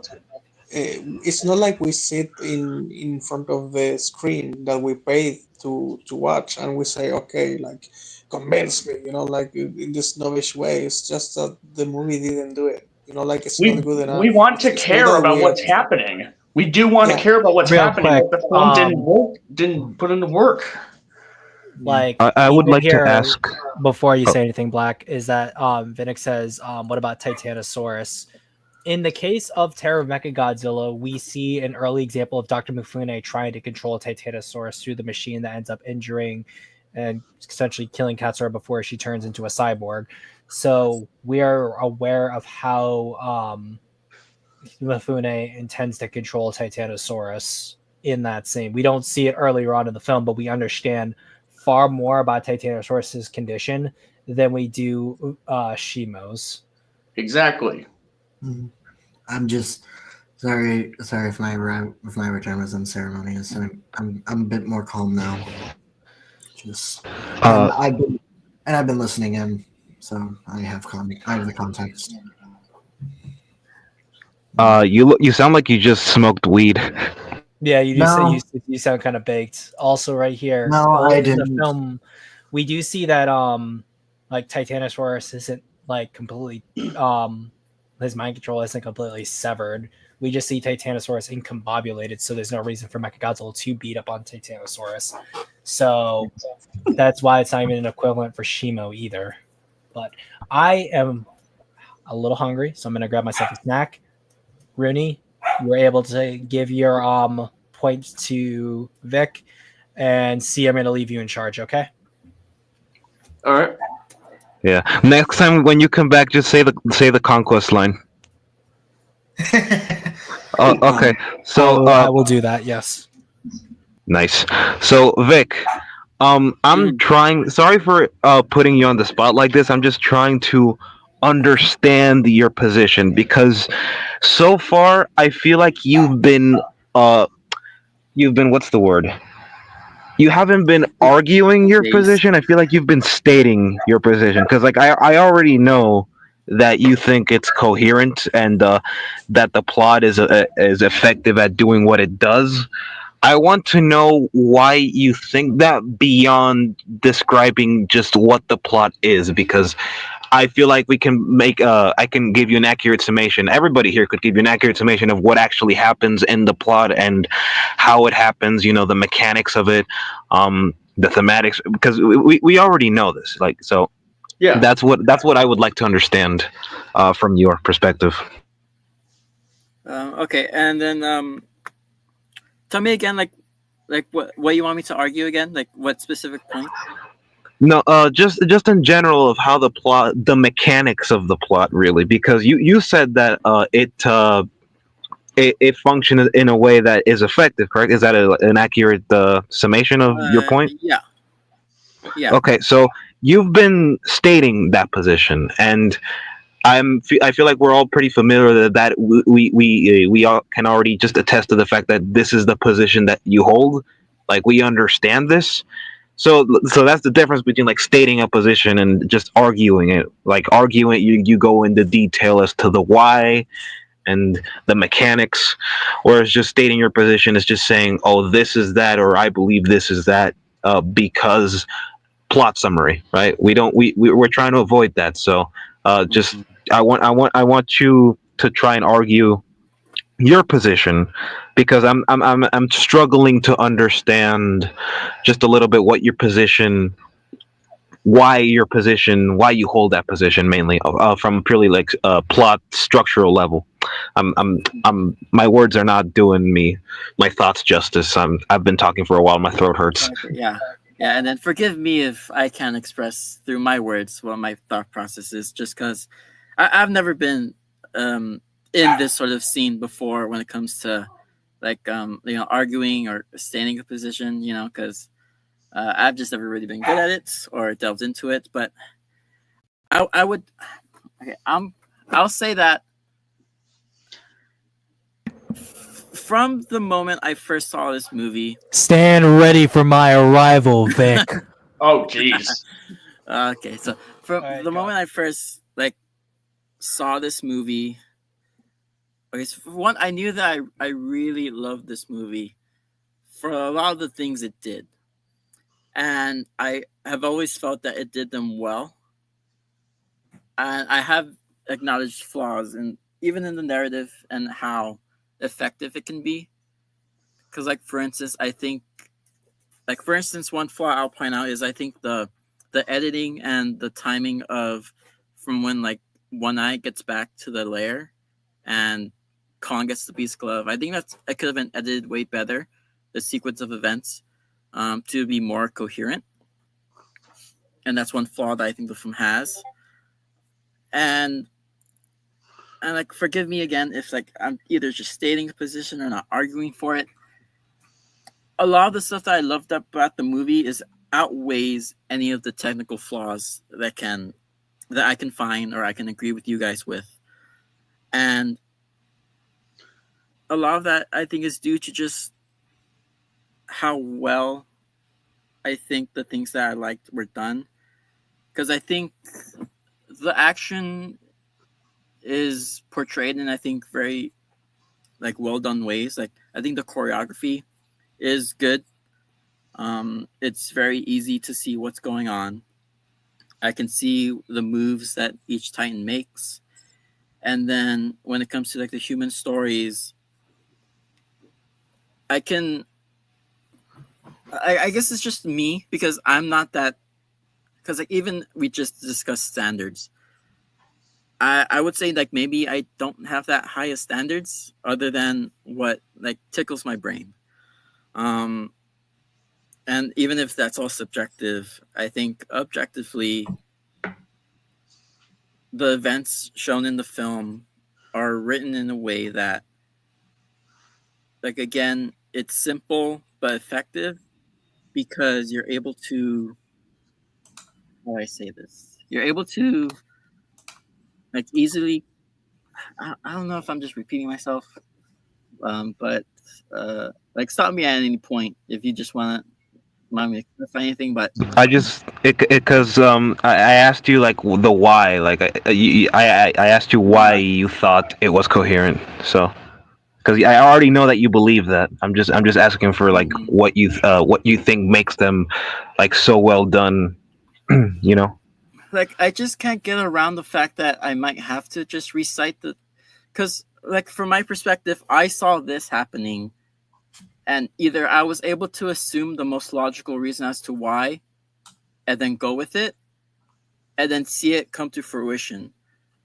Because for instance, the crystal thing, I'll adhere to the fact that yes, it is hindered by the fact that we don't know how Scar King achieved this, but I can see what it does, and I can comprehend why it's happening, or I can assume the most logical thing, and then I just enjoy it, and I don't see a problem with it because I can see what's happening, and I can easily come to the most logical conclusion, and just roll with it, and like maybe I can describe it as just like what you would call it, suspending my disbelief in some way, because I can see the imagery that's happening on screen, and then find the logical conclusion to what's happening, and then I can just go with it.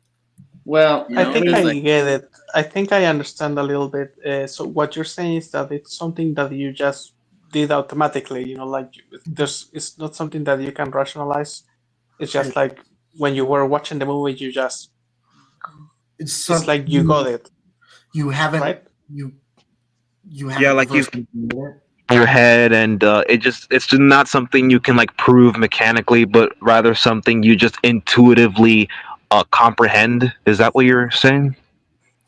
yeah, that's probably the best way to put it. Like, I just got with the I can say I can understand what Wingard was going for, and I'll say this, like, even if it might be like pretentious, maybe the right word, but I was able to assume things from the movie, from what I saw, and then and then it was confirmed to me when the novel came out, and I was hearing people say this. Oh, this is the reason why this is happening. I was like, oh yeah, I assume that's what So you the were reason was, and able like it was in the you novel. were able to put Yeah, it's not pretentious if you genuinely believe it. So don't worry, you're good. Well, so I you would were say that able like so you're able to infer what happened based on what the film was doing, and that's what made Yeah. it work for you. Okay. Yes. well, Okay. I would say that 'cause- like overall, like the easiest answer is that Vic, because you are invested in this film, you are able to infer the most logical to you series of events, and therefore those logical events are also the most satisfying to you emotionally, and as a result you're able to connect with this film on that level because of those factors. Mm-hmm. Exactly. Yeah. And because like I think this it ties interestingly into this right here. Where was it? So if the emotions are unearned, does that mean the viewer who feels emotions are wrong and have to be corrected? I do not We will get to no, that. no, wait, no. I'll say this is that I don't believe that is the case. I think that people can get emotional reactions from anything based on other extenuating circumstances. However, Yeah. the issue then lies in when people want to discuss a film, and oftentimes quality comes into play. And if someone who enjoys the film, oftentimes hearing someone say that the film isn't good for this, that, or whatever reason, there is an emotional response that occurs due to that. And therefore, the need to defend becomes a extremely emotionally invested topic. Because if you were able to gain joy from this, but what you gained joy from was bad, then to people in most cases it means that there is something bad about you if you can enjoy something that isn't good, which isn't the case. Like there's plenty of reasons why people will like something for one reason or another, whether it is good or bad. Like quality does not necessarily equal enjoyment. I will say, like, there is a the reason answer that Vic provided. mentality exists. Yeah, the answer you provided, Vic. I'm gonna be honest with you. Personally, I think it's both satisfying and unsatisfying. It's satisfying because I think I understand your position and where you come from. Personally, I find it like subjectively unsatisfying, mainly because I don't think that way, and I think that if you want to be a writer, I would want to, think beyond. You know what I mean? This sounds like so high and mighty. I swear to God, it sounds so high and mighty. But I would want to like think beyond just that point. Just go further, like because for not Matt God, for Godmorg, I'm thinking. I was the novel I'm writing. I'm currently stuck in the second chapter. And right now the sequence of events in that chapter is logical. but it's boring. So I'm struggling to make it both logical and fun for the reader to read, so that it's not a slog. And that's the struggle I have to go through for writing Godmorg.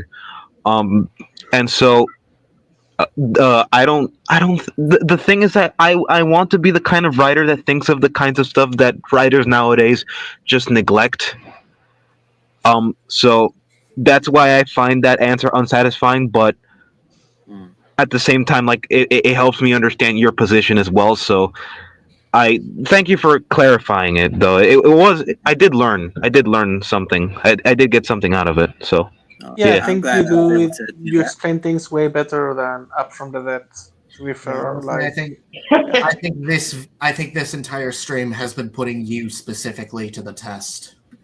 Mm. Well, I also think that like overall, Vic's just more honest in terms of the fact that like you just straight up say in certain cases like you don't know the reason, but instead of being like there's no reason and I don't care, it's just sort of like I have my reasons. They all logically make sense, but I'm able to intuit things in a way that is satisfying. So it's not trying to like half bake a objective like defense, but more rather a logical analysis in terms of like why you are able to intuit and enjoy things the way that they are It's in the not. film. Mm. It's not ignoring the problem. It's explaining why you don't understand the problem. Understand the problem. There you go. Yeah. Yeah. Also, Yeah. are you guys happy that we didn't even make it to 15 minutes and we're 4 hours in? I mean, it was worth it. You know, It like, was. I think I that was. this It is worth it, It's- and I think that this actually, because we were able to get so much time out of this, I do definitely want to do a GXK rewrite stream because I was planning originally to have it be a 2014 rewrite stream first, but I think a GXK rewrite stream would sound even better. Yeah, in my opinion. that would So- be even more fun. Honestly. So that's going to be fun since we all have such very strong points about this film. Yeah. Mm. But let's keep going. Oh, I man, think this what's has it been- called? this We has been a will, moment. unless it's exceptionally egregious, we will try to get all the way. We will get all the way to the end. I think Okay. the final I think- point we're gonna have a lot to talk about because at least I specifically have stuff to say about. Oh Um, yeah, no. The last um, point I know is going to probably give us another hour. But what I do Yeah. want to say is that the next 10 more hours, if I am debating whether I am thinking about maybe doing a 24-hour stream for Zimcast 99. So 10 more hours, that may maybe I will take it under consideration. You want to rewatch both Gramuglia videos that day of? Go. To see, it wasn't even like a no. It was more like a no. The indignation there. But let's keep going, God. gentlemen. Moreover, what maximizes the script's efficiency is the very small cast of characters. There are only 4 principal human cast members in this film: Eileen, Gia, Bernie, and Trapper. This is a massive reduction from the previous films in the Monsterverse, particularly King of the Monsters, which, while a film I enjoy very much, does suffer from a cast so large that it feels like everyone gets overshadowed and no one gets much to do. GXK doesn't have this problem, because since there are only 4 characters, we spend more time with them, even though less time is collectively spent on the human cast overall. It's quality over quantity, basically. And while I would never argue that the quality of the human storyline here is anything amazing, in a film that's primary focus is monster spectacle, it's more than serviceable, especially the Eileen-Gia storyline, which I think doesn't get enough credit. Their mother-daughter relationship is the human heart of the film, with Eileen trying to help her adopted daughter find her place in the modern world, a world she doesn't fit in with. Later, as they discover that the Iwi civilization still exists in the Hollow Earth, she is forced to confront the idea that she may have to give her up to do so. Meanwhile, Gia, after being orphaned for so long, finally finds her true home, her true people, and her true purpose, in a storyline that parallels very nicely with Kong's. Together, the two explore Hollow Earth and discover that they are not alone. Again, none of this is especially astonishing screenwriting, but just enough work is put in throughout the film so as to pull at your heartstrings at the very end, just a little. I felt a little something with their relationship, which is more than I ever did with the Brodies in Godzilla 2014 or the Russells in King of the Monsters. This is what I mean by this movie being efficient. Despite devoting less screen time to the familial drama of Eileen and Gia, it registers more on an emotional level. GXK is the perfect example of the idea that more screen time doesn't equal better or more compelling. When screenwriting, pacing, and performances all synergize, you can accomplish a lot with very little screen time, and I think GXK does exactly this. Bernie and Trapper don't have as much going on, obviously, but that's okay, as they exist to bring a comedic touch to the film, and unlike the attempts at comedy in the other entries in the Monsterverse, which varied from okay to lame to outright cringe, Ghidorah. Shut the Here, the comedy is much better, mostly because of the chemistry between these two. Their dynamic is very simple. Trapper brings the chill, Bernie brings the tension, and the comedy comes from the interaction of these polar opposite temperaments. It's, once again, a classic dynamic that, just like the rest of the human element here, is nothing noteworthy, but gets the job done. Dan Stevens, in particular, is a standout, giving Trapper a corny but cool vibe that stands in contrast to the larger-than-life things going on. You get the sense that he's just happy to be here among the monster mayhem, just like we are, making him kind of an audience surrogate. Bernie is also much less annoying than he was in GBK, where his antics neared Michael Bay levels at times, and even he is given a mini-arc, wanting to explore and record the Hollow Earth to prove his naysayers wrong, and to which Trapper rightly points out is unnecessary. By the end of the film, there's a bit of a bromance going on between these two, and you know what? I'm here for it. All this is to say that I liked the human cast here in a way I hadn't in previous MonsterVerse films. I liked that how, in service of the film's primary goal of keeping things simple, the interpersonal drama has been stripped away in favor of the bare essentials and deft yet broad comedy bits. And when you combine this with the massive amounts of spectacle that, as I pointed out, also has some emotional stuff going on, you've got quite the entertaining movie on your hands, one that respects your time and your intelligence. Oh, you don't agree? Let me explain. Okay, before we go anywhere, we'll have to talk about this. Yeah. Okay, before we go anywhere, let me just say he mentioned something. He used like an example from Kong Skull Island as like comedy that doesn't quite work and all that. Like that little scene where the one guy is all where you got like Shia Wiggum, kind of like eating some food after the whole thing. Their encounter with Kong and the other guy, the pilot. He's all like, you really this isn't phasing you at all, dude. That we just got taken down by a giant gorilla. He's all like, yeah, it's a really weird thing. I mean, we just did the best we could with the situation. That's like an underrated bit of comedy in that film that most people don't really even talk about. But I really like that. Not only that, but if you're like an extremely depressed person, I feel like this is something that you would just naturally say. I feel like that's just something that if someone like him would say, especially how the dialogue it's given. Given the dialogue, given the situation he's in, given the type of character he is, all of that makes sense. Like there's the small details from his character design to his mannerisms and like his mannerisms in terms of what he says, as well as who he says things to, make that scene so worthwhile to me. I think it's like stoic.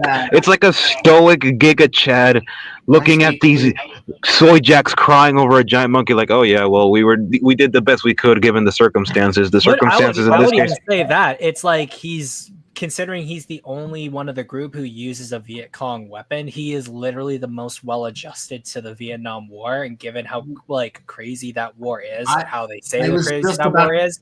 I was just about to sure say we dropped napalm from the skies. Now there's a giant monkey. Sure, whatever. I'll take it. As well as the what's it called? The kid that he's like, and not to mention that like the guy who's like really freaking out is the one he kind of treats with like the most sort of like seniority too, as like a somewhat surrogate father-son type of dynamic, or like an old like someone of higher rank to a lower rank person who's like not been there as long.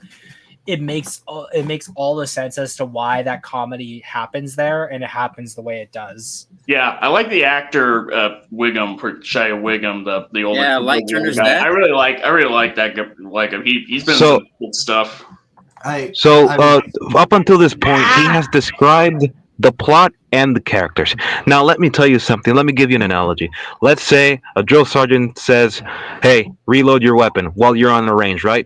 You are in a hurry. So what you do, you jam the bullets without any consideration as to how they fill up, how the bullets are being filled in the ammo box, right? I forgot I'm gonna get so much flack for this. But anyway, you jam them in, right? And you start firing. Now, you got the job done, right? But they're all sloppy. So not only do you have less bullets than what you would have had if you just meticulously made sure that the bullets all slotted incorrectly, now the gun's jammed because you didn't put the bullets in correctly. Is that efficiency or is that just laziness? Lazy. Correct. Like a black. Can I speak now, please?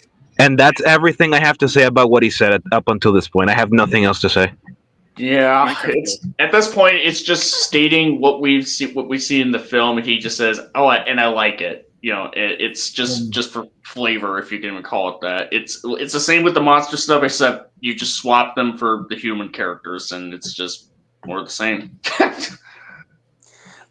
All I want to say is, you first. Finally, Yeah, circling back to Skull Island in commentary, I think Kong Skull Island as a whole generally has the most overlooked comedy overall, not just that bit, but you also have a lot of Hank Marlowe's mannerisms and a lot of the comedy. It's not just that one bit, but the comedy as a whole makes sense given the circumstances of this was right after the Vietnam War. A lot of these people are pretty much unfazed by some of this stuff and are only now being fazed by something that they don't even understand. Cotham's comedy, despite a lot of its timing problems, makes sense in context because Rick is portrayed as a bit more of a laid-back character, someone who is pretty much used to everything that he's seen. Sam Coleman is shown to be incredibly awkward and like he's very noticeably one of the newest members on the crew, for lack of a better term. And yeah, that's kind of I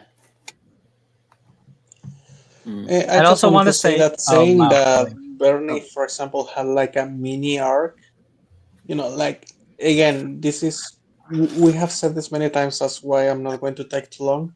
He went from from wanting to prove something, to B, someone telling him he doesn't need to prove anything, and an arc. The way like by the word arc, you will infer that there's at least 3 points. Like you have the beginning, the middle, and then the end. Yeah. This Yeah. was going from A to B. Okay, so there's not even. I Like, want to ask him. Yeah, I want to ask up from the depths, like, what he thinks about this kind of comment, and I can imagine him saying, well, I did say that it was simple and not, super noteworthy. Okay, so what is the point of praising it then? What's so praiseworthy about something that you yourself admit to be extremely simplistic? Exactly. And let me That's break what I've down. been trying to say. And let me break down sort of like the thing. It's like, okay, Bernie, spend most of the movie just kind of like, oh my God, I'm going to the Hollow Earth. This is going to go great for my podcast. And then he has one conversation with Trapper, like while Bernie is like doing this recording of the weird gravitytisms when they're carrying rocks around. And Trappers are like, yeah, it's like, you really think that's a good idea? And they just have a little chat. And then Bernie just does like a whole 180. Like it'd be one thing if we just like saw like a progression of that to where it'd just be like, like, hey, this will look good for my podcast. Well, I mean, I'm still tempted. I'm kind of iffy, 50-50 on it, especially given how serious things are kind of getting right now with the Scar King thing. And then he sees like how the the Iwi people are like living their lives essentially. And Trappers are like, yeah, you really it has. And then he has the talk with Trapper. It's like just tweaks in the writing, not even like huge significant changes to the structure of the plot, just some tweaks here and there. It's not it's not much to ask for.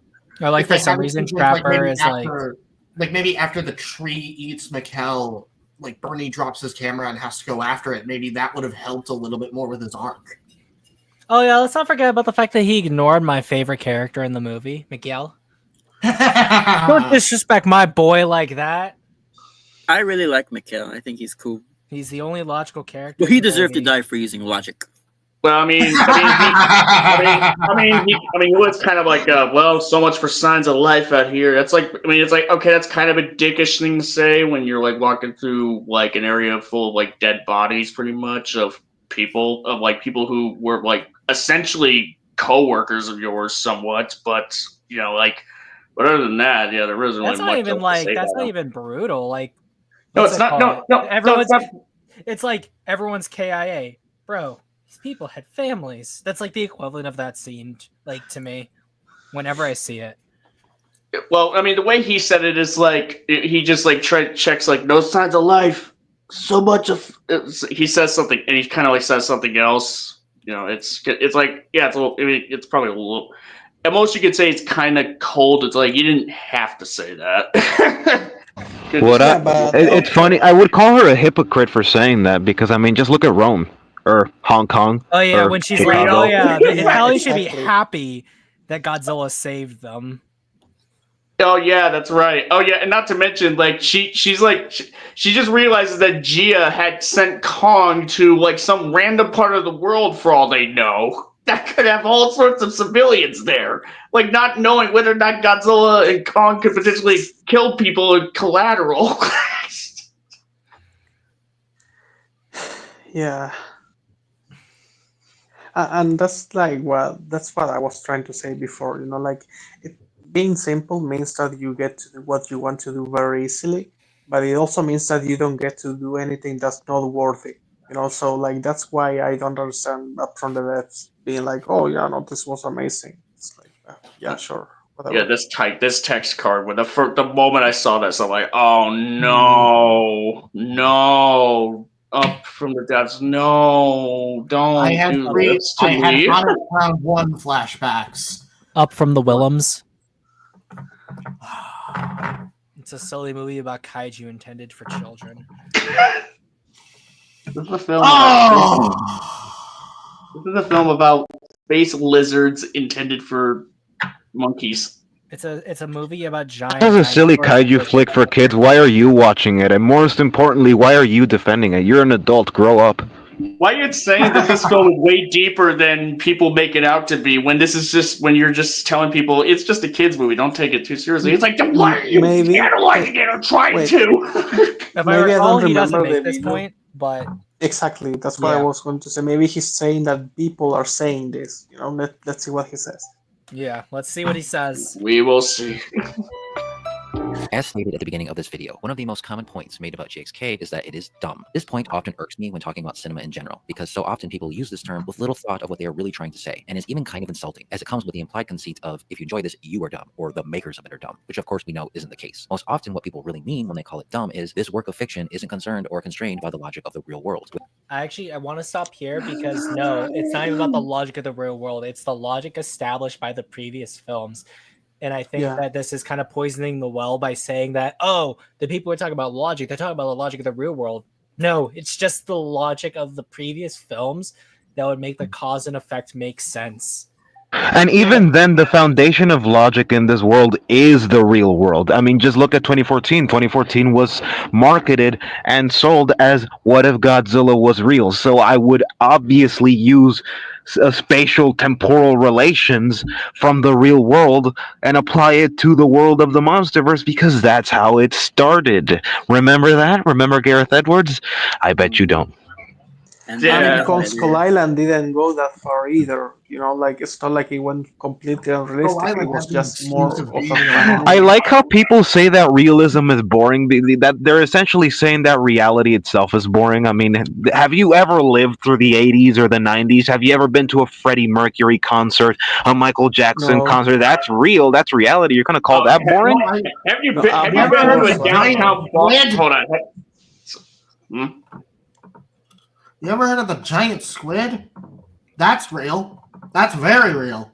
Have you ever been to a downtown bar, hit the bars downtown like I have, like in late nights? I mean, oh yeah, that's boring. Uh-huh. Yeah. I like how everyone's silent after I just said that. No, it just gives me. It just makes me want to drink. It makes me want to go in a corner with my phone and not talk to anyone, and then regret it. Like makes me want to find after I'm makes me back want to home. find an old giant squid documentary. Seriously, I've been Like looking the go find some whole- bitches. I don't know. Like, I'm sorry. It makes me want to beat my wife.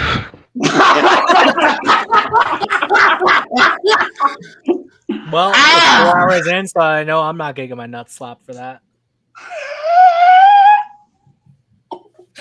But yeah, the whole idea of saying, well, it's not adhering to the real world. No, maybe why doesn't it just adhere to its own rules? And its own universe? Just adhere to the rules of the world that the previous film set up. Just adhere to those. Like, that's a start. I don't know. Like, It's not hard. It's not hard. Film. And also, like, to be fair, like, this is probably the movie that made the most toys.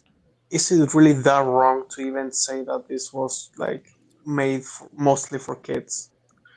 Like, I'm not even saying it in an insulting way. Like, I don't really care. Like, They I'm showed just several stating a fact. decapitated monster heads and limbs in this film, but oh yeah, it's for kids. It's Yeah, makes sense. it's monster heads and green Yep. blood, so therefore it is fine according to. Well, Tiamat's blood is red, so fuck you. It's for Yeah, kids. but like, for example, It's for kids Jurassic in the Park most toys- cynical way possible, in the most cynical capitalistic way possible. In the most cynical capitalistic way possible. God damn it! It is for kids. Possible. Yeah, no, but like, for example, when I was a little kid, I love this shit. Like, I was watching Alien when I was 5. Like, I understand that maybe I was weird and that's why I ended up this way. You know, like a dog with a gas tank. But, like, besides that, like, I just don't see what's so wrong about, So that's because your parents were a kid giga-chads and you didn't give a fuck. I just don't see what's so wrong with a kid watching, like a CGI monster getting decapitated. Maybe I would be a bad parent, like, or I don't know, but like the toys that kids get are if also. I Oh, showed yeah, my that's kids right, seeing the that with toys. fear, and I wouldn't bat an eye. Dude, Lannard, even recent years, Lannard, that's like a toy line for kids based on these R-rated Alien and Predator movies. Like, Jesus. Exactly. This is I still do think common, that, or at least fairly common. yeah. So like I do think that this is, at least from the producer standpoint or the franchise, like this is more for kids than minus one. Like minus one, of course, has themes that are mature. It has the historic context that you need to understand. This has no logic based on the real world. This movie, it has no logic based on itself. It has no themes. It's all action. It's colorful. It's supposed to sell toys. So it has all the stuff that makes a movie for kids. Like, I'm just saying, the Yeah. only thing it doesn't have is a good moral. It doesn't have morals.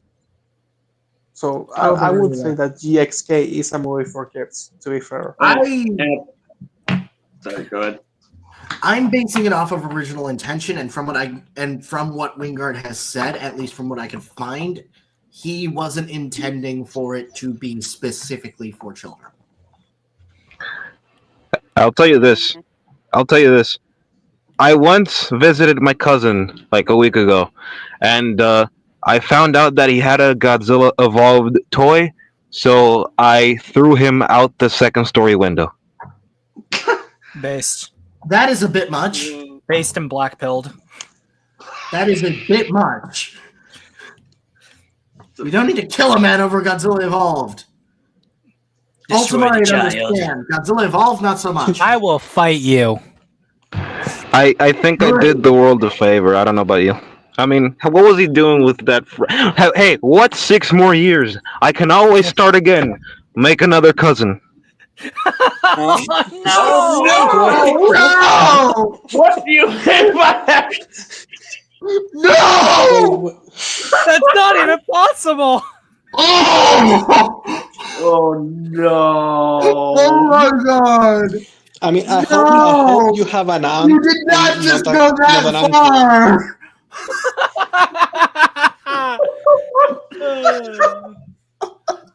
This is some Game of Thrones shit we're dealing with Nah, here. I would like to inform you that this is all a joke. This is all satire. I do not mean anything I say. We Now know. we know that Black Oh, likes shit. Here we go again.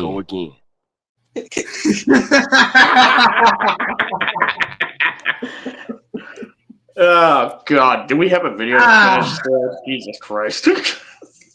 Hey, we got 4 minutes Somebody before we clip hit that. 4 hours and 30. Oh god.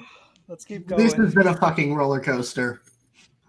Often what people mean when I call it dumb is this work of fiction isn't concerned or constrained by the logic of the real world, which, if you think about for just a little bit, isn't quite accurate. Instead, I would refer to GXK and films like it as silly, which I know is a synonym to dumb, but it has less negative connotations, and for a reason. Silly is how we describe, say, when you and your child are having fun, goofing around, or when friends spend time together without any pretense of seriousness, joking and riffing around with each other, and perhaps getting into some wacky antics. Silliness is more a mindset, the state of mind of being carefree, of temporarily setting aside your worries and being in the moment as you accept the absurdity of life. This is what GXK is. It is a film unconcerned or constrained by the logic of the real world. Its primary goal is to entertain you, and it will break any sense of logic to do so. If you are spending any brain power trying to rationalize any of what's happening outside of the context of the movie, then you are simply viewing the film within the wrong mindset. It'd be like watching Godzilla. Oh, but it's still a good movie, though. But then It's why, still why good, should I actually. invest in this? I need you to pause this here, Zim, because he literally just said that if you are looking for logic in this movie, you are watching the movie wrong. Oh, Like, you're I watching literally- movies like, wrong. You're kind of watching. Why would I ever invest in a cinematic universe if an entry will, on a dime, with viewer permission, essentially? If you genuinely just break think its this own way, logic. no, if you genuinely think this way, you are a blight on criticism. And from the bottom of my heart, fuck you. I found this part very insulting. Yeah, because Explain, you know, Vic. like for people that like the movie for their own reasons, like this basically makes this. How do I say this? Well, I think Sim said it. It was like Poison in the Well or something like one of those. Yeah. One Yeah, of Poison those in the things. Well. Yeah. Okay, yeah. So it assumes that anyone that likes this movie can only defend it in this like really stupid way, and it's like, first of all, you don't need to defend it. If you like it, you like it. Like you don't need to be offended.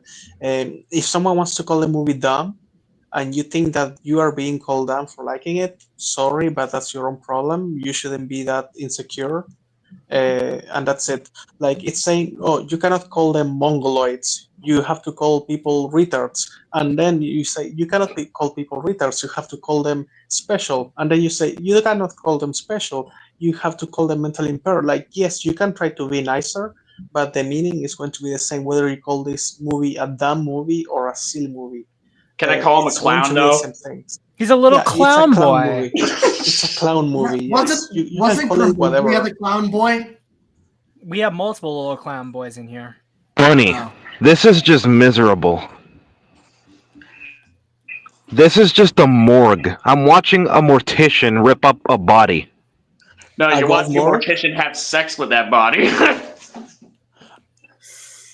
Zim's only after hours, guys. Well, no. He's Mortician take the intestines of a human body, using rats to eat the intestines, and then jack off over it. Also, how the hell is, Is Lau that being a challenge? bad-faced? Are you challenging me? Are you challenging me?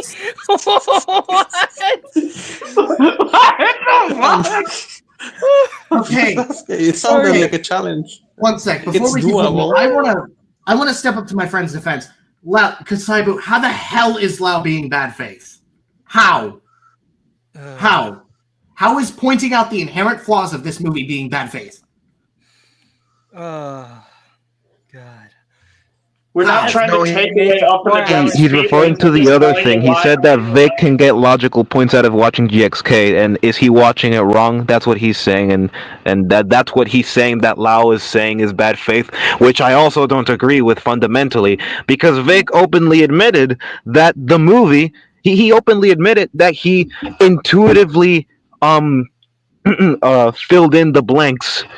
And he watches the movies that way, and that's how he interpreted it. And he even admitted that the movie does have flaws, but that the flaws don't necessarily affect him. So in that case, Vic is more honest and by proxy more respectable than this fucking lard bucket. That's true. this But video also he is just doing. explained what he was trying to say. So he said that you cannot defend this movie. I mean, it has so many. Maybe if I said that, I mean, of course, I'm technically wrong. You can always defend it. The thing is, there is so much wrong with this movie that if you want to defend that it's a good movie, I feel like that's basically impossible. Sorry, there's too many plot holes. It is going to be an uphill battle. It is going to be a massive uphill battle and a very and you're going to lose it. You're going to lose it because it has too many plot points.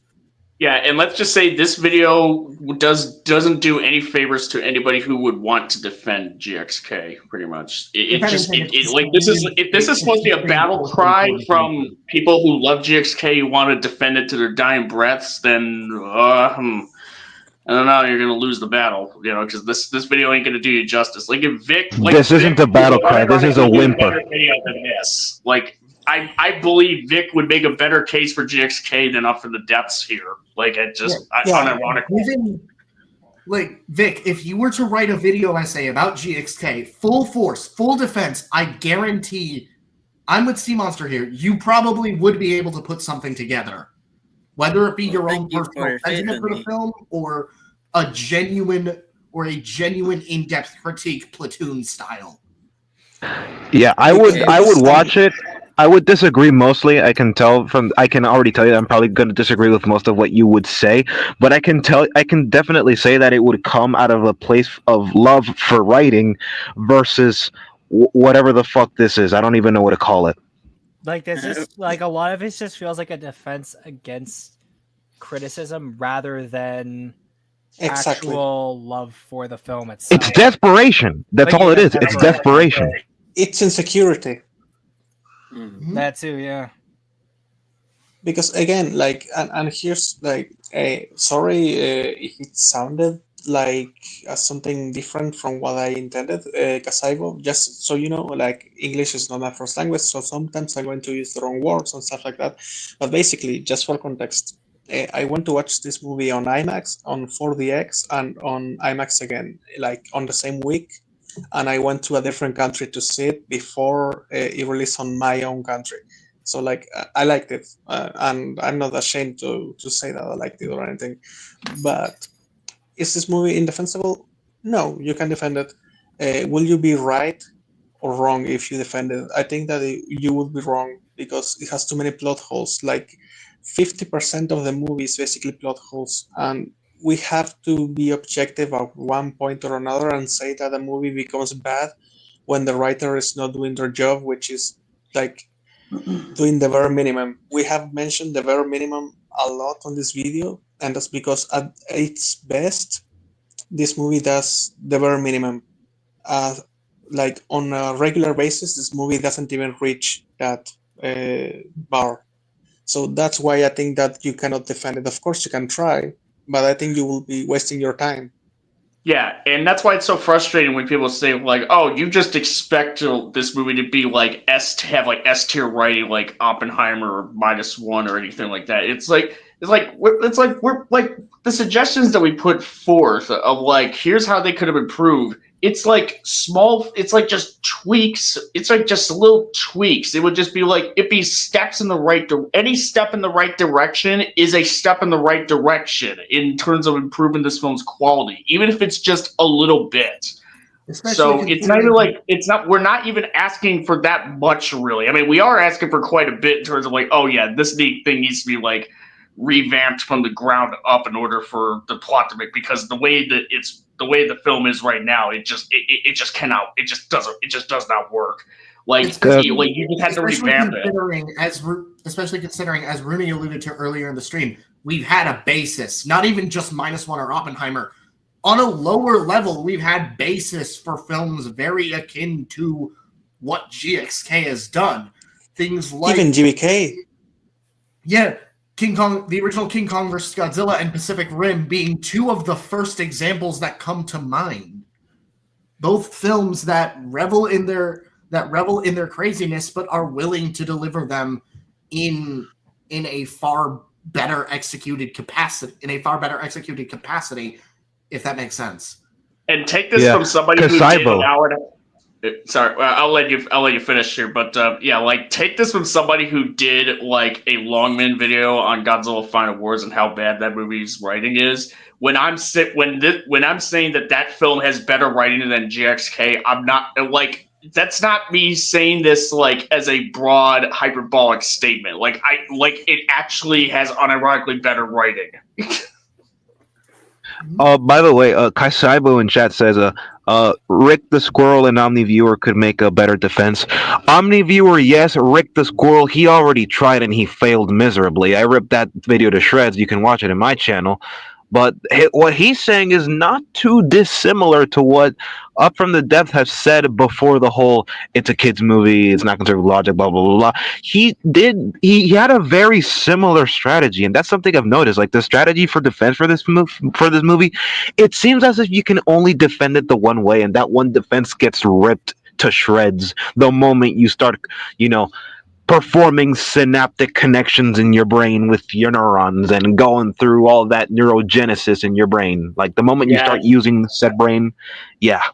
Yeah, with all due respect to OmniViewer, and I have a lot of respect for him. Like he does put better defenses for GXK, but but even then, he's I've heard him say like, it's escapism, pretty much. It's that's such a broad sort of term.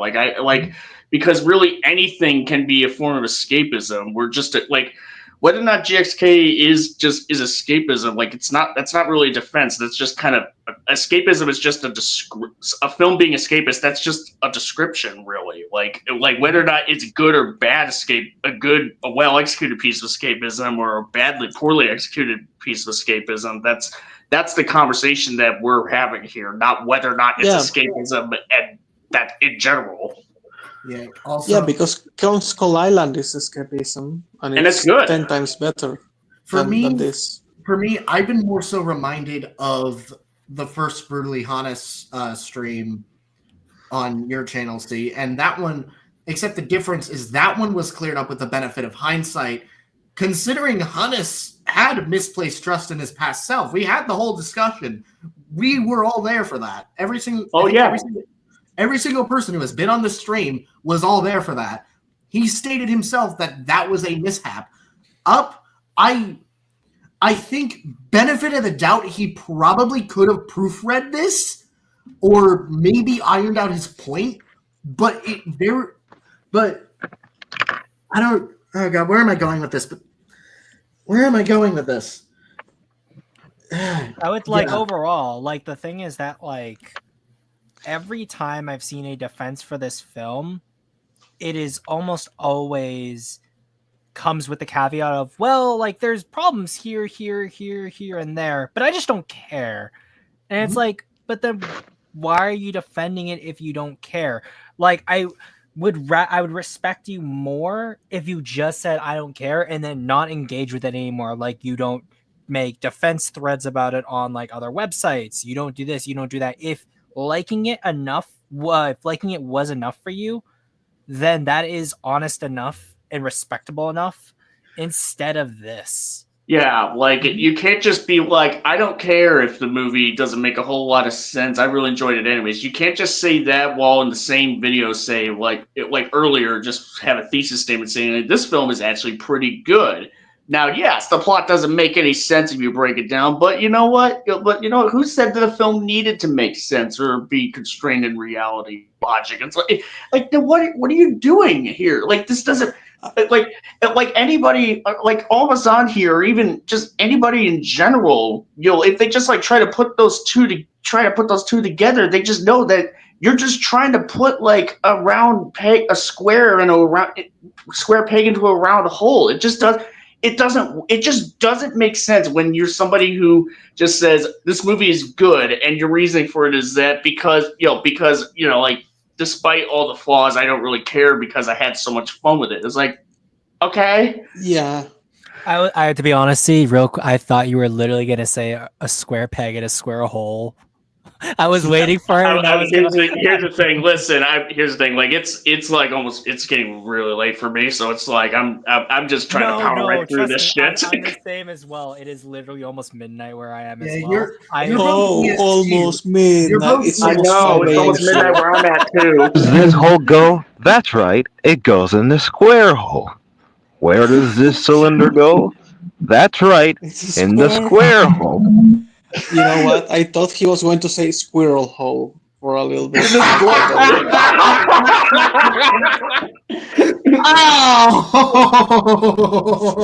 Fun fact, spoilers for the future of Invincible. Invincible's daughter has that exact problem with her boyfriend. I'm not going to go into specificities.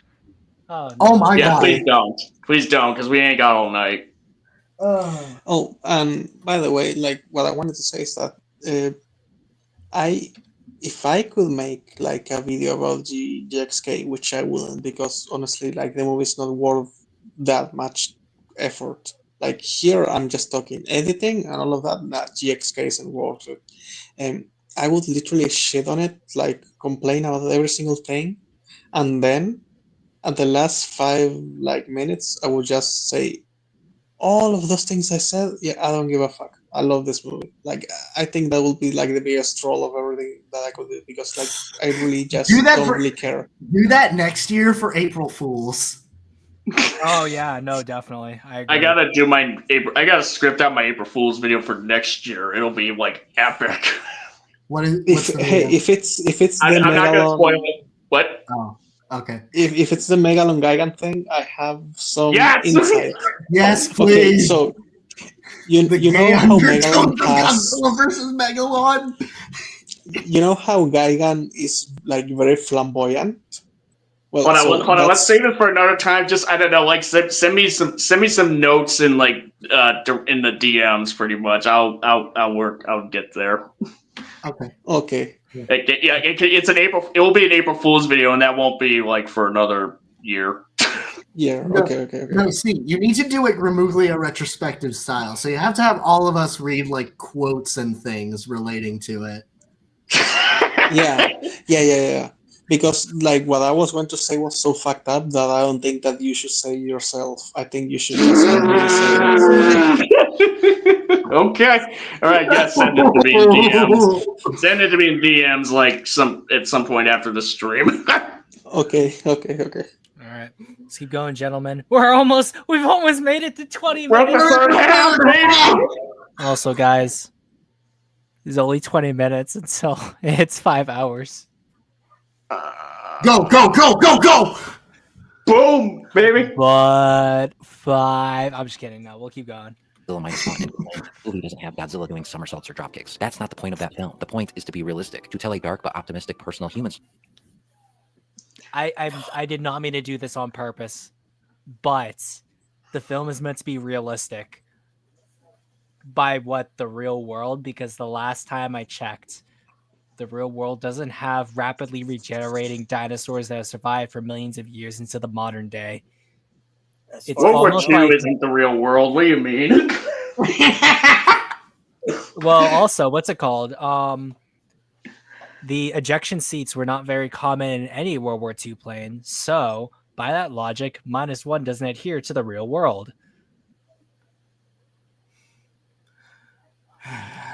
Or what's it called? Based on the fact that Shikishima is screaming with his mouth open and black rain is coming down, he should have died because of the radiation poisoning.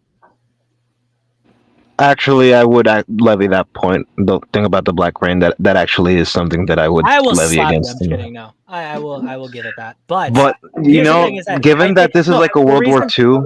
The reason why I'll say that he doesn't mean it's supposed to be grim is because he does say it's supposed to be realistic and serious. We'll just go back real quick. Godzilla doing somersaults or dropkicks. That's not the point of that film. The point is to be realistic, to tell a dark but optimistic personal. He says dark, which would be a substitute for grim. So he is using realistic as a substitute for grim. Dark and optimistic. Given that this is like a World War II movie, I could be making a joke here that could get Zim nuked, but I'm not going to say nothing. But it's related to fiction. Don't do it. Kuru almost did that a couple streams ago. We're not doing it again.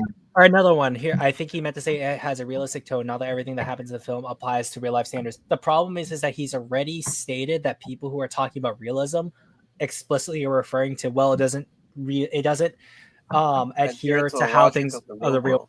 Thank you, Vic. So therefore, I'm taking when he says realistic to also mean when he was using realistic in that context there. It is never qualified in any other way. So I am taking him at his own word, and as a result, he fails in that aspect. And why I think that first example is a poisoning of the well. human story with Godzilla as a metaphor. GXK is an inherently silly film down to its core, and it knows this, it embraces this, which should be nothing new to Godzilla fans or fans of giant monster movies. It is, more than any other recent film in the franchise, a modern-day, big-budget Showa-era Godzilla film. Like some of the goofier entries of that era, it's got a small cast of human characters running around in a jungle setting, ancient monster-worshipping natives, inexplicable technology, Hawaiian Hey, the Hawaiian shirts are nice. So. Before you kill him, Zim, he specified that he meant late Showa. But he's saying, but right here, his little factoid is the show. Or at least, no, sorry, not late Showa. I think it was in one of the comments because I was talking about this with some people. He specified that he meant Jun Fukuda's Showa movies.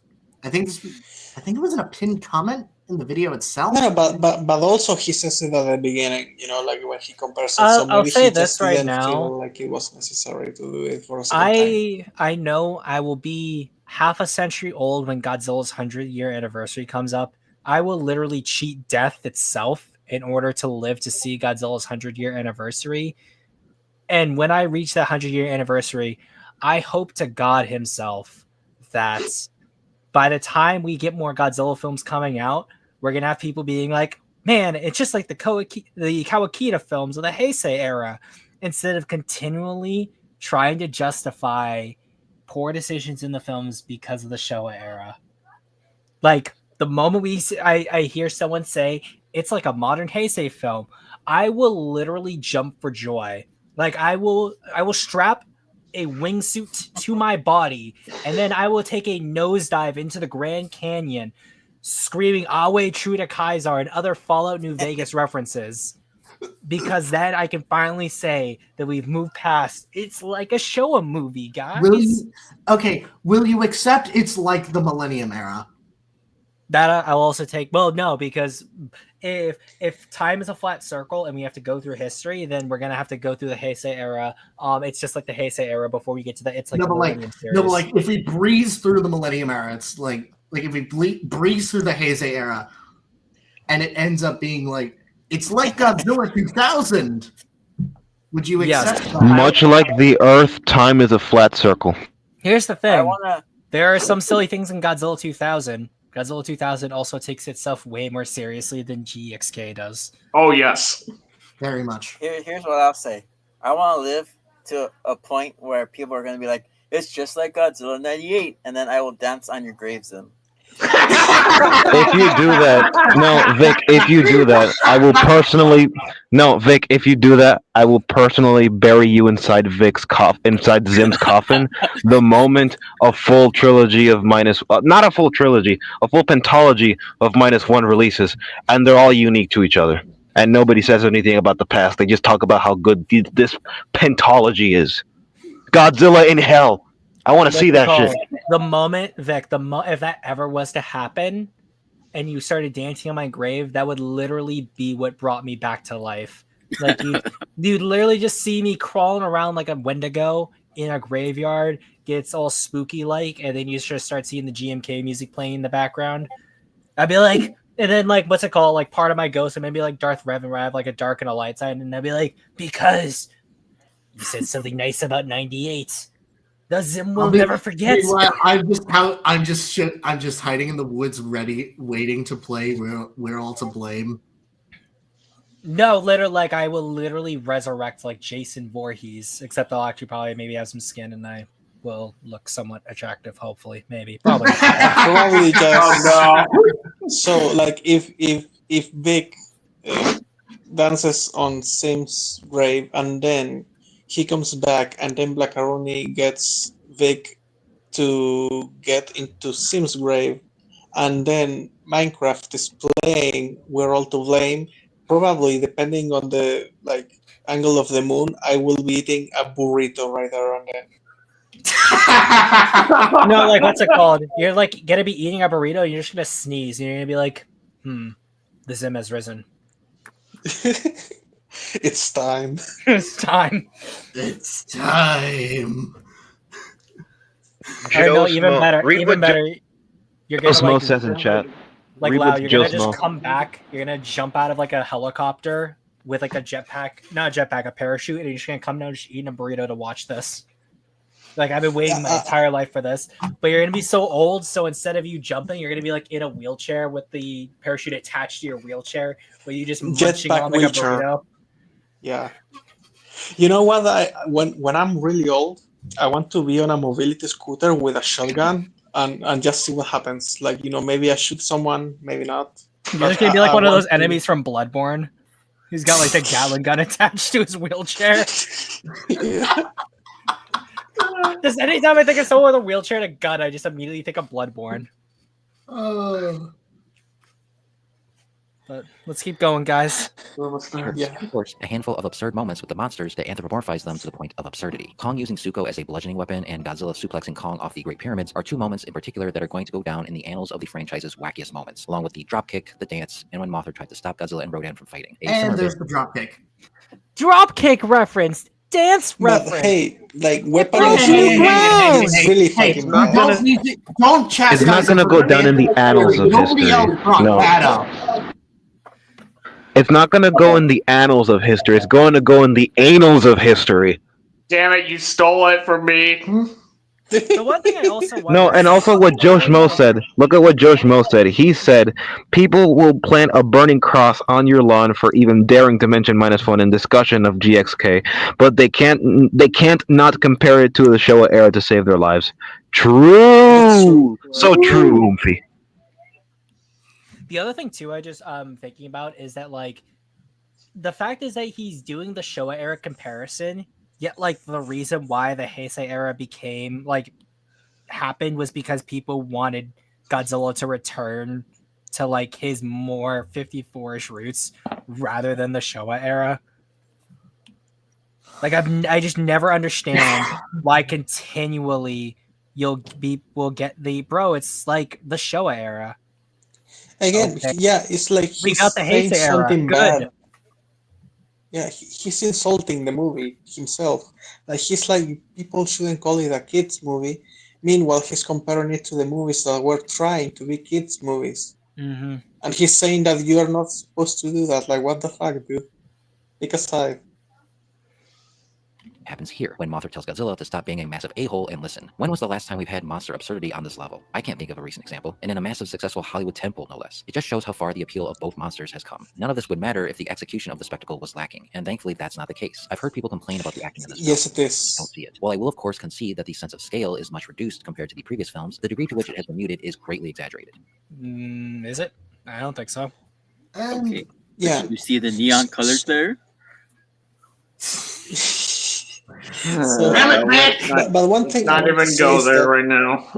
like, scale to me it's not important if you are in the world of the monsters, because of course they're not going to still be huge like compared to everything else.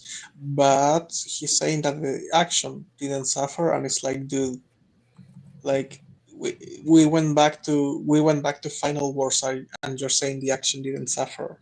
Like, how? Mm-hmm. 3 out of 5 of the fight sequences in this movie are cut short. Yep. Yeah, we went over this. We had that actually. entire discussion early on in the stream. And I would like to add something else. The Scar King fight was also cut short because they wanted to rush Shimo because they were halfway through the movie. But Scar King didn't necessarily lose the fight. He just had one step back, and they decided, okay, and this is the part where Scar King calls Shimo. So even that initial fight with Scar King and Kong was like underwhelming as fuck. Mm-hmm. I mean, at least we agree. got to see how the fight ended. I mean, that's which you can say that. Yeah. Even as the monsters move more quickly amidst the scaled-up environments of the Hollow Earth, you still feel the weights being thrown around, with every punch and every stomp shaking the sound system of wherever you're watching. And besides, the film makes up for this with the sheer creativity of the action scenes, the choreography of which is clear, concise, and confident. Hey! Yes. Who is this we he's talking about? Is the we in this room right now? Like, seriously, this is cheating. I think GXK, with the whole scale thing, I think they're cheating. So what they're doing, right? I mentioned this before. The CGI, right? The scale Sure, I can buy that the scale will have to be sacrificed in a giant world like the Hollow Earth. I also don't think that it's necessarily it needs to be the default. I think that there are ways to make the monster seem humongous in a humongous world like the Hollow Earth where everything is humongous. I think there are ways you could do that with haze. But if you don't want to do it, that's fine. Sure, fine, whatever, cool. Don't then say that the scale is actually. Don't try to defend the scale with the sound system. The sound system enhances the scale. All right, it's an audio visual experience. When there is no audio, when there is no visual part doing the heavy lifting, which in a movie like this they would absolutely need to, then the audio part. When the visual is lacking, then the audio does most of the work. That's why it feels that way. That is But true. it's basically cheating. Yeah, the audio can Yeah. only sell you the size of these things for so much of it until before you just be like they still don't seem that big because visually it's like the film isn't presented to them like they're any bigger than like during the fight between where Kong is fighting One Eye and the other apes and Suko, like that scene, like someone could easily watch that scene out of context and just assume it's just it's like a weird, like one of the Planet of the Apes movies because like they like beyond the sound effects, like if it was like heck, if it was on mute, like you would, and you don't even have the sound effects for reference. It's like you wouldn't even know that they're supposed to be Titans. Mm-hmm. Like they're using like interesting camera angles to continue to display that they are big monsters, even if they are in a bigger environment, will do wonders to help the scale. Not to mention the fact that the Hollow Earth has dozens of plant and animal life that is smaller than the Titans. So there's still they still want there to be like a massive scale, but then for some reason they don't in other places. It's weird. Hmm? My way of just analyzing the whole thing to verify is watch 2014 or Pacific Rim without sound, and then watch GXK and GVK without sound. You will notice the difference. You will notice the drop in quality. Mm-hmm. You didn't. You may not notice it, but your brain did. Clear, concise, and confident. There is no hiding behind darkness and weather effects, which, to be clear, as a means of establishing atmosphere and mood, I have no problem with. That effect works in their respective films, but it's nice to see some daytime action scenes for once. The Egypt scrap between Godzilla and Kong. You mean like KSI? You mean like Pacific Rim 2? Fight that further We're not bringing up that fan film as a positive. Yeah, what are you talking about? See, there never was a Pacific Rim 2. Oh, I thought the Depths did a video on some weird movie called Pacific Rim Uprising. I don't know. No. Pacific Rim Uprising is like when he says "we," like it's a fantasy. Oh, okay, gotcha. That movie never existed. Let's be honest here. Not No, but if you want to constrained have a to good reality. daytime fight example, Gamera 2 actually is right there. Yeah. Where is it? Gamera 2, Advent of Legion. Is it over there or over no, there? the Sendai fight when Legion and Gamera are fighting in front of the helicopter. It's only for true movie fans to experience. You're welcome.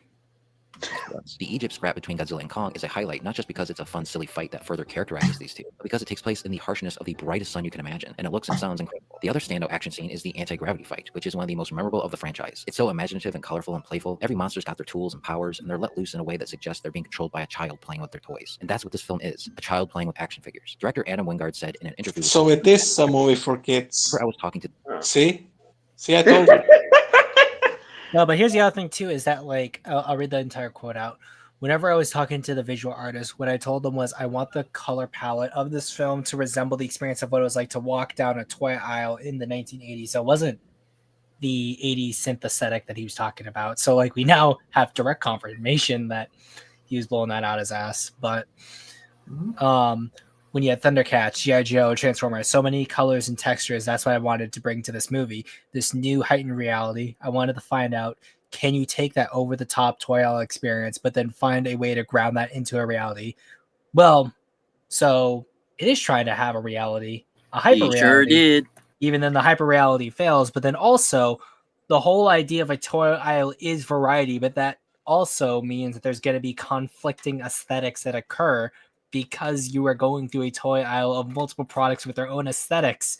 So therefore, the idea of trying to base an aesthetic off of a lack of aesthetics overall creates something that has no visual identity. I would argue that this isn't confirmation for it being a kids movie. Considering I've seen, like, I myself am a full-grown adult, and I've seen other full-grown adults have that same experience. My older brother is that. Like, the more so placating to the nostalgia. It's, in a way, I think it's what it's implying is more so placating to the nostalgia of walking down a toy aisle. Not that, oh God, trying to word it here, but you guys understand where I'm getting at, or I know what you're getting at, but then like the thing is that like Toy aisle in Walmart, and I feel depressed because all I see is Lego Fortnite. there's no more Bionicle. The See, West I has pay- fallen. I pay attention to the Ninjago stuff. That's We actually need still Matoro cool. to come back. Ah, Poor Matoro. yeah. Also, guys, we hit 5 hours. Aren't you happy? Oh, hi! I see Skibbity Toilet memes, and no, I'm not joking. One time I went to a GameStop to get my brother a PS5 controller so we can play Sparking Zero, and there was legit action figures of Skibbity Toilet. I wanted to light that GameStop on fire. Yeah. Don't you just love it? Don't you just I love see the them modern all- hyperreality? Like, it sucks that 50% of everything now is Funko Pops when you go to collectible stores. Hello, darkness, my old friend. I've come to talk about Slop again. We need to write down the full lyrics for that. Like, remix that song. I'm just thinking of that song right now because it's obviously midnight where I'm at, and I'm just like, okay, all right, up from the depth. It's Let's get this 5 shit over a.m. with. It's the 9 East o'clock for Coaster. me. film to resemble the experience of what it was like to walk down a toy aisle in the 1980s when you had the Thundercats, G.I. Joe, and Transformers. So many colors and textures. That's what I wanted to bring to this movie, this new heightened reality. I wanted to find out, can you take that over-the-top toy aisle experience, but then find a way to ground that into a reality? The Hollow Earth is the toy aisle of this film. It is a creative playground, a bastion of imagination, a world where the makers of the film can cast aside reality, play around with the monsters, and make them do cool stuff, which would be entertaining in its own right. But as I explained earlier, since the monsters are well characterized here, these wacky, unworldly fights are guided by character goals. Every monster, some less so than others, has their motivation. And so the action here isn't actually empty. If you care about Godzilla and Kong, you will be invested in these fights. And this is why I roll my eyes when people say they didn't care about anything happening in the movie. Just admit you don't empathize with the monsters. Oh. This film is Pause. Is he? Pause it. How is Hold on. people's fault? So he's telling me that I will care. Like, you will care about Godzilla, Kong, Mothra, and Zuko. And you will enjoy these movies. You And if will you enjoy don't, the plot fuck if you. you like Godzilla. You will. This is like a determined... For the love of God, please get Adam Wingard's AIDS-ridden cock out of your mouth. So he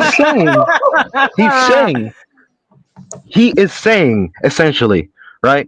So I love that he brings up that quote too, because it says, what if we took that experience of walking down the toilet and ground it in reality? You know, in the movie that's not supposed to be concerned with the rules and logic of reality. Ground in reality. What do you suppose that means up from the depths? Or are you going to just take it out of context and reinterpret it to mean what you want it to mean? Up. Puts Also, the he's gun blaming down the viewer. and actually put the gun down and actually read through your script again. Like, line by line, word by word, letter by letter. And then read over the quote and maybe redraft. Yeah, and don't say redraft so that you avoid saying things like, "Oh, just admit that you just didn't care about the monster action if you didn't care, or if you didn't care about Godzilla and Kong fighting, because you're supposed to care. You will care about this, and if you don't, then just admit that you don't care." It's like why are you saying this? this? You don't need to start gaslighting me. You don't need to start threatening me. All you have to do is defend this fucking movie. I love no, how no. he's telling Here's me the thing. exactly how I should feel as a Godzilla fan. I love that he just becomes an that's because authority. I Charlie. love that No, people generally do this. like, They think that they're an like you're authority in not how a real people ought to fan. feel. That's why. Okay, Because okay, you're Rudy, not a real They fan. act like they're an authority. No, wait. This is my response to that one comment that he made. Have at it. But I do not have time for your candy-ass hero shit. Again, that little clip is paying me dividends now. Also, Rudy, Yeah. I'm just gonna be fully transparent. The irony with that is right there. Let's just on all of us. Yeah. I just realized it's been 4 hours since we even seen that clip of Daredevil stillborn. Yep. But yeah, it's funny how we have, at least for example, like I have tried avoiding, blaming people for liking the movie. Like I'm not doing that. It's just like if you're going to defend it, well, first of all, you're harming yourself because this movie is bad, right? It's dumb. It's bad. That part aside, I'm you not don't blaming need to anyone. You don't need to start threatening people. You don't need to Like, start saying that kind of thing. Like I mean, for me, it's like I don't know. For someone who like is all about like, oh, just accept this, just like that, like saying like, oh, just tell me you didn't care. No, the film did not do a good enough job. It is not on me to do the job that the film is supposed to do, and if the film failed to do that, that is the film's problem, not mine. He's victim blaming. He's victim Don't blaming victim us blame for me, having man. exactly. That's what There he's you doing. go. Don't We are start. almost at the part that's really gonna throw me through a loop. Yeah, I'm ready to speak. Ooh, mama. Alright. Let's keep going. happening in the movie. Just admit you don't empathize with the monsters. This film simply isn't for you, and that's okay. Who this film is for is kids, at least primarily, which I know some. What did I tell you? What did I tell you? This is not even the part that's throwing me off yet, and I'm Do you already. think Jesus wants him? Like Minecraft will be serious, be for real. Do you think I Jesus know, wants him? but He's I'd going rather straight to not hell. be the one to send him to hell myself. I will send him there personally. I know. I'll send him to All that Jesus so he can send it matters- to you so you can go down there. All that matters is This- that I was right, apparently. The whole time, I was right.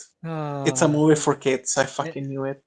This is a film about space lizards intended for monkey children. This I'm is a just like, movie. every about single giant one of monsters. us is having an aneurysm at the moment, and Lau is just sitting in the chair with a villainous smile. No. It's just his face, and then you just hear the Evil Morty theme just playing in the background as he's. No, I'm like. Look at the Nico image he's Pablo using. Bocado. Look at the image he's using. He's portraying himself as a child. So if you are a child and you are the target audience, why the fuck should anyone listen to you? Go play with toys. Go be a stupid idiot child elsewhere. Eat a crayon. Eat the red one. You know you want the red one. That one tastes better. Don't worry, Wolverines, we saved you the blue one. You were the one to eat the red one? I ate the yellow one. No. So like Yeah, I like it's like when orange you're because saying- it tastes good. Yeah, it's baffling that he said that it, like, again, we're going back to the thesis statement. He said that the film is actually pretty good, and he has defenses for the film that even most ardent defenders of GXK haven't even considered. When it's like, Which is a lie. where is it? Where are the defenses that the most? I'm pretty sure all the ardent defenders of GXK. Hold on, wait. I'm sure all the ardent defenders of GXK have used these exact defenses that you're using in this video. You're not breaking any new. This isn't. You can't even say it broke new ground in this instance not even as a meme, because there is no ground being broken here. Aww. Every single he did thing victim of blame. fence has been transparent, broken, cracked, or non-existent to begin with. Exactly. But it broke new ground. No, Zim. I'm sorry. I'm sorry, Zim. I know. I know. Sorry to disappoint, dude. I know. I just stopped talking. I just start saying it broke new ground is all I say now. It broke new ground. Yeah, it reached a new low. That's what it did. This might be worse than Slop, actually. This is just, wow, this video is a fucking, I mean, I guess it's mainly just these last few minutes that really tank this thing. I mean, like, it goes from pretty damn bad to, like, holy shit. This is like, wait, there's more. yeah, and there's more. Here we go. Fans will push back against because it makes them feel insecure that they enjoy a franchise about a giant radioactive dinosaur and a giant ape. But this doesn't mean it's only for kids. To quote Adam Wingard again, if you're an adult, hopefully the movie makes you feel like a kid. If you're a kid, hopefully it makes you feel like an adult. That makes no sense. What? Also, How? Yeah, no I would goddamn sense. continually love the fact that people are like, bro, you're just insecure about a series about a radioactive dinosaur. Yeah, the only reason why this series about a radioactive dinosaur would be around so that you could say, man, you're insecure about liking radioactive dinosaur is because they took it seriously and had something they actually wanted to say about it. Again, Also, if I felt insecure about it, Have at it. But I do not have time for your candy-ass hero shit. Wipe that disgusting grin off your face. Sir, yes, sir. One of these fucking times, sweetheart. Sir, I'm trying, sir. Private power, I'm going to give you 3 seconds. I'm going to give you 3 Exactly, seconds. 3 fucking Wipe that stupid looking grin off your face. Or I will gouge out your eyeballs and skull fuck you. You gnome fuck. Just Wow! You leveled the bastard! Pull all the stomps in this motherfucker. I really did. Leveled the bastard! If there's one thing that upsets me more, it's when other fans will be like, bro, you're so insecure about this series. Yes, I am very insecure about a series that only got off the ground because it took itself seriously, and you literally only exist in this fandom because you want to post-ironically look at it and love it because you cannot like something unironically. Yeah, and this film series took that when it did take itself seriously, it won a fucking Oscar. The one of the times where it took itself seriously, it won a prestigious award at the Oscars. I mean, I don't put that much stuff in the Oscars, but seriously. Let's be Godzilla winning Oscars, I think, has been a thing for a while in Japan. In the West, no. There's only one. Only the one. And it was a serious movie. It ain't GXK, that's for goddamn sure. Granted, it wasn't for any writing category, but still, I'll take that. But still, that's a victory. No, I just love the fact that even though -1 didn't win any writing credits, so many people were like, it should have. It says everything you need to know. How many people were disappointed when they said, raise your hand if you were disappointed that -1 was not nominated at least for Best Foreign Film? I guess there's so many insecure. so many other things that I would have loved to have seen it win. But yeah, no, I'm sorry. People I'm so insecure about this fucking franchise that half of my room is filled with fucking toys. Yeah, dude, I'm shitting myself with insecurity every day. I'm so insecure that Let me tell you how much I've come to hate this video. Let me tell you how much I've come to hate this video since we started streaming. There are exactly 2 million neurons in my brain that are currently withering away. If the word hate was written in between every nanoangstrom, it would not equal 1/1 billionth of the hatred I feel for this video in this micro instant. Okay. That was a reference to I have no mouth and I must scream, by the way. I have to spell it out now. Y'all fucking still screaming 5 hours later. You came at the right time when everybody was having an aneurysm. And it got worse. It got worse. Perfect. This is such an ego stroking video. Disaster. Yeah, it's so. I realized because I actually hadn't thought about this until Monster said it. He said that I have noticed things beyond the commoner's comprehension. Like I this, have noticed things that defenders of this movie have never talked about. And he never did. And now I just realized that he basically just said that to make himself feel smarter. You know, like, oh, I realized a couple of things that no one thought about this because of this movie, right? And it's like he literally only summarized, and then he said, I don't care about anything. Pink dinosaur, go brrr. He you know, never said anything. I literally got to play Super Mario 3D World and watch an hour worth of Fire Force, and this shit is still going. Good. Dude, Let's we keep have going. been on multiple roller coaster rides. Vic specifically has been put to the test at least twice in this Jesus, video. 3 times. Jesus Christ. Exactly. Yeah, let's keep going, guys. We're almost there. We only have 2 minutes left. 2 minutes You've and got 10 to be seconds. shitting me. We literally only have 2 minutes and 10 seconds left. That's all.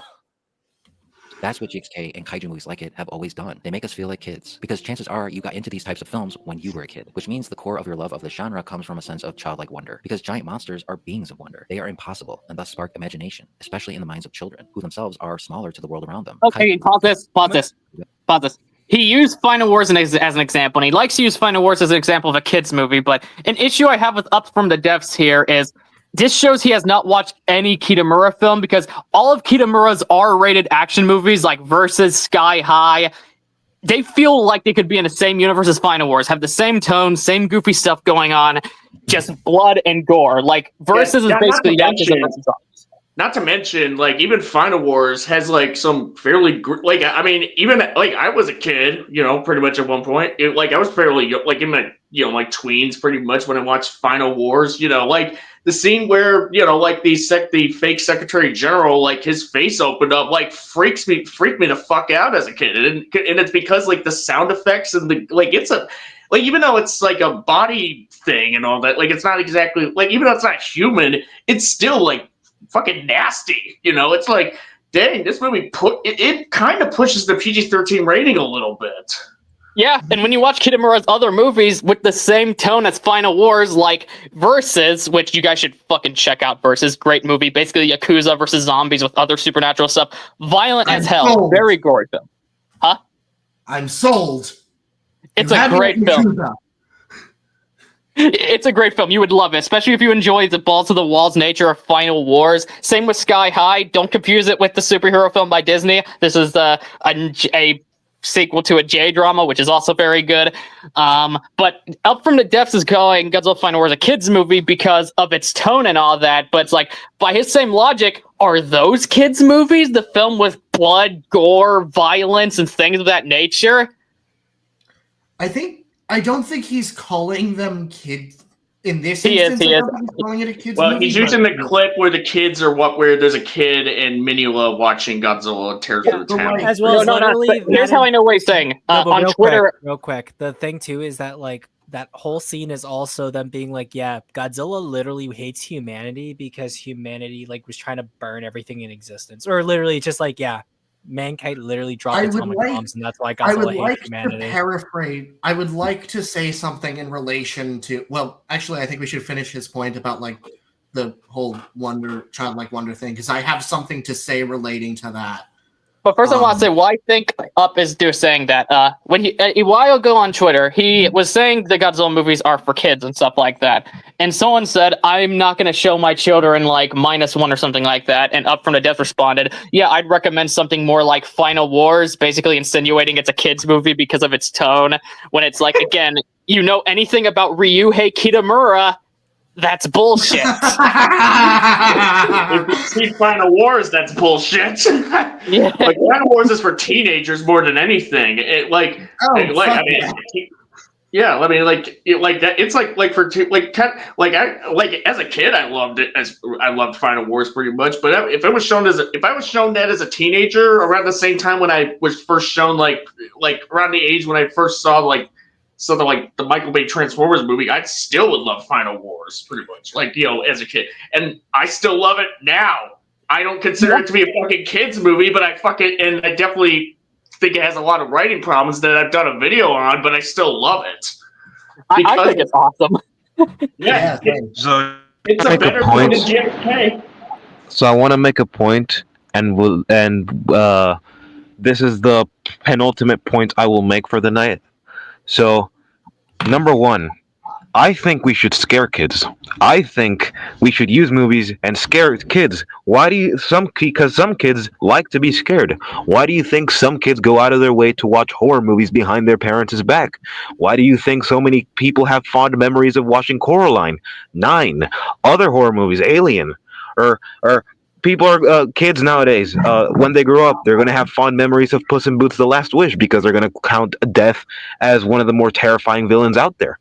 There are villains in Teen Titans Go. Hold on, there are villains in Teen Titans Go and Spectacular Spider-Man and Justice League and Batman the animated series, and the Batman that are going to be considered terrifying years later when the kids that grew up watching those shows end up growing up into adults. So why should we not expose these kinds of dark themes to kids so that they learn early and treat them like not necessarily like adults, but not insult their intelligence by talking down to them. And another thing is that if the appeal of these movies is that, oh, you get to feel like a kid again, and that's the only merit that you can derive from it, and that is the only thing that is ever needed from the Monsterverse from here on out, I suggest, instead of wanting to go back to being a kid, I suggest you grow the fuck up. Yeah, I mean, just show a kid Spider-Man, like any of the Raimi Spider-Man films, including Spider-Man 2, and I promise you, like after the Doc Ock hospital scene, they'll be a different person. I will say, Well, grow like a one of my mustache. fondest childhood memories, and this does relate to Kaiju, was watching Cloverfield for the first time. I will say, Rick, terrified of that movie as a kid. And it's a good movie today. It's good. I liked it as a kid, but I first saw it, I think when I was like towards the middle round of 4th grade. It was like the summer between 3rd and 4th grade, actually. Dude, Cloverfield's even more hardcore than Final Wars in terms of that. Like, I mean, people exploding. Jesus. Fuck yeah.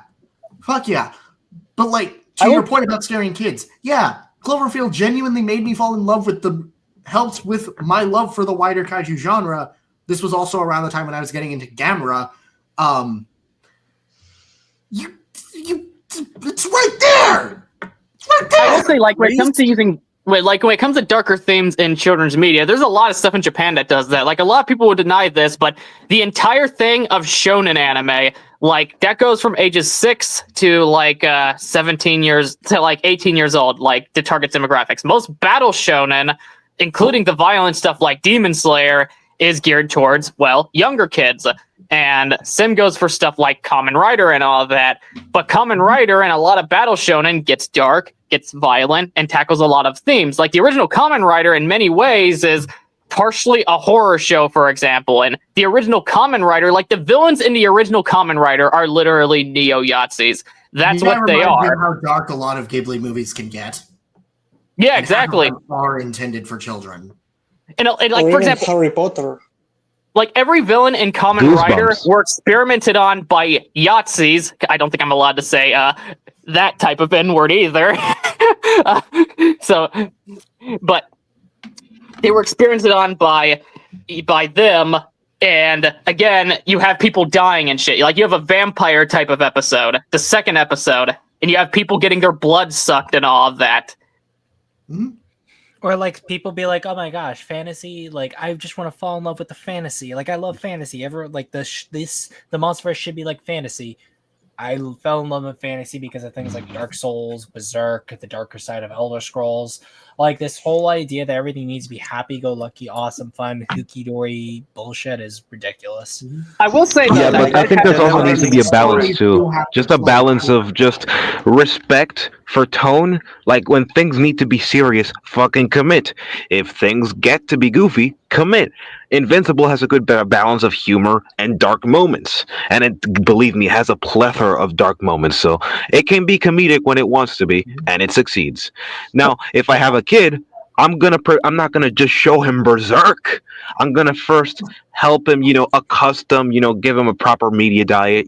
I'll show him Bone. I'll help him read Bone because it's basically just Berserk for kids. And then when he gets older, I'll let him read Berserk. I remember Berserk. I like- got into Berserk really early. I will say, I think this lighter-hearted stuff does have its place. Like, for example, like I know it's a video game, but I think this applies to all things. Like the Mario games, like Super Mario 3D World.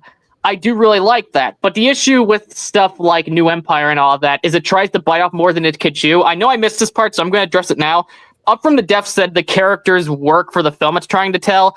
No. The issue is, if you're trying to do a movie that's like, what's the word I'm looking for? Like that's simple and fun and primarily focuses on the monsters. You don't want to bring in this more complex drama like what's going on with Gia and whatever the fuck her name is, because the thing is, then it gets undermined. It doesn't get the attention it deserves to get fleshed out. Mm-hmm. If you're gonna do something real quick, put the complexity in the monsters. Like Vinnick says, at the same time, Zim, not everything needs to be dark and depressing. Here's the thing, is that like dark and depressing stories can be fun. Like if the whole idea is that like, well, what matters is things should be fun, then there are people who will find things dark and depressing to be fun because there is catharsis and joy that comes from those things. You may say that that's weird, but then at that point, that's a whole different argument. Or also like it, you have the weight of each moment. For example, The Green Mile is like a really happy fucking movie, but people remember the ending that's depressing as fuck and everyone cries, no matter how many times you watch the movie. So people think it's a sad movie, but every time you rewatch it, if you pay attention, yes, it has horrible moments, but most of the movie is actually like very nice. Yeah. Yeah, like I said, I think it's fine to do stuff with the tone of New Empire, but the thing is, the issue isn't the tone itself, it's that it tries to bite off more than it can chew. And that's why, here's the thing, there's a reason Trapper and all of them, love them or hate them, are the fan favorites, because here's the thing, unlike Gia's arc with her adopted mother, their arcs are simple. So it's like they're not biting, like hate them all you want, but they're not biting off any more that they can chew because their arcs are simple. Chopper I also doesn't just even have love the an fact arc. that He's Antonio just literally fun. just it's too late in the night to say goodnight, so say good morning. Yeah, good morning. Good morning. Oh, We've man. stayed Yeah, up it's long. meant to be. We've been up long enough to where I think it's morning where Antonio is now. No, literally. Oh, yeah. like Because I know it's he going was to here be earlier in the show. 5:30 here. But Like I have to go to work at 8:50, and it's going to be 5:30 right now.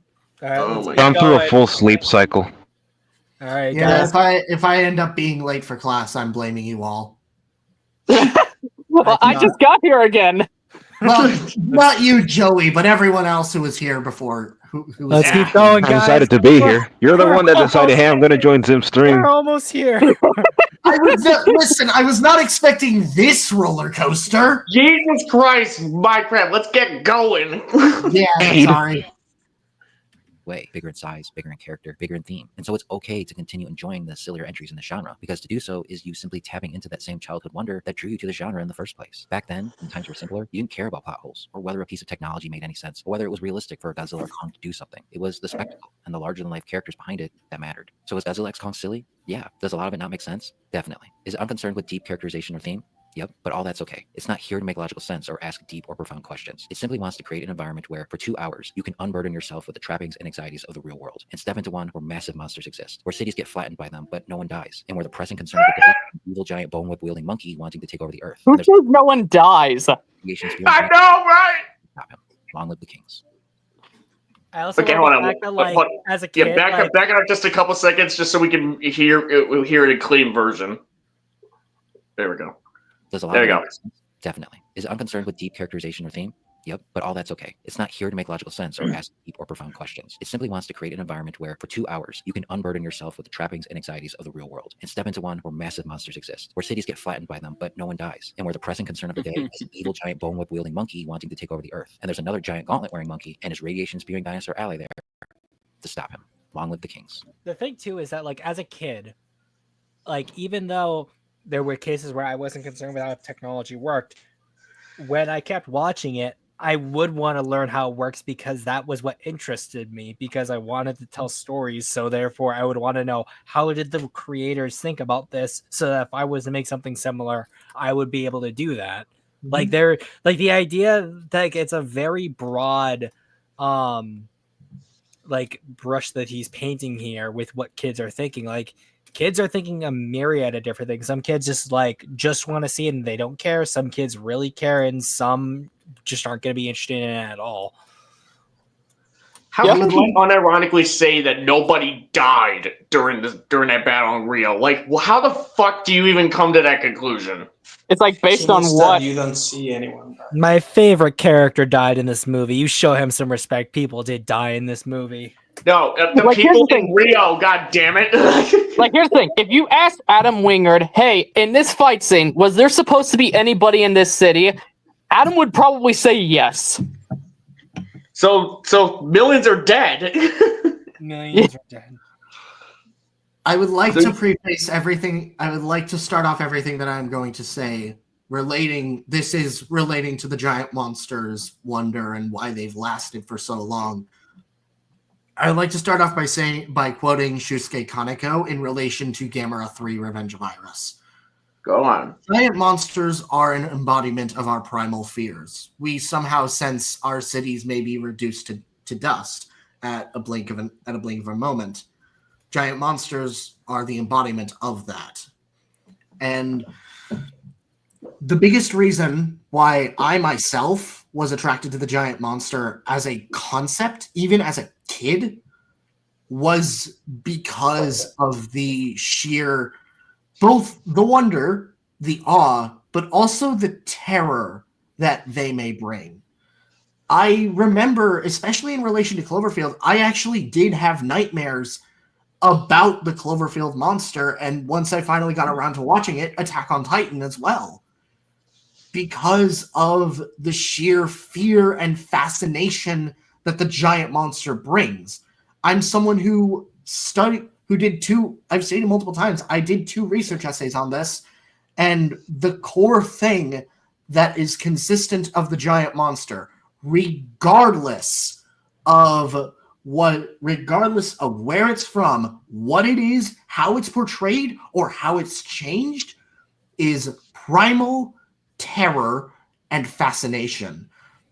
These are human ways of expressing nature and our fears in one go. And as a child, I think that's why the giant monster has stuck so much and sticks hard with someone as a kid.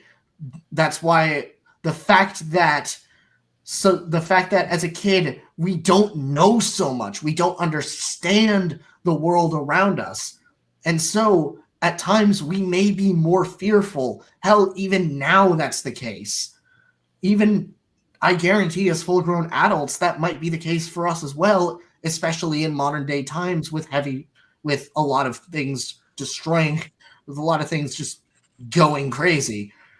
And so that's I don't think it's the wonder I don't think it's the inherent, like, ooh, the giant monster exists. What's more to look at? It's, oh, I understand and am scared of this thing taking everything from me, but I'm happy to see it also prevent things from being taken from me. I think for me too, it's also one of those things where, like, there is something interesting to what you can explore with creatures, down to their design and the characters that experience these events. And I think that's what's always drawn me in, is seeing unique monsters and the unique anxieties that they can embody. I never thought of the word anxieties when I was younger, but just those fears that come with it, and seeing what, like, creative combinations that can be done with it is what drew me in as a kid. It wasn't just, oh, I don't think about anything else when I watch the dinosaur and the monkey do the dinosaur monkey things. Yeah. So the thing is, this is what I think of this video as a whole. Yeah, like the whole Agreed. thing about this whole thing, the whole this whole thesis statement or closing words from up from the depths here that really just that just ring oh so hollow here is because like he's kind of like just trying to like say like, oh, the monsterverse now, you know, it could just be like this fun little sandbox pretty much where you could just watch monsters go smashy smash, you know, in cities that, you know, where you don't see anybody die, even though there's like all sorts of implications that people did die because of the circumstances that these creatures came out of Rio out of nowhere.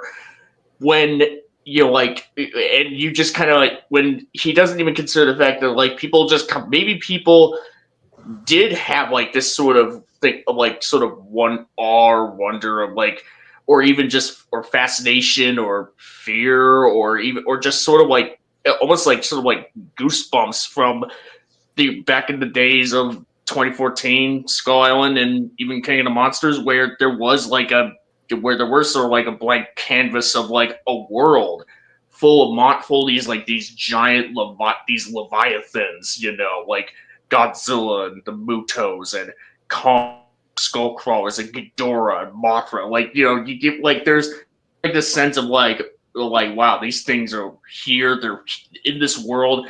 I can't even imagine what it would be like to sort of live in this world where there could be a Titan that just could just come up, you know, while at the same time there's like trying to figure out like, you know, okay, you know, something like Godzilla could or Mothra, they might be able to deal with one of these another one of these Titans pretty much if they step out of line pretty much.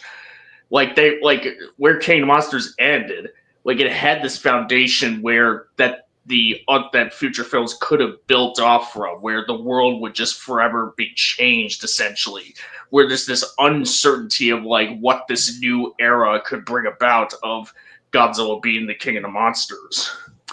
And then you have the Wingard films that just do away with all of that all that mystique, all of that sort of, you know, all that sort of like euphoria that the first three entries pretty much, you know, did just pulled off like expertly, I would say.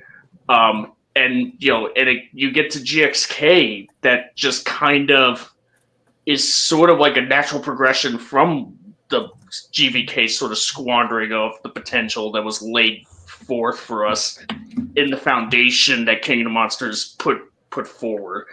And GXK just kind of GXK just I just gotta put it best. It's just you know it just became like that almost like a natural progression where just like now it's like oh like you got this there's like a big bad monster that's about to come up.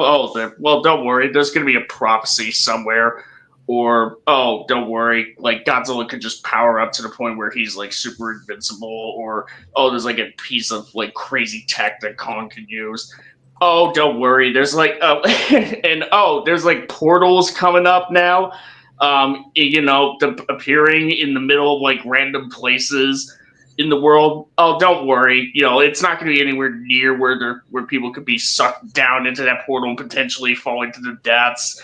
And we don't worry about whether or not there's anybody in those buildings, you know, whether or not the city was evacuated. Don't worry about that. When there was that huge concern in the other movie, in the first three films. I mean, GVK, like it fucked it up pretty badly, but even GVK at least like acknowledged that, oh yeah, people do need to evacuate during some of these these places. When a Titan attacks, you know, that's a thing that people should do. There should be procedures, you know, like it's like, yeah, it's so frustrating to have like up from the depths just be like, don't take this so seriously. It's a movie made for kids, you know. It's not just for kids though, dude. I mean, what do you want me? The biggest problem is that he doesn't seem to notice. Like that he's contradicting himself from the previous point that he made when he said that people shouldn't say that this is for kids, and then he says that it is for kids, so it's so confusing.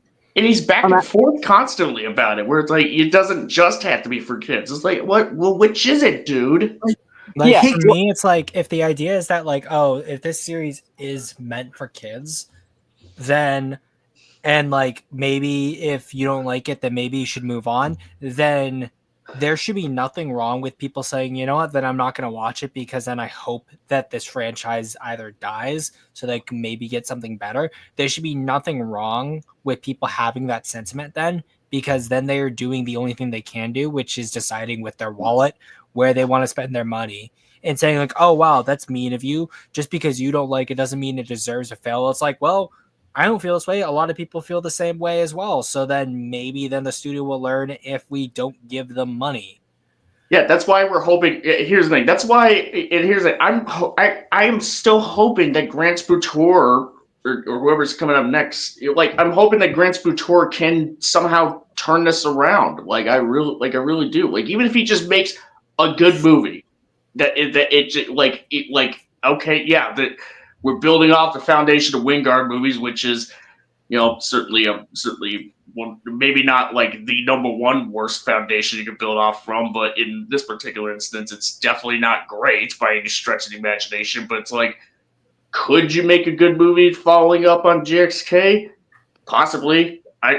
We will. I mean, it's just a matter of like waiting and seeing. But if he doesn't, if getting Wingard out of this doesn't fix it, then yeah, and then at that point, it's like, yeah, maybe the Monsterverse should just really. There should be some serious reconsiderations and reevaluations, especially if there's like diminishing returns on here, because yeah, GXK did do well, like quite well actually financially, but if the common criticism for the film was that the writing is shit, then like if they don't acknowledge that problem in the next movie and the box office numbers reflect on that because of diminishing returns, because like, oh, so you didn't actually listen to the criticism. Yeah, you gave us more kaiju action, but there was kaiju action in the other films. Like I could just go watch the older ones again. This isn't really doing anything new or moving the needle, so I could just skip out of this. Then that's just going to be the death. That'll just be the nail in the coffin, pretty much, for the series. If they stay the course, pretty much. Especially when they refuse to like acknowledge that these movies at some point or another existed in a reality where these titans coming up is terrifying. That these are things that people need to evacuate from cities long before titans arrive. That there is some form of grounded reality, some level of grounded realism, pretty much. It doesn't matter if it's giant monsters. There's still some level of grounded reality that you can just grasp onto. The first three films did that well, and then for the most part at least, but then it just completely gets thrown out the window after King of the Monsters. Now, granted, Monarch Legacy of Monsters, I mean, whether you want to count that as canon, tried to get back to that, but obviously, there was like a failed attempt to like expand on the lore of the Monsterverse. So that's kind of a wash. So at this point, we're just kind of like holding with bated. Some of us maybe are apathetic to the point where like we're not even interested in even checking out the next film. But you got people like me who are admittedly still holding out with bated breath that maybe the correct lessons will be learned from GXK. Like if GXK is making money, did make money, and it was, it got the reception that it got. Maybe it would they could afford to write a better story next time. In that case, they'll be able to have that forward momentum going forward. It's like, oh, the writing is significantly better, and even more people will be invested more than ever. I don't know. Like for me, I know definitely I'm at a point where I don't like. I'm happy that we're still getting more Godzilla stuff. Like if we're gonna say, well, think about like your inner child, like my inner child, that is probably the closest it comes to like what my inner child's thoughts are.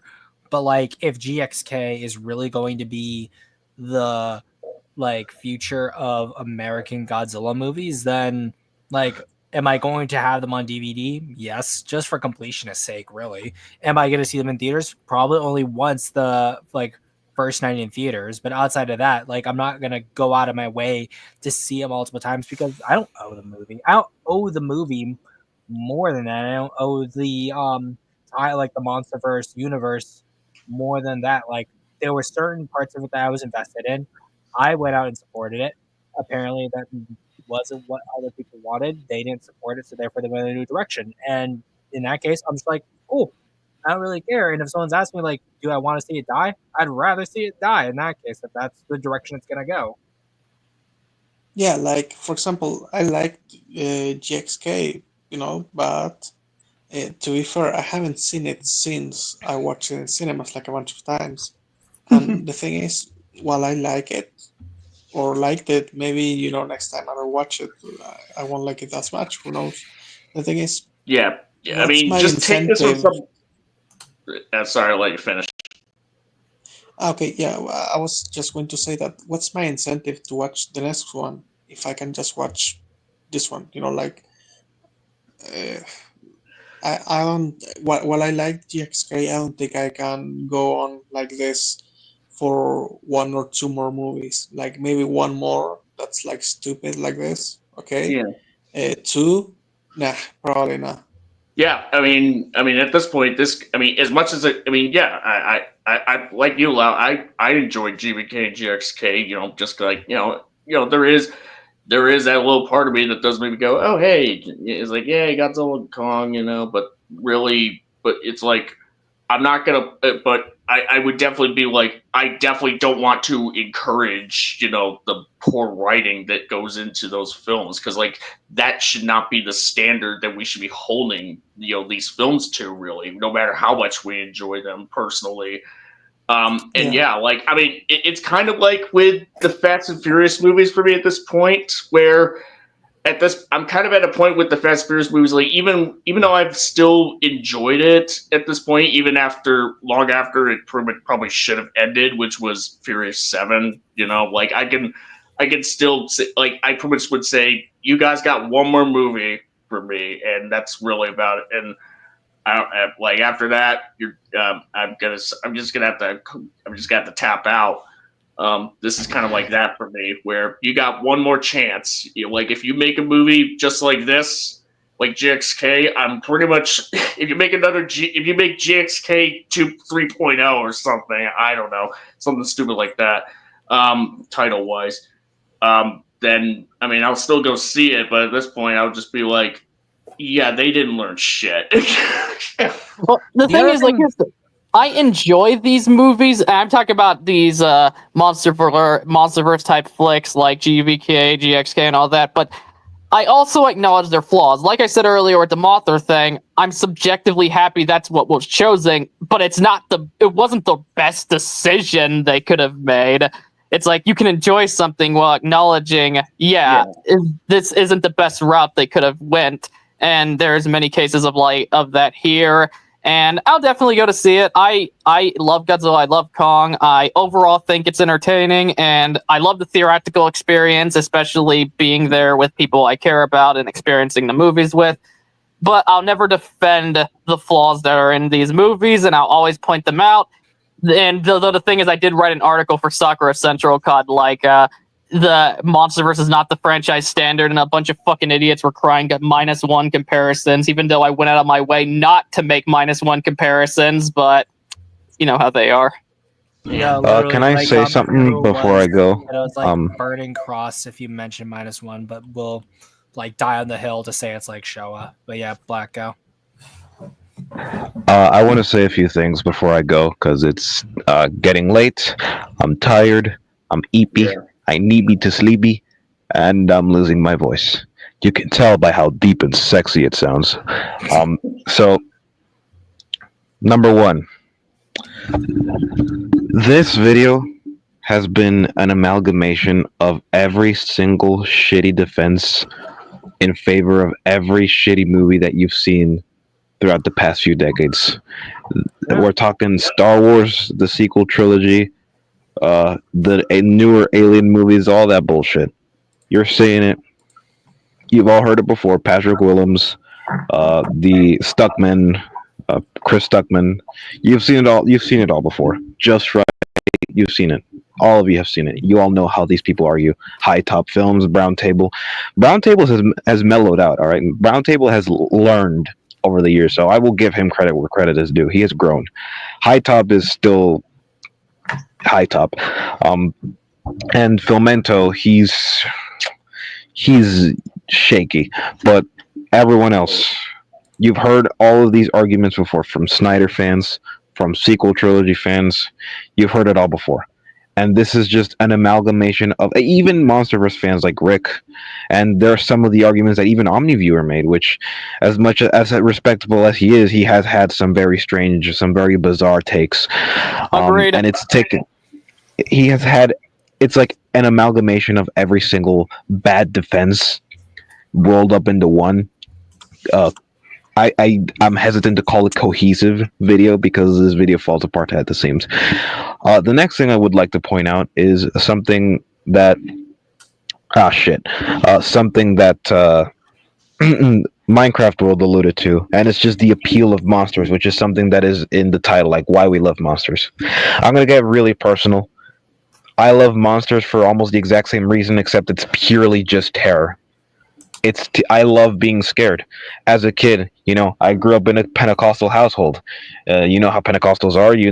They're always talking about hellfire. They're always talking about demons, and you see that shit everywhere. I mean, my parents told me about the times they participated in an exorcism. I was terrified of demons. I had nightmares of demons. One time I had a nightmare where I had to rescue my parents from hell in an arcade 2D platformer video game where I had to kill Satan to rescue my parents. I mean, I'm always attracted to pieces of media where you have to literally kill Satan. I've had multiple nightmares where I've wrestled with demons. Berserk particularly appeals to me. Frieren, right? Doom Eternal, Ultra Kill, Faith, the Unholy Trinity, right? And then monsters, giant monsters, Godzilla. I've always been attracted to the Godzilla ever since I was a kid. I was always attracted to the Godzilla that scared me the most, that made me feel small, that made me feel, terrified. And I've always loved the stories where either Godzilla wins or humanity wins. I've always been attracted to those stories. And so I feel like the appeal to me of Godzilla is the fact that you can explore the idea of humanity overcoming their own personal demons, or just evil in its most primordial form, overcoming that evil and coming out victorious. That is the appeal of Godzilla to me, and that's why I resonated so much with Godzilla -1, because it embodied the power of the indomitable human spirit all so well. And seeing this slop being praised on the same level is just downright insulting, because I want to be able to write stories that make me feel the way I felt as a kid when witnessing these cathartic moments of humans triumphing over these primordial evils. I want to replicate that feeling in other people in my writing. That's why I'm so anal about how I write. And and seeing this is just downright disrespectful. And with this I end. Slop, after watching the Minecraft movie, Slop does not have any merit whatsoever. Like, even as an educational purposes, in an ideal world, nobody would be stupid enough to make a movie bad enough so that people would be like, okay, you see this? Don't do this, right? They wouldn't even need an example to not follow. In an ideal world where I'm God King, obviously, you wouldn't even need to do this. So even if you were to defend Godzilla vs. Kong or X-Kong as, well, you can just enjoy it as Slop. Slop has no merit. You can enjoy any movie for any reason, and it doesn't have to be Slop. And that is my 2 cents. I do want to say, Black, I know you said that you like feeling small.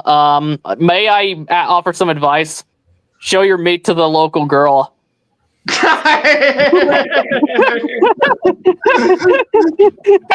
Joey, just because that is your experience of feeling small in the world because she pulled one out and it was bigger than yours and you had to cry about it does not mean it works for everyone, okay? Yeah. Fuck off. You might want to keep those experiences to yourself, like Renee, just saying. But Dude, Vic, when I get up, when I get up and I turn around, you will have to duck. That's all I'm saying.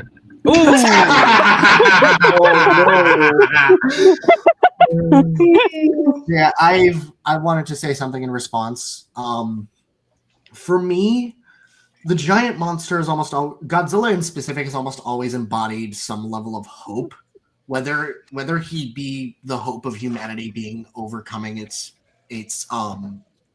limits, or the hope for change, the hope that maybe this problem, this thing that we have seen as a problem, wasn't the problem in the first place, or maybe there's more or maybe it can become less of a problem and we can work with it.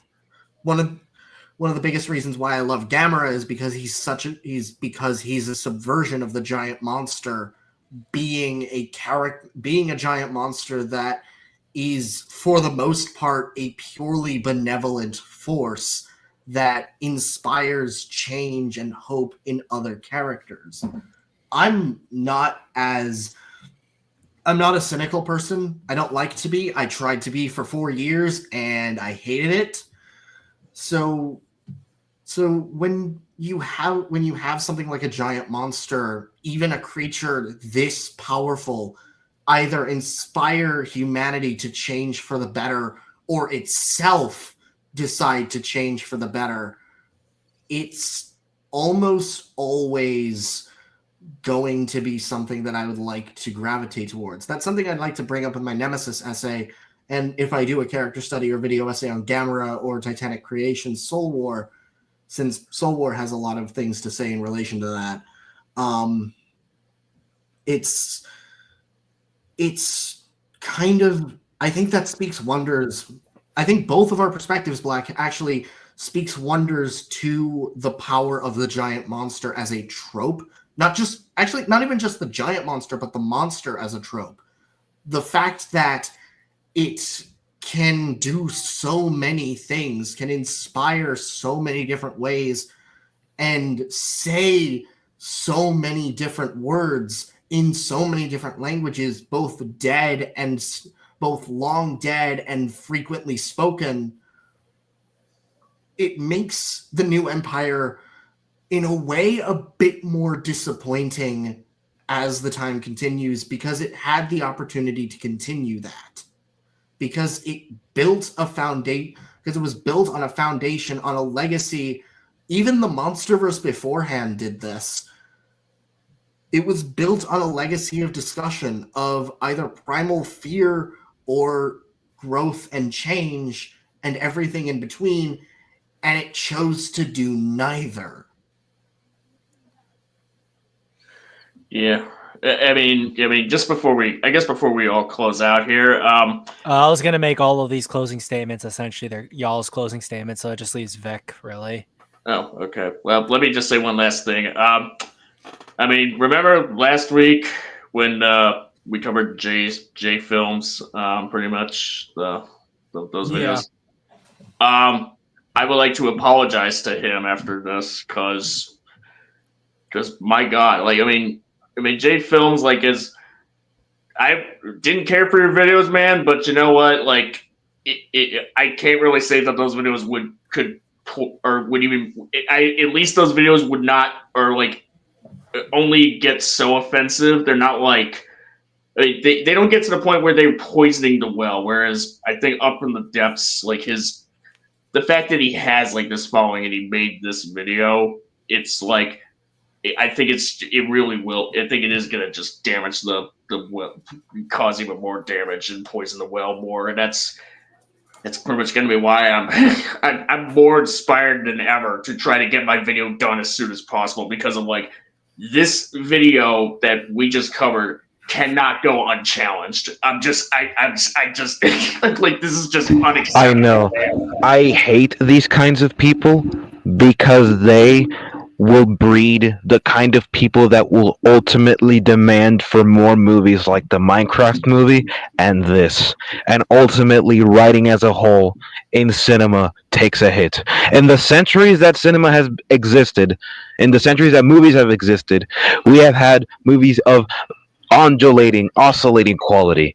And over the years, they have been declining. And these kinds of people only contribute to its decline, which is why I despise people like him. And I won't, I'm not just gonna like stand for that shit. No, that's why I want to be a writer. I want to push back against that kind of shit and bring back good writing again. Well, look at it Yeah. this I'm right there way. with We you. were able to make a statement, a 6-hour long statement. Very much. All right, Vic, go right ahead. Any closing statements? Yeah, like I wanted to say this, as like a response to like why I find joy in monsters, and also partially as a response to Baccaroni, just because I found his statements on how he wants to write like fascinating, because I kind of see it as the opposite of how I want to approach writing. To where like the reason I find joy in monsters is just because from one of my earliest memories, which involves Godzilla, like the moment I first laid eyes on Godzilla, which is like I can remember the exact scene because it's like in Godzilla 1998 when he comes through the tunnel and is coming towards the camera. Like I hear you guys saying like, oh, some of it was scary, some of you guys find the fear like fascinating. I just found him fascinating, and he was larger than life, and it was just something that has stuck with me like for all as I've lived. And when I want to write, maybe Zim can attest to this because he's probably like one of the only ones who's like read some of my stuff. But I want to express that same fascination through my writing, um, to like just instill this sense of like literal like why I find giant monsters like awesome, cool, and just like larger than life. And I just love monsters for that. And I've always loved animals. I've always loved fantasy, and part of why I love going back to GXK because I think it instills a lot of what I love in that movie. Like and like I can only ever defend it in so much as that I can acknowledge the flaws of the film, but I can see past them. Like I love it for what I think it does well. And like I love seeing Kong and Godzilla go through these stories and go through these events, seeing them in this larger than life attitude. Like from my perspective, like those are the kind of stories I want to tell of like people and monsters going through these journeys and just seeing the amazing things they can do. Like I love seeing the awesome designs, the fights, and not just the fights, but also the journeys they go through of like the small character moments, seeing the world of these monsters, like these larger than life animals. Like that's what I love about monsters. You keep saying larger than life, you're gonna upset Blackaroonie. Yeah, because like for me, it was never feeling small that got me to like think about the monsters. It's just like the fact that these things are so big, and that there's nothing like that in our world. And delving into the fantasies is just like what amazes me so much.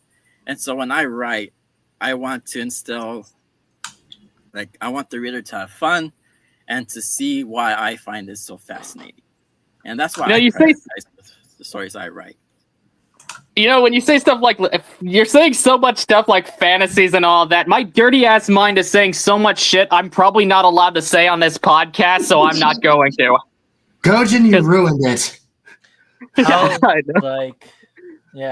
know for me, like, I love -1, and I'm happy that we're getting more American Godzilla, but like the way I see it, especially when it comes to like American monster movie stuff, there really hasn't been a whole lot of monster stuff that I can say that really has hit on any cultural anxieties. It doesn't really challenge the status quo in a way that I have found to be satisfying. And that's probably why I've been focusing so much on this one specific kaiju project that people have been seeing designs of without any names, and really honing down and focusing on reading some stuff that I want to use as inspiration, because I feel that as a writer, the only way that things are going to improve, if you think it needs to be a certain way, is to try to put stuff out there yourself, which is why I really want to dedicate to getting the novella written up this year.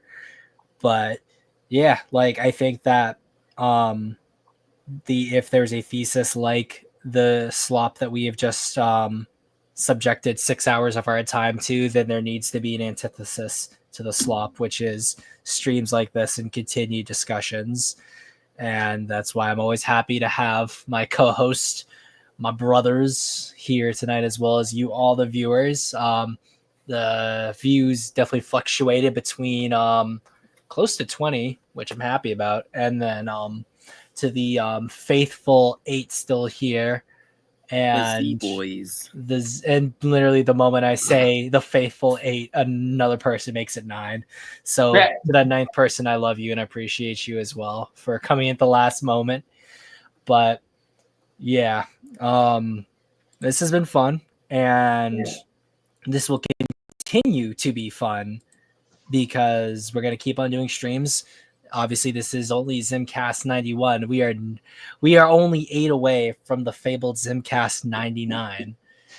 And we're very close to the summer, which means more time for more writing, definitely more original kaiju stuff is planned, as well as other things in the pipeline for all these creatives. And I appreciate you all for being here. Again, if you're not a part of the Discord, I ask that you please join. It would mean the world to me if you did, so that you can give your thoughts there or come on these streams, or if you're feeling ultra generous to sign up for the Patreon. It will also mean the world to me because it'll help me dedicate more time to this, because it will help with finances and improving the quality of things here on my end. But yeah, just keep on keeping on, guys. Thank you, C. Thank you, Lou. Thank you, Vic. Thank you, Rooney. Thank you, Minecraft World. And thank you, Gojin, for this wonderful 6-hour stream, which I think might be the second longest Zimcast of all time. Jesus. This is Zimzilla99 signing off. But I think we cannot leave this off with a Semper Fi. We have to end this off with something a little different. You are coping and seething. You just can't accept what you're seeing. Yes, you're coping and seething. The truth it is scalding, and now you are molding and coping so hard.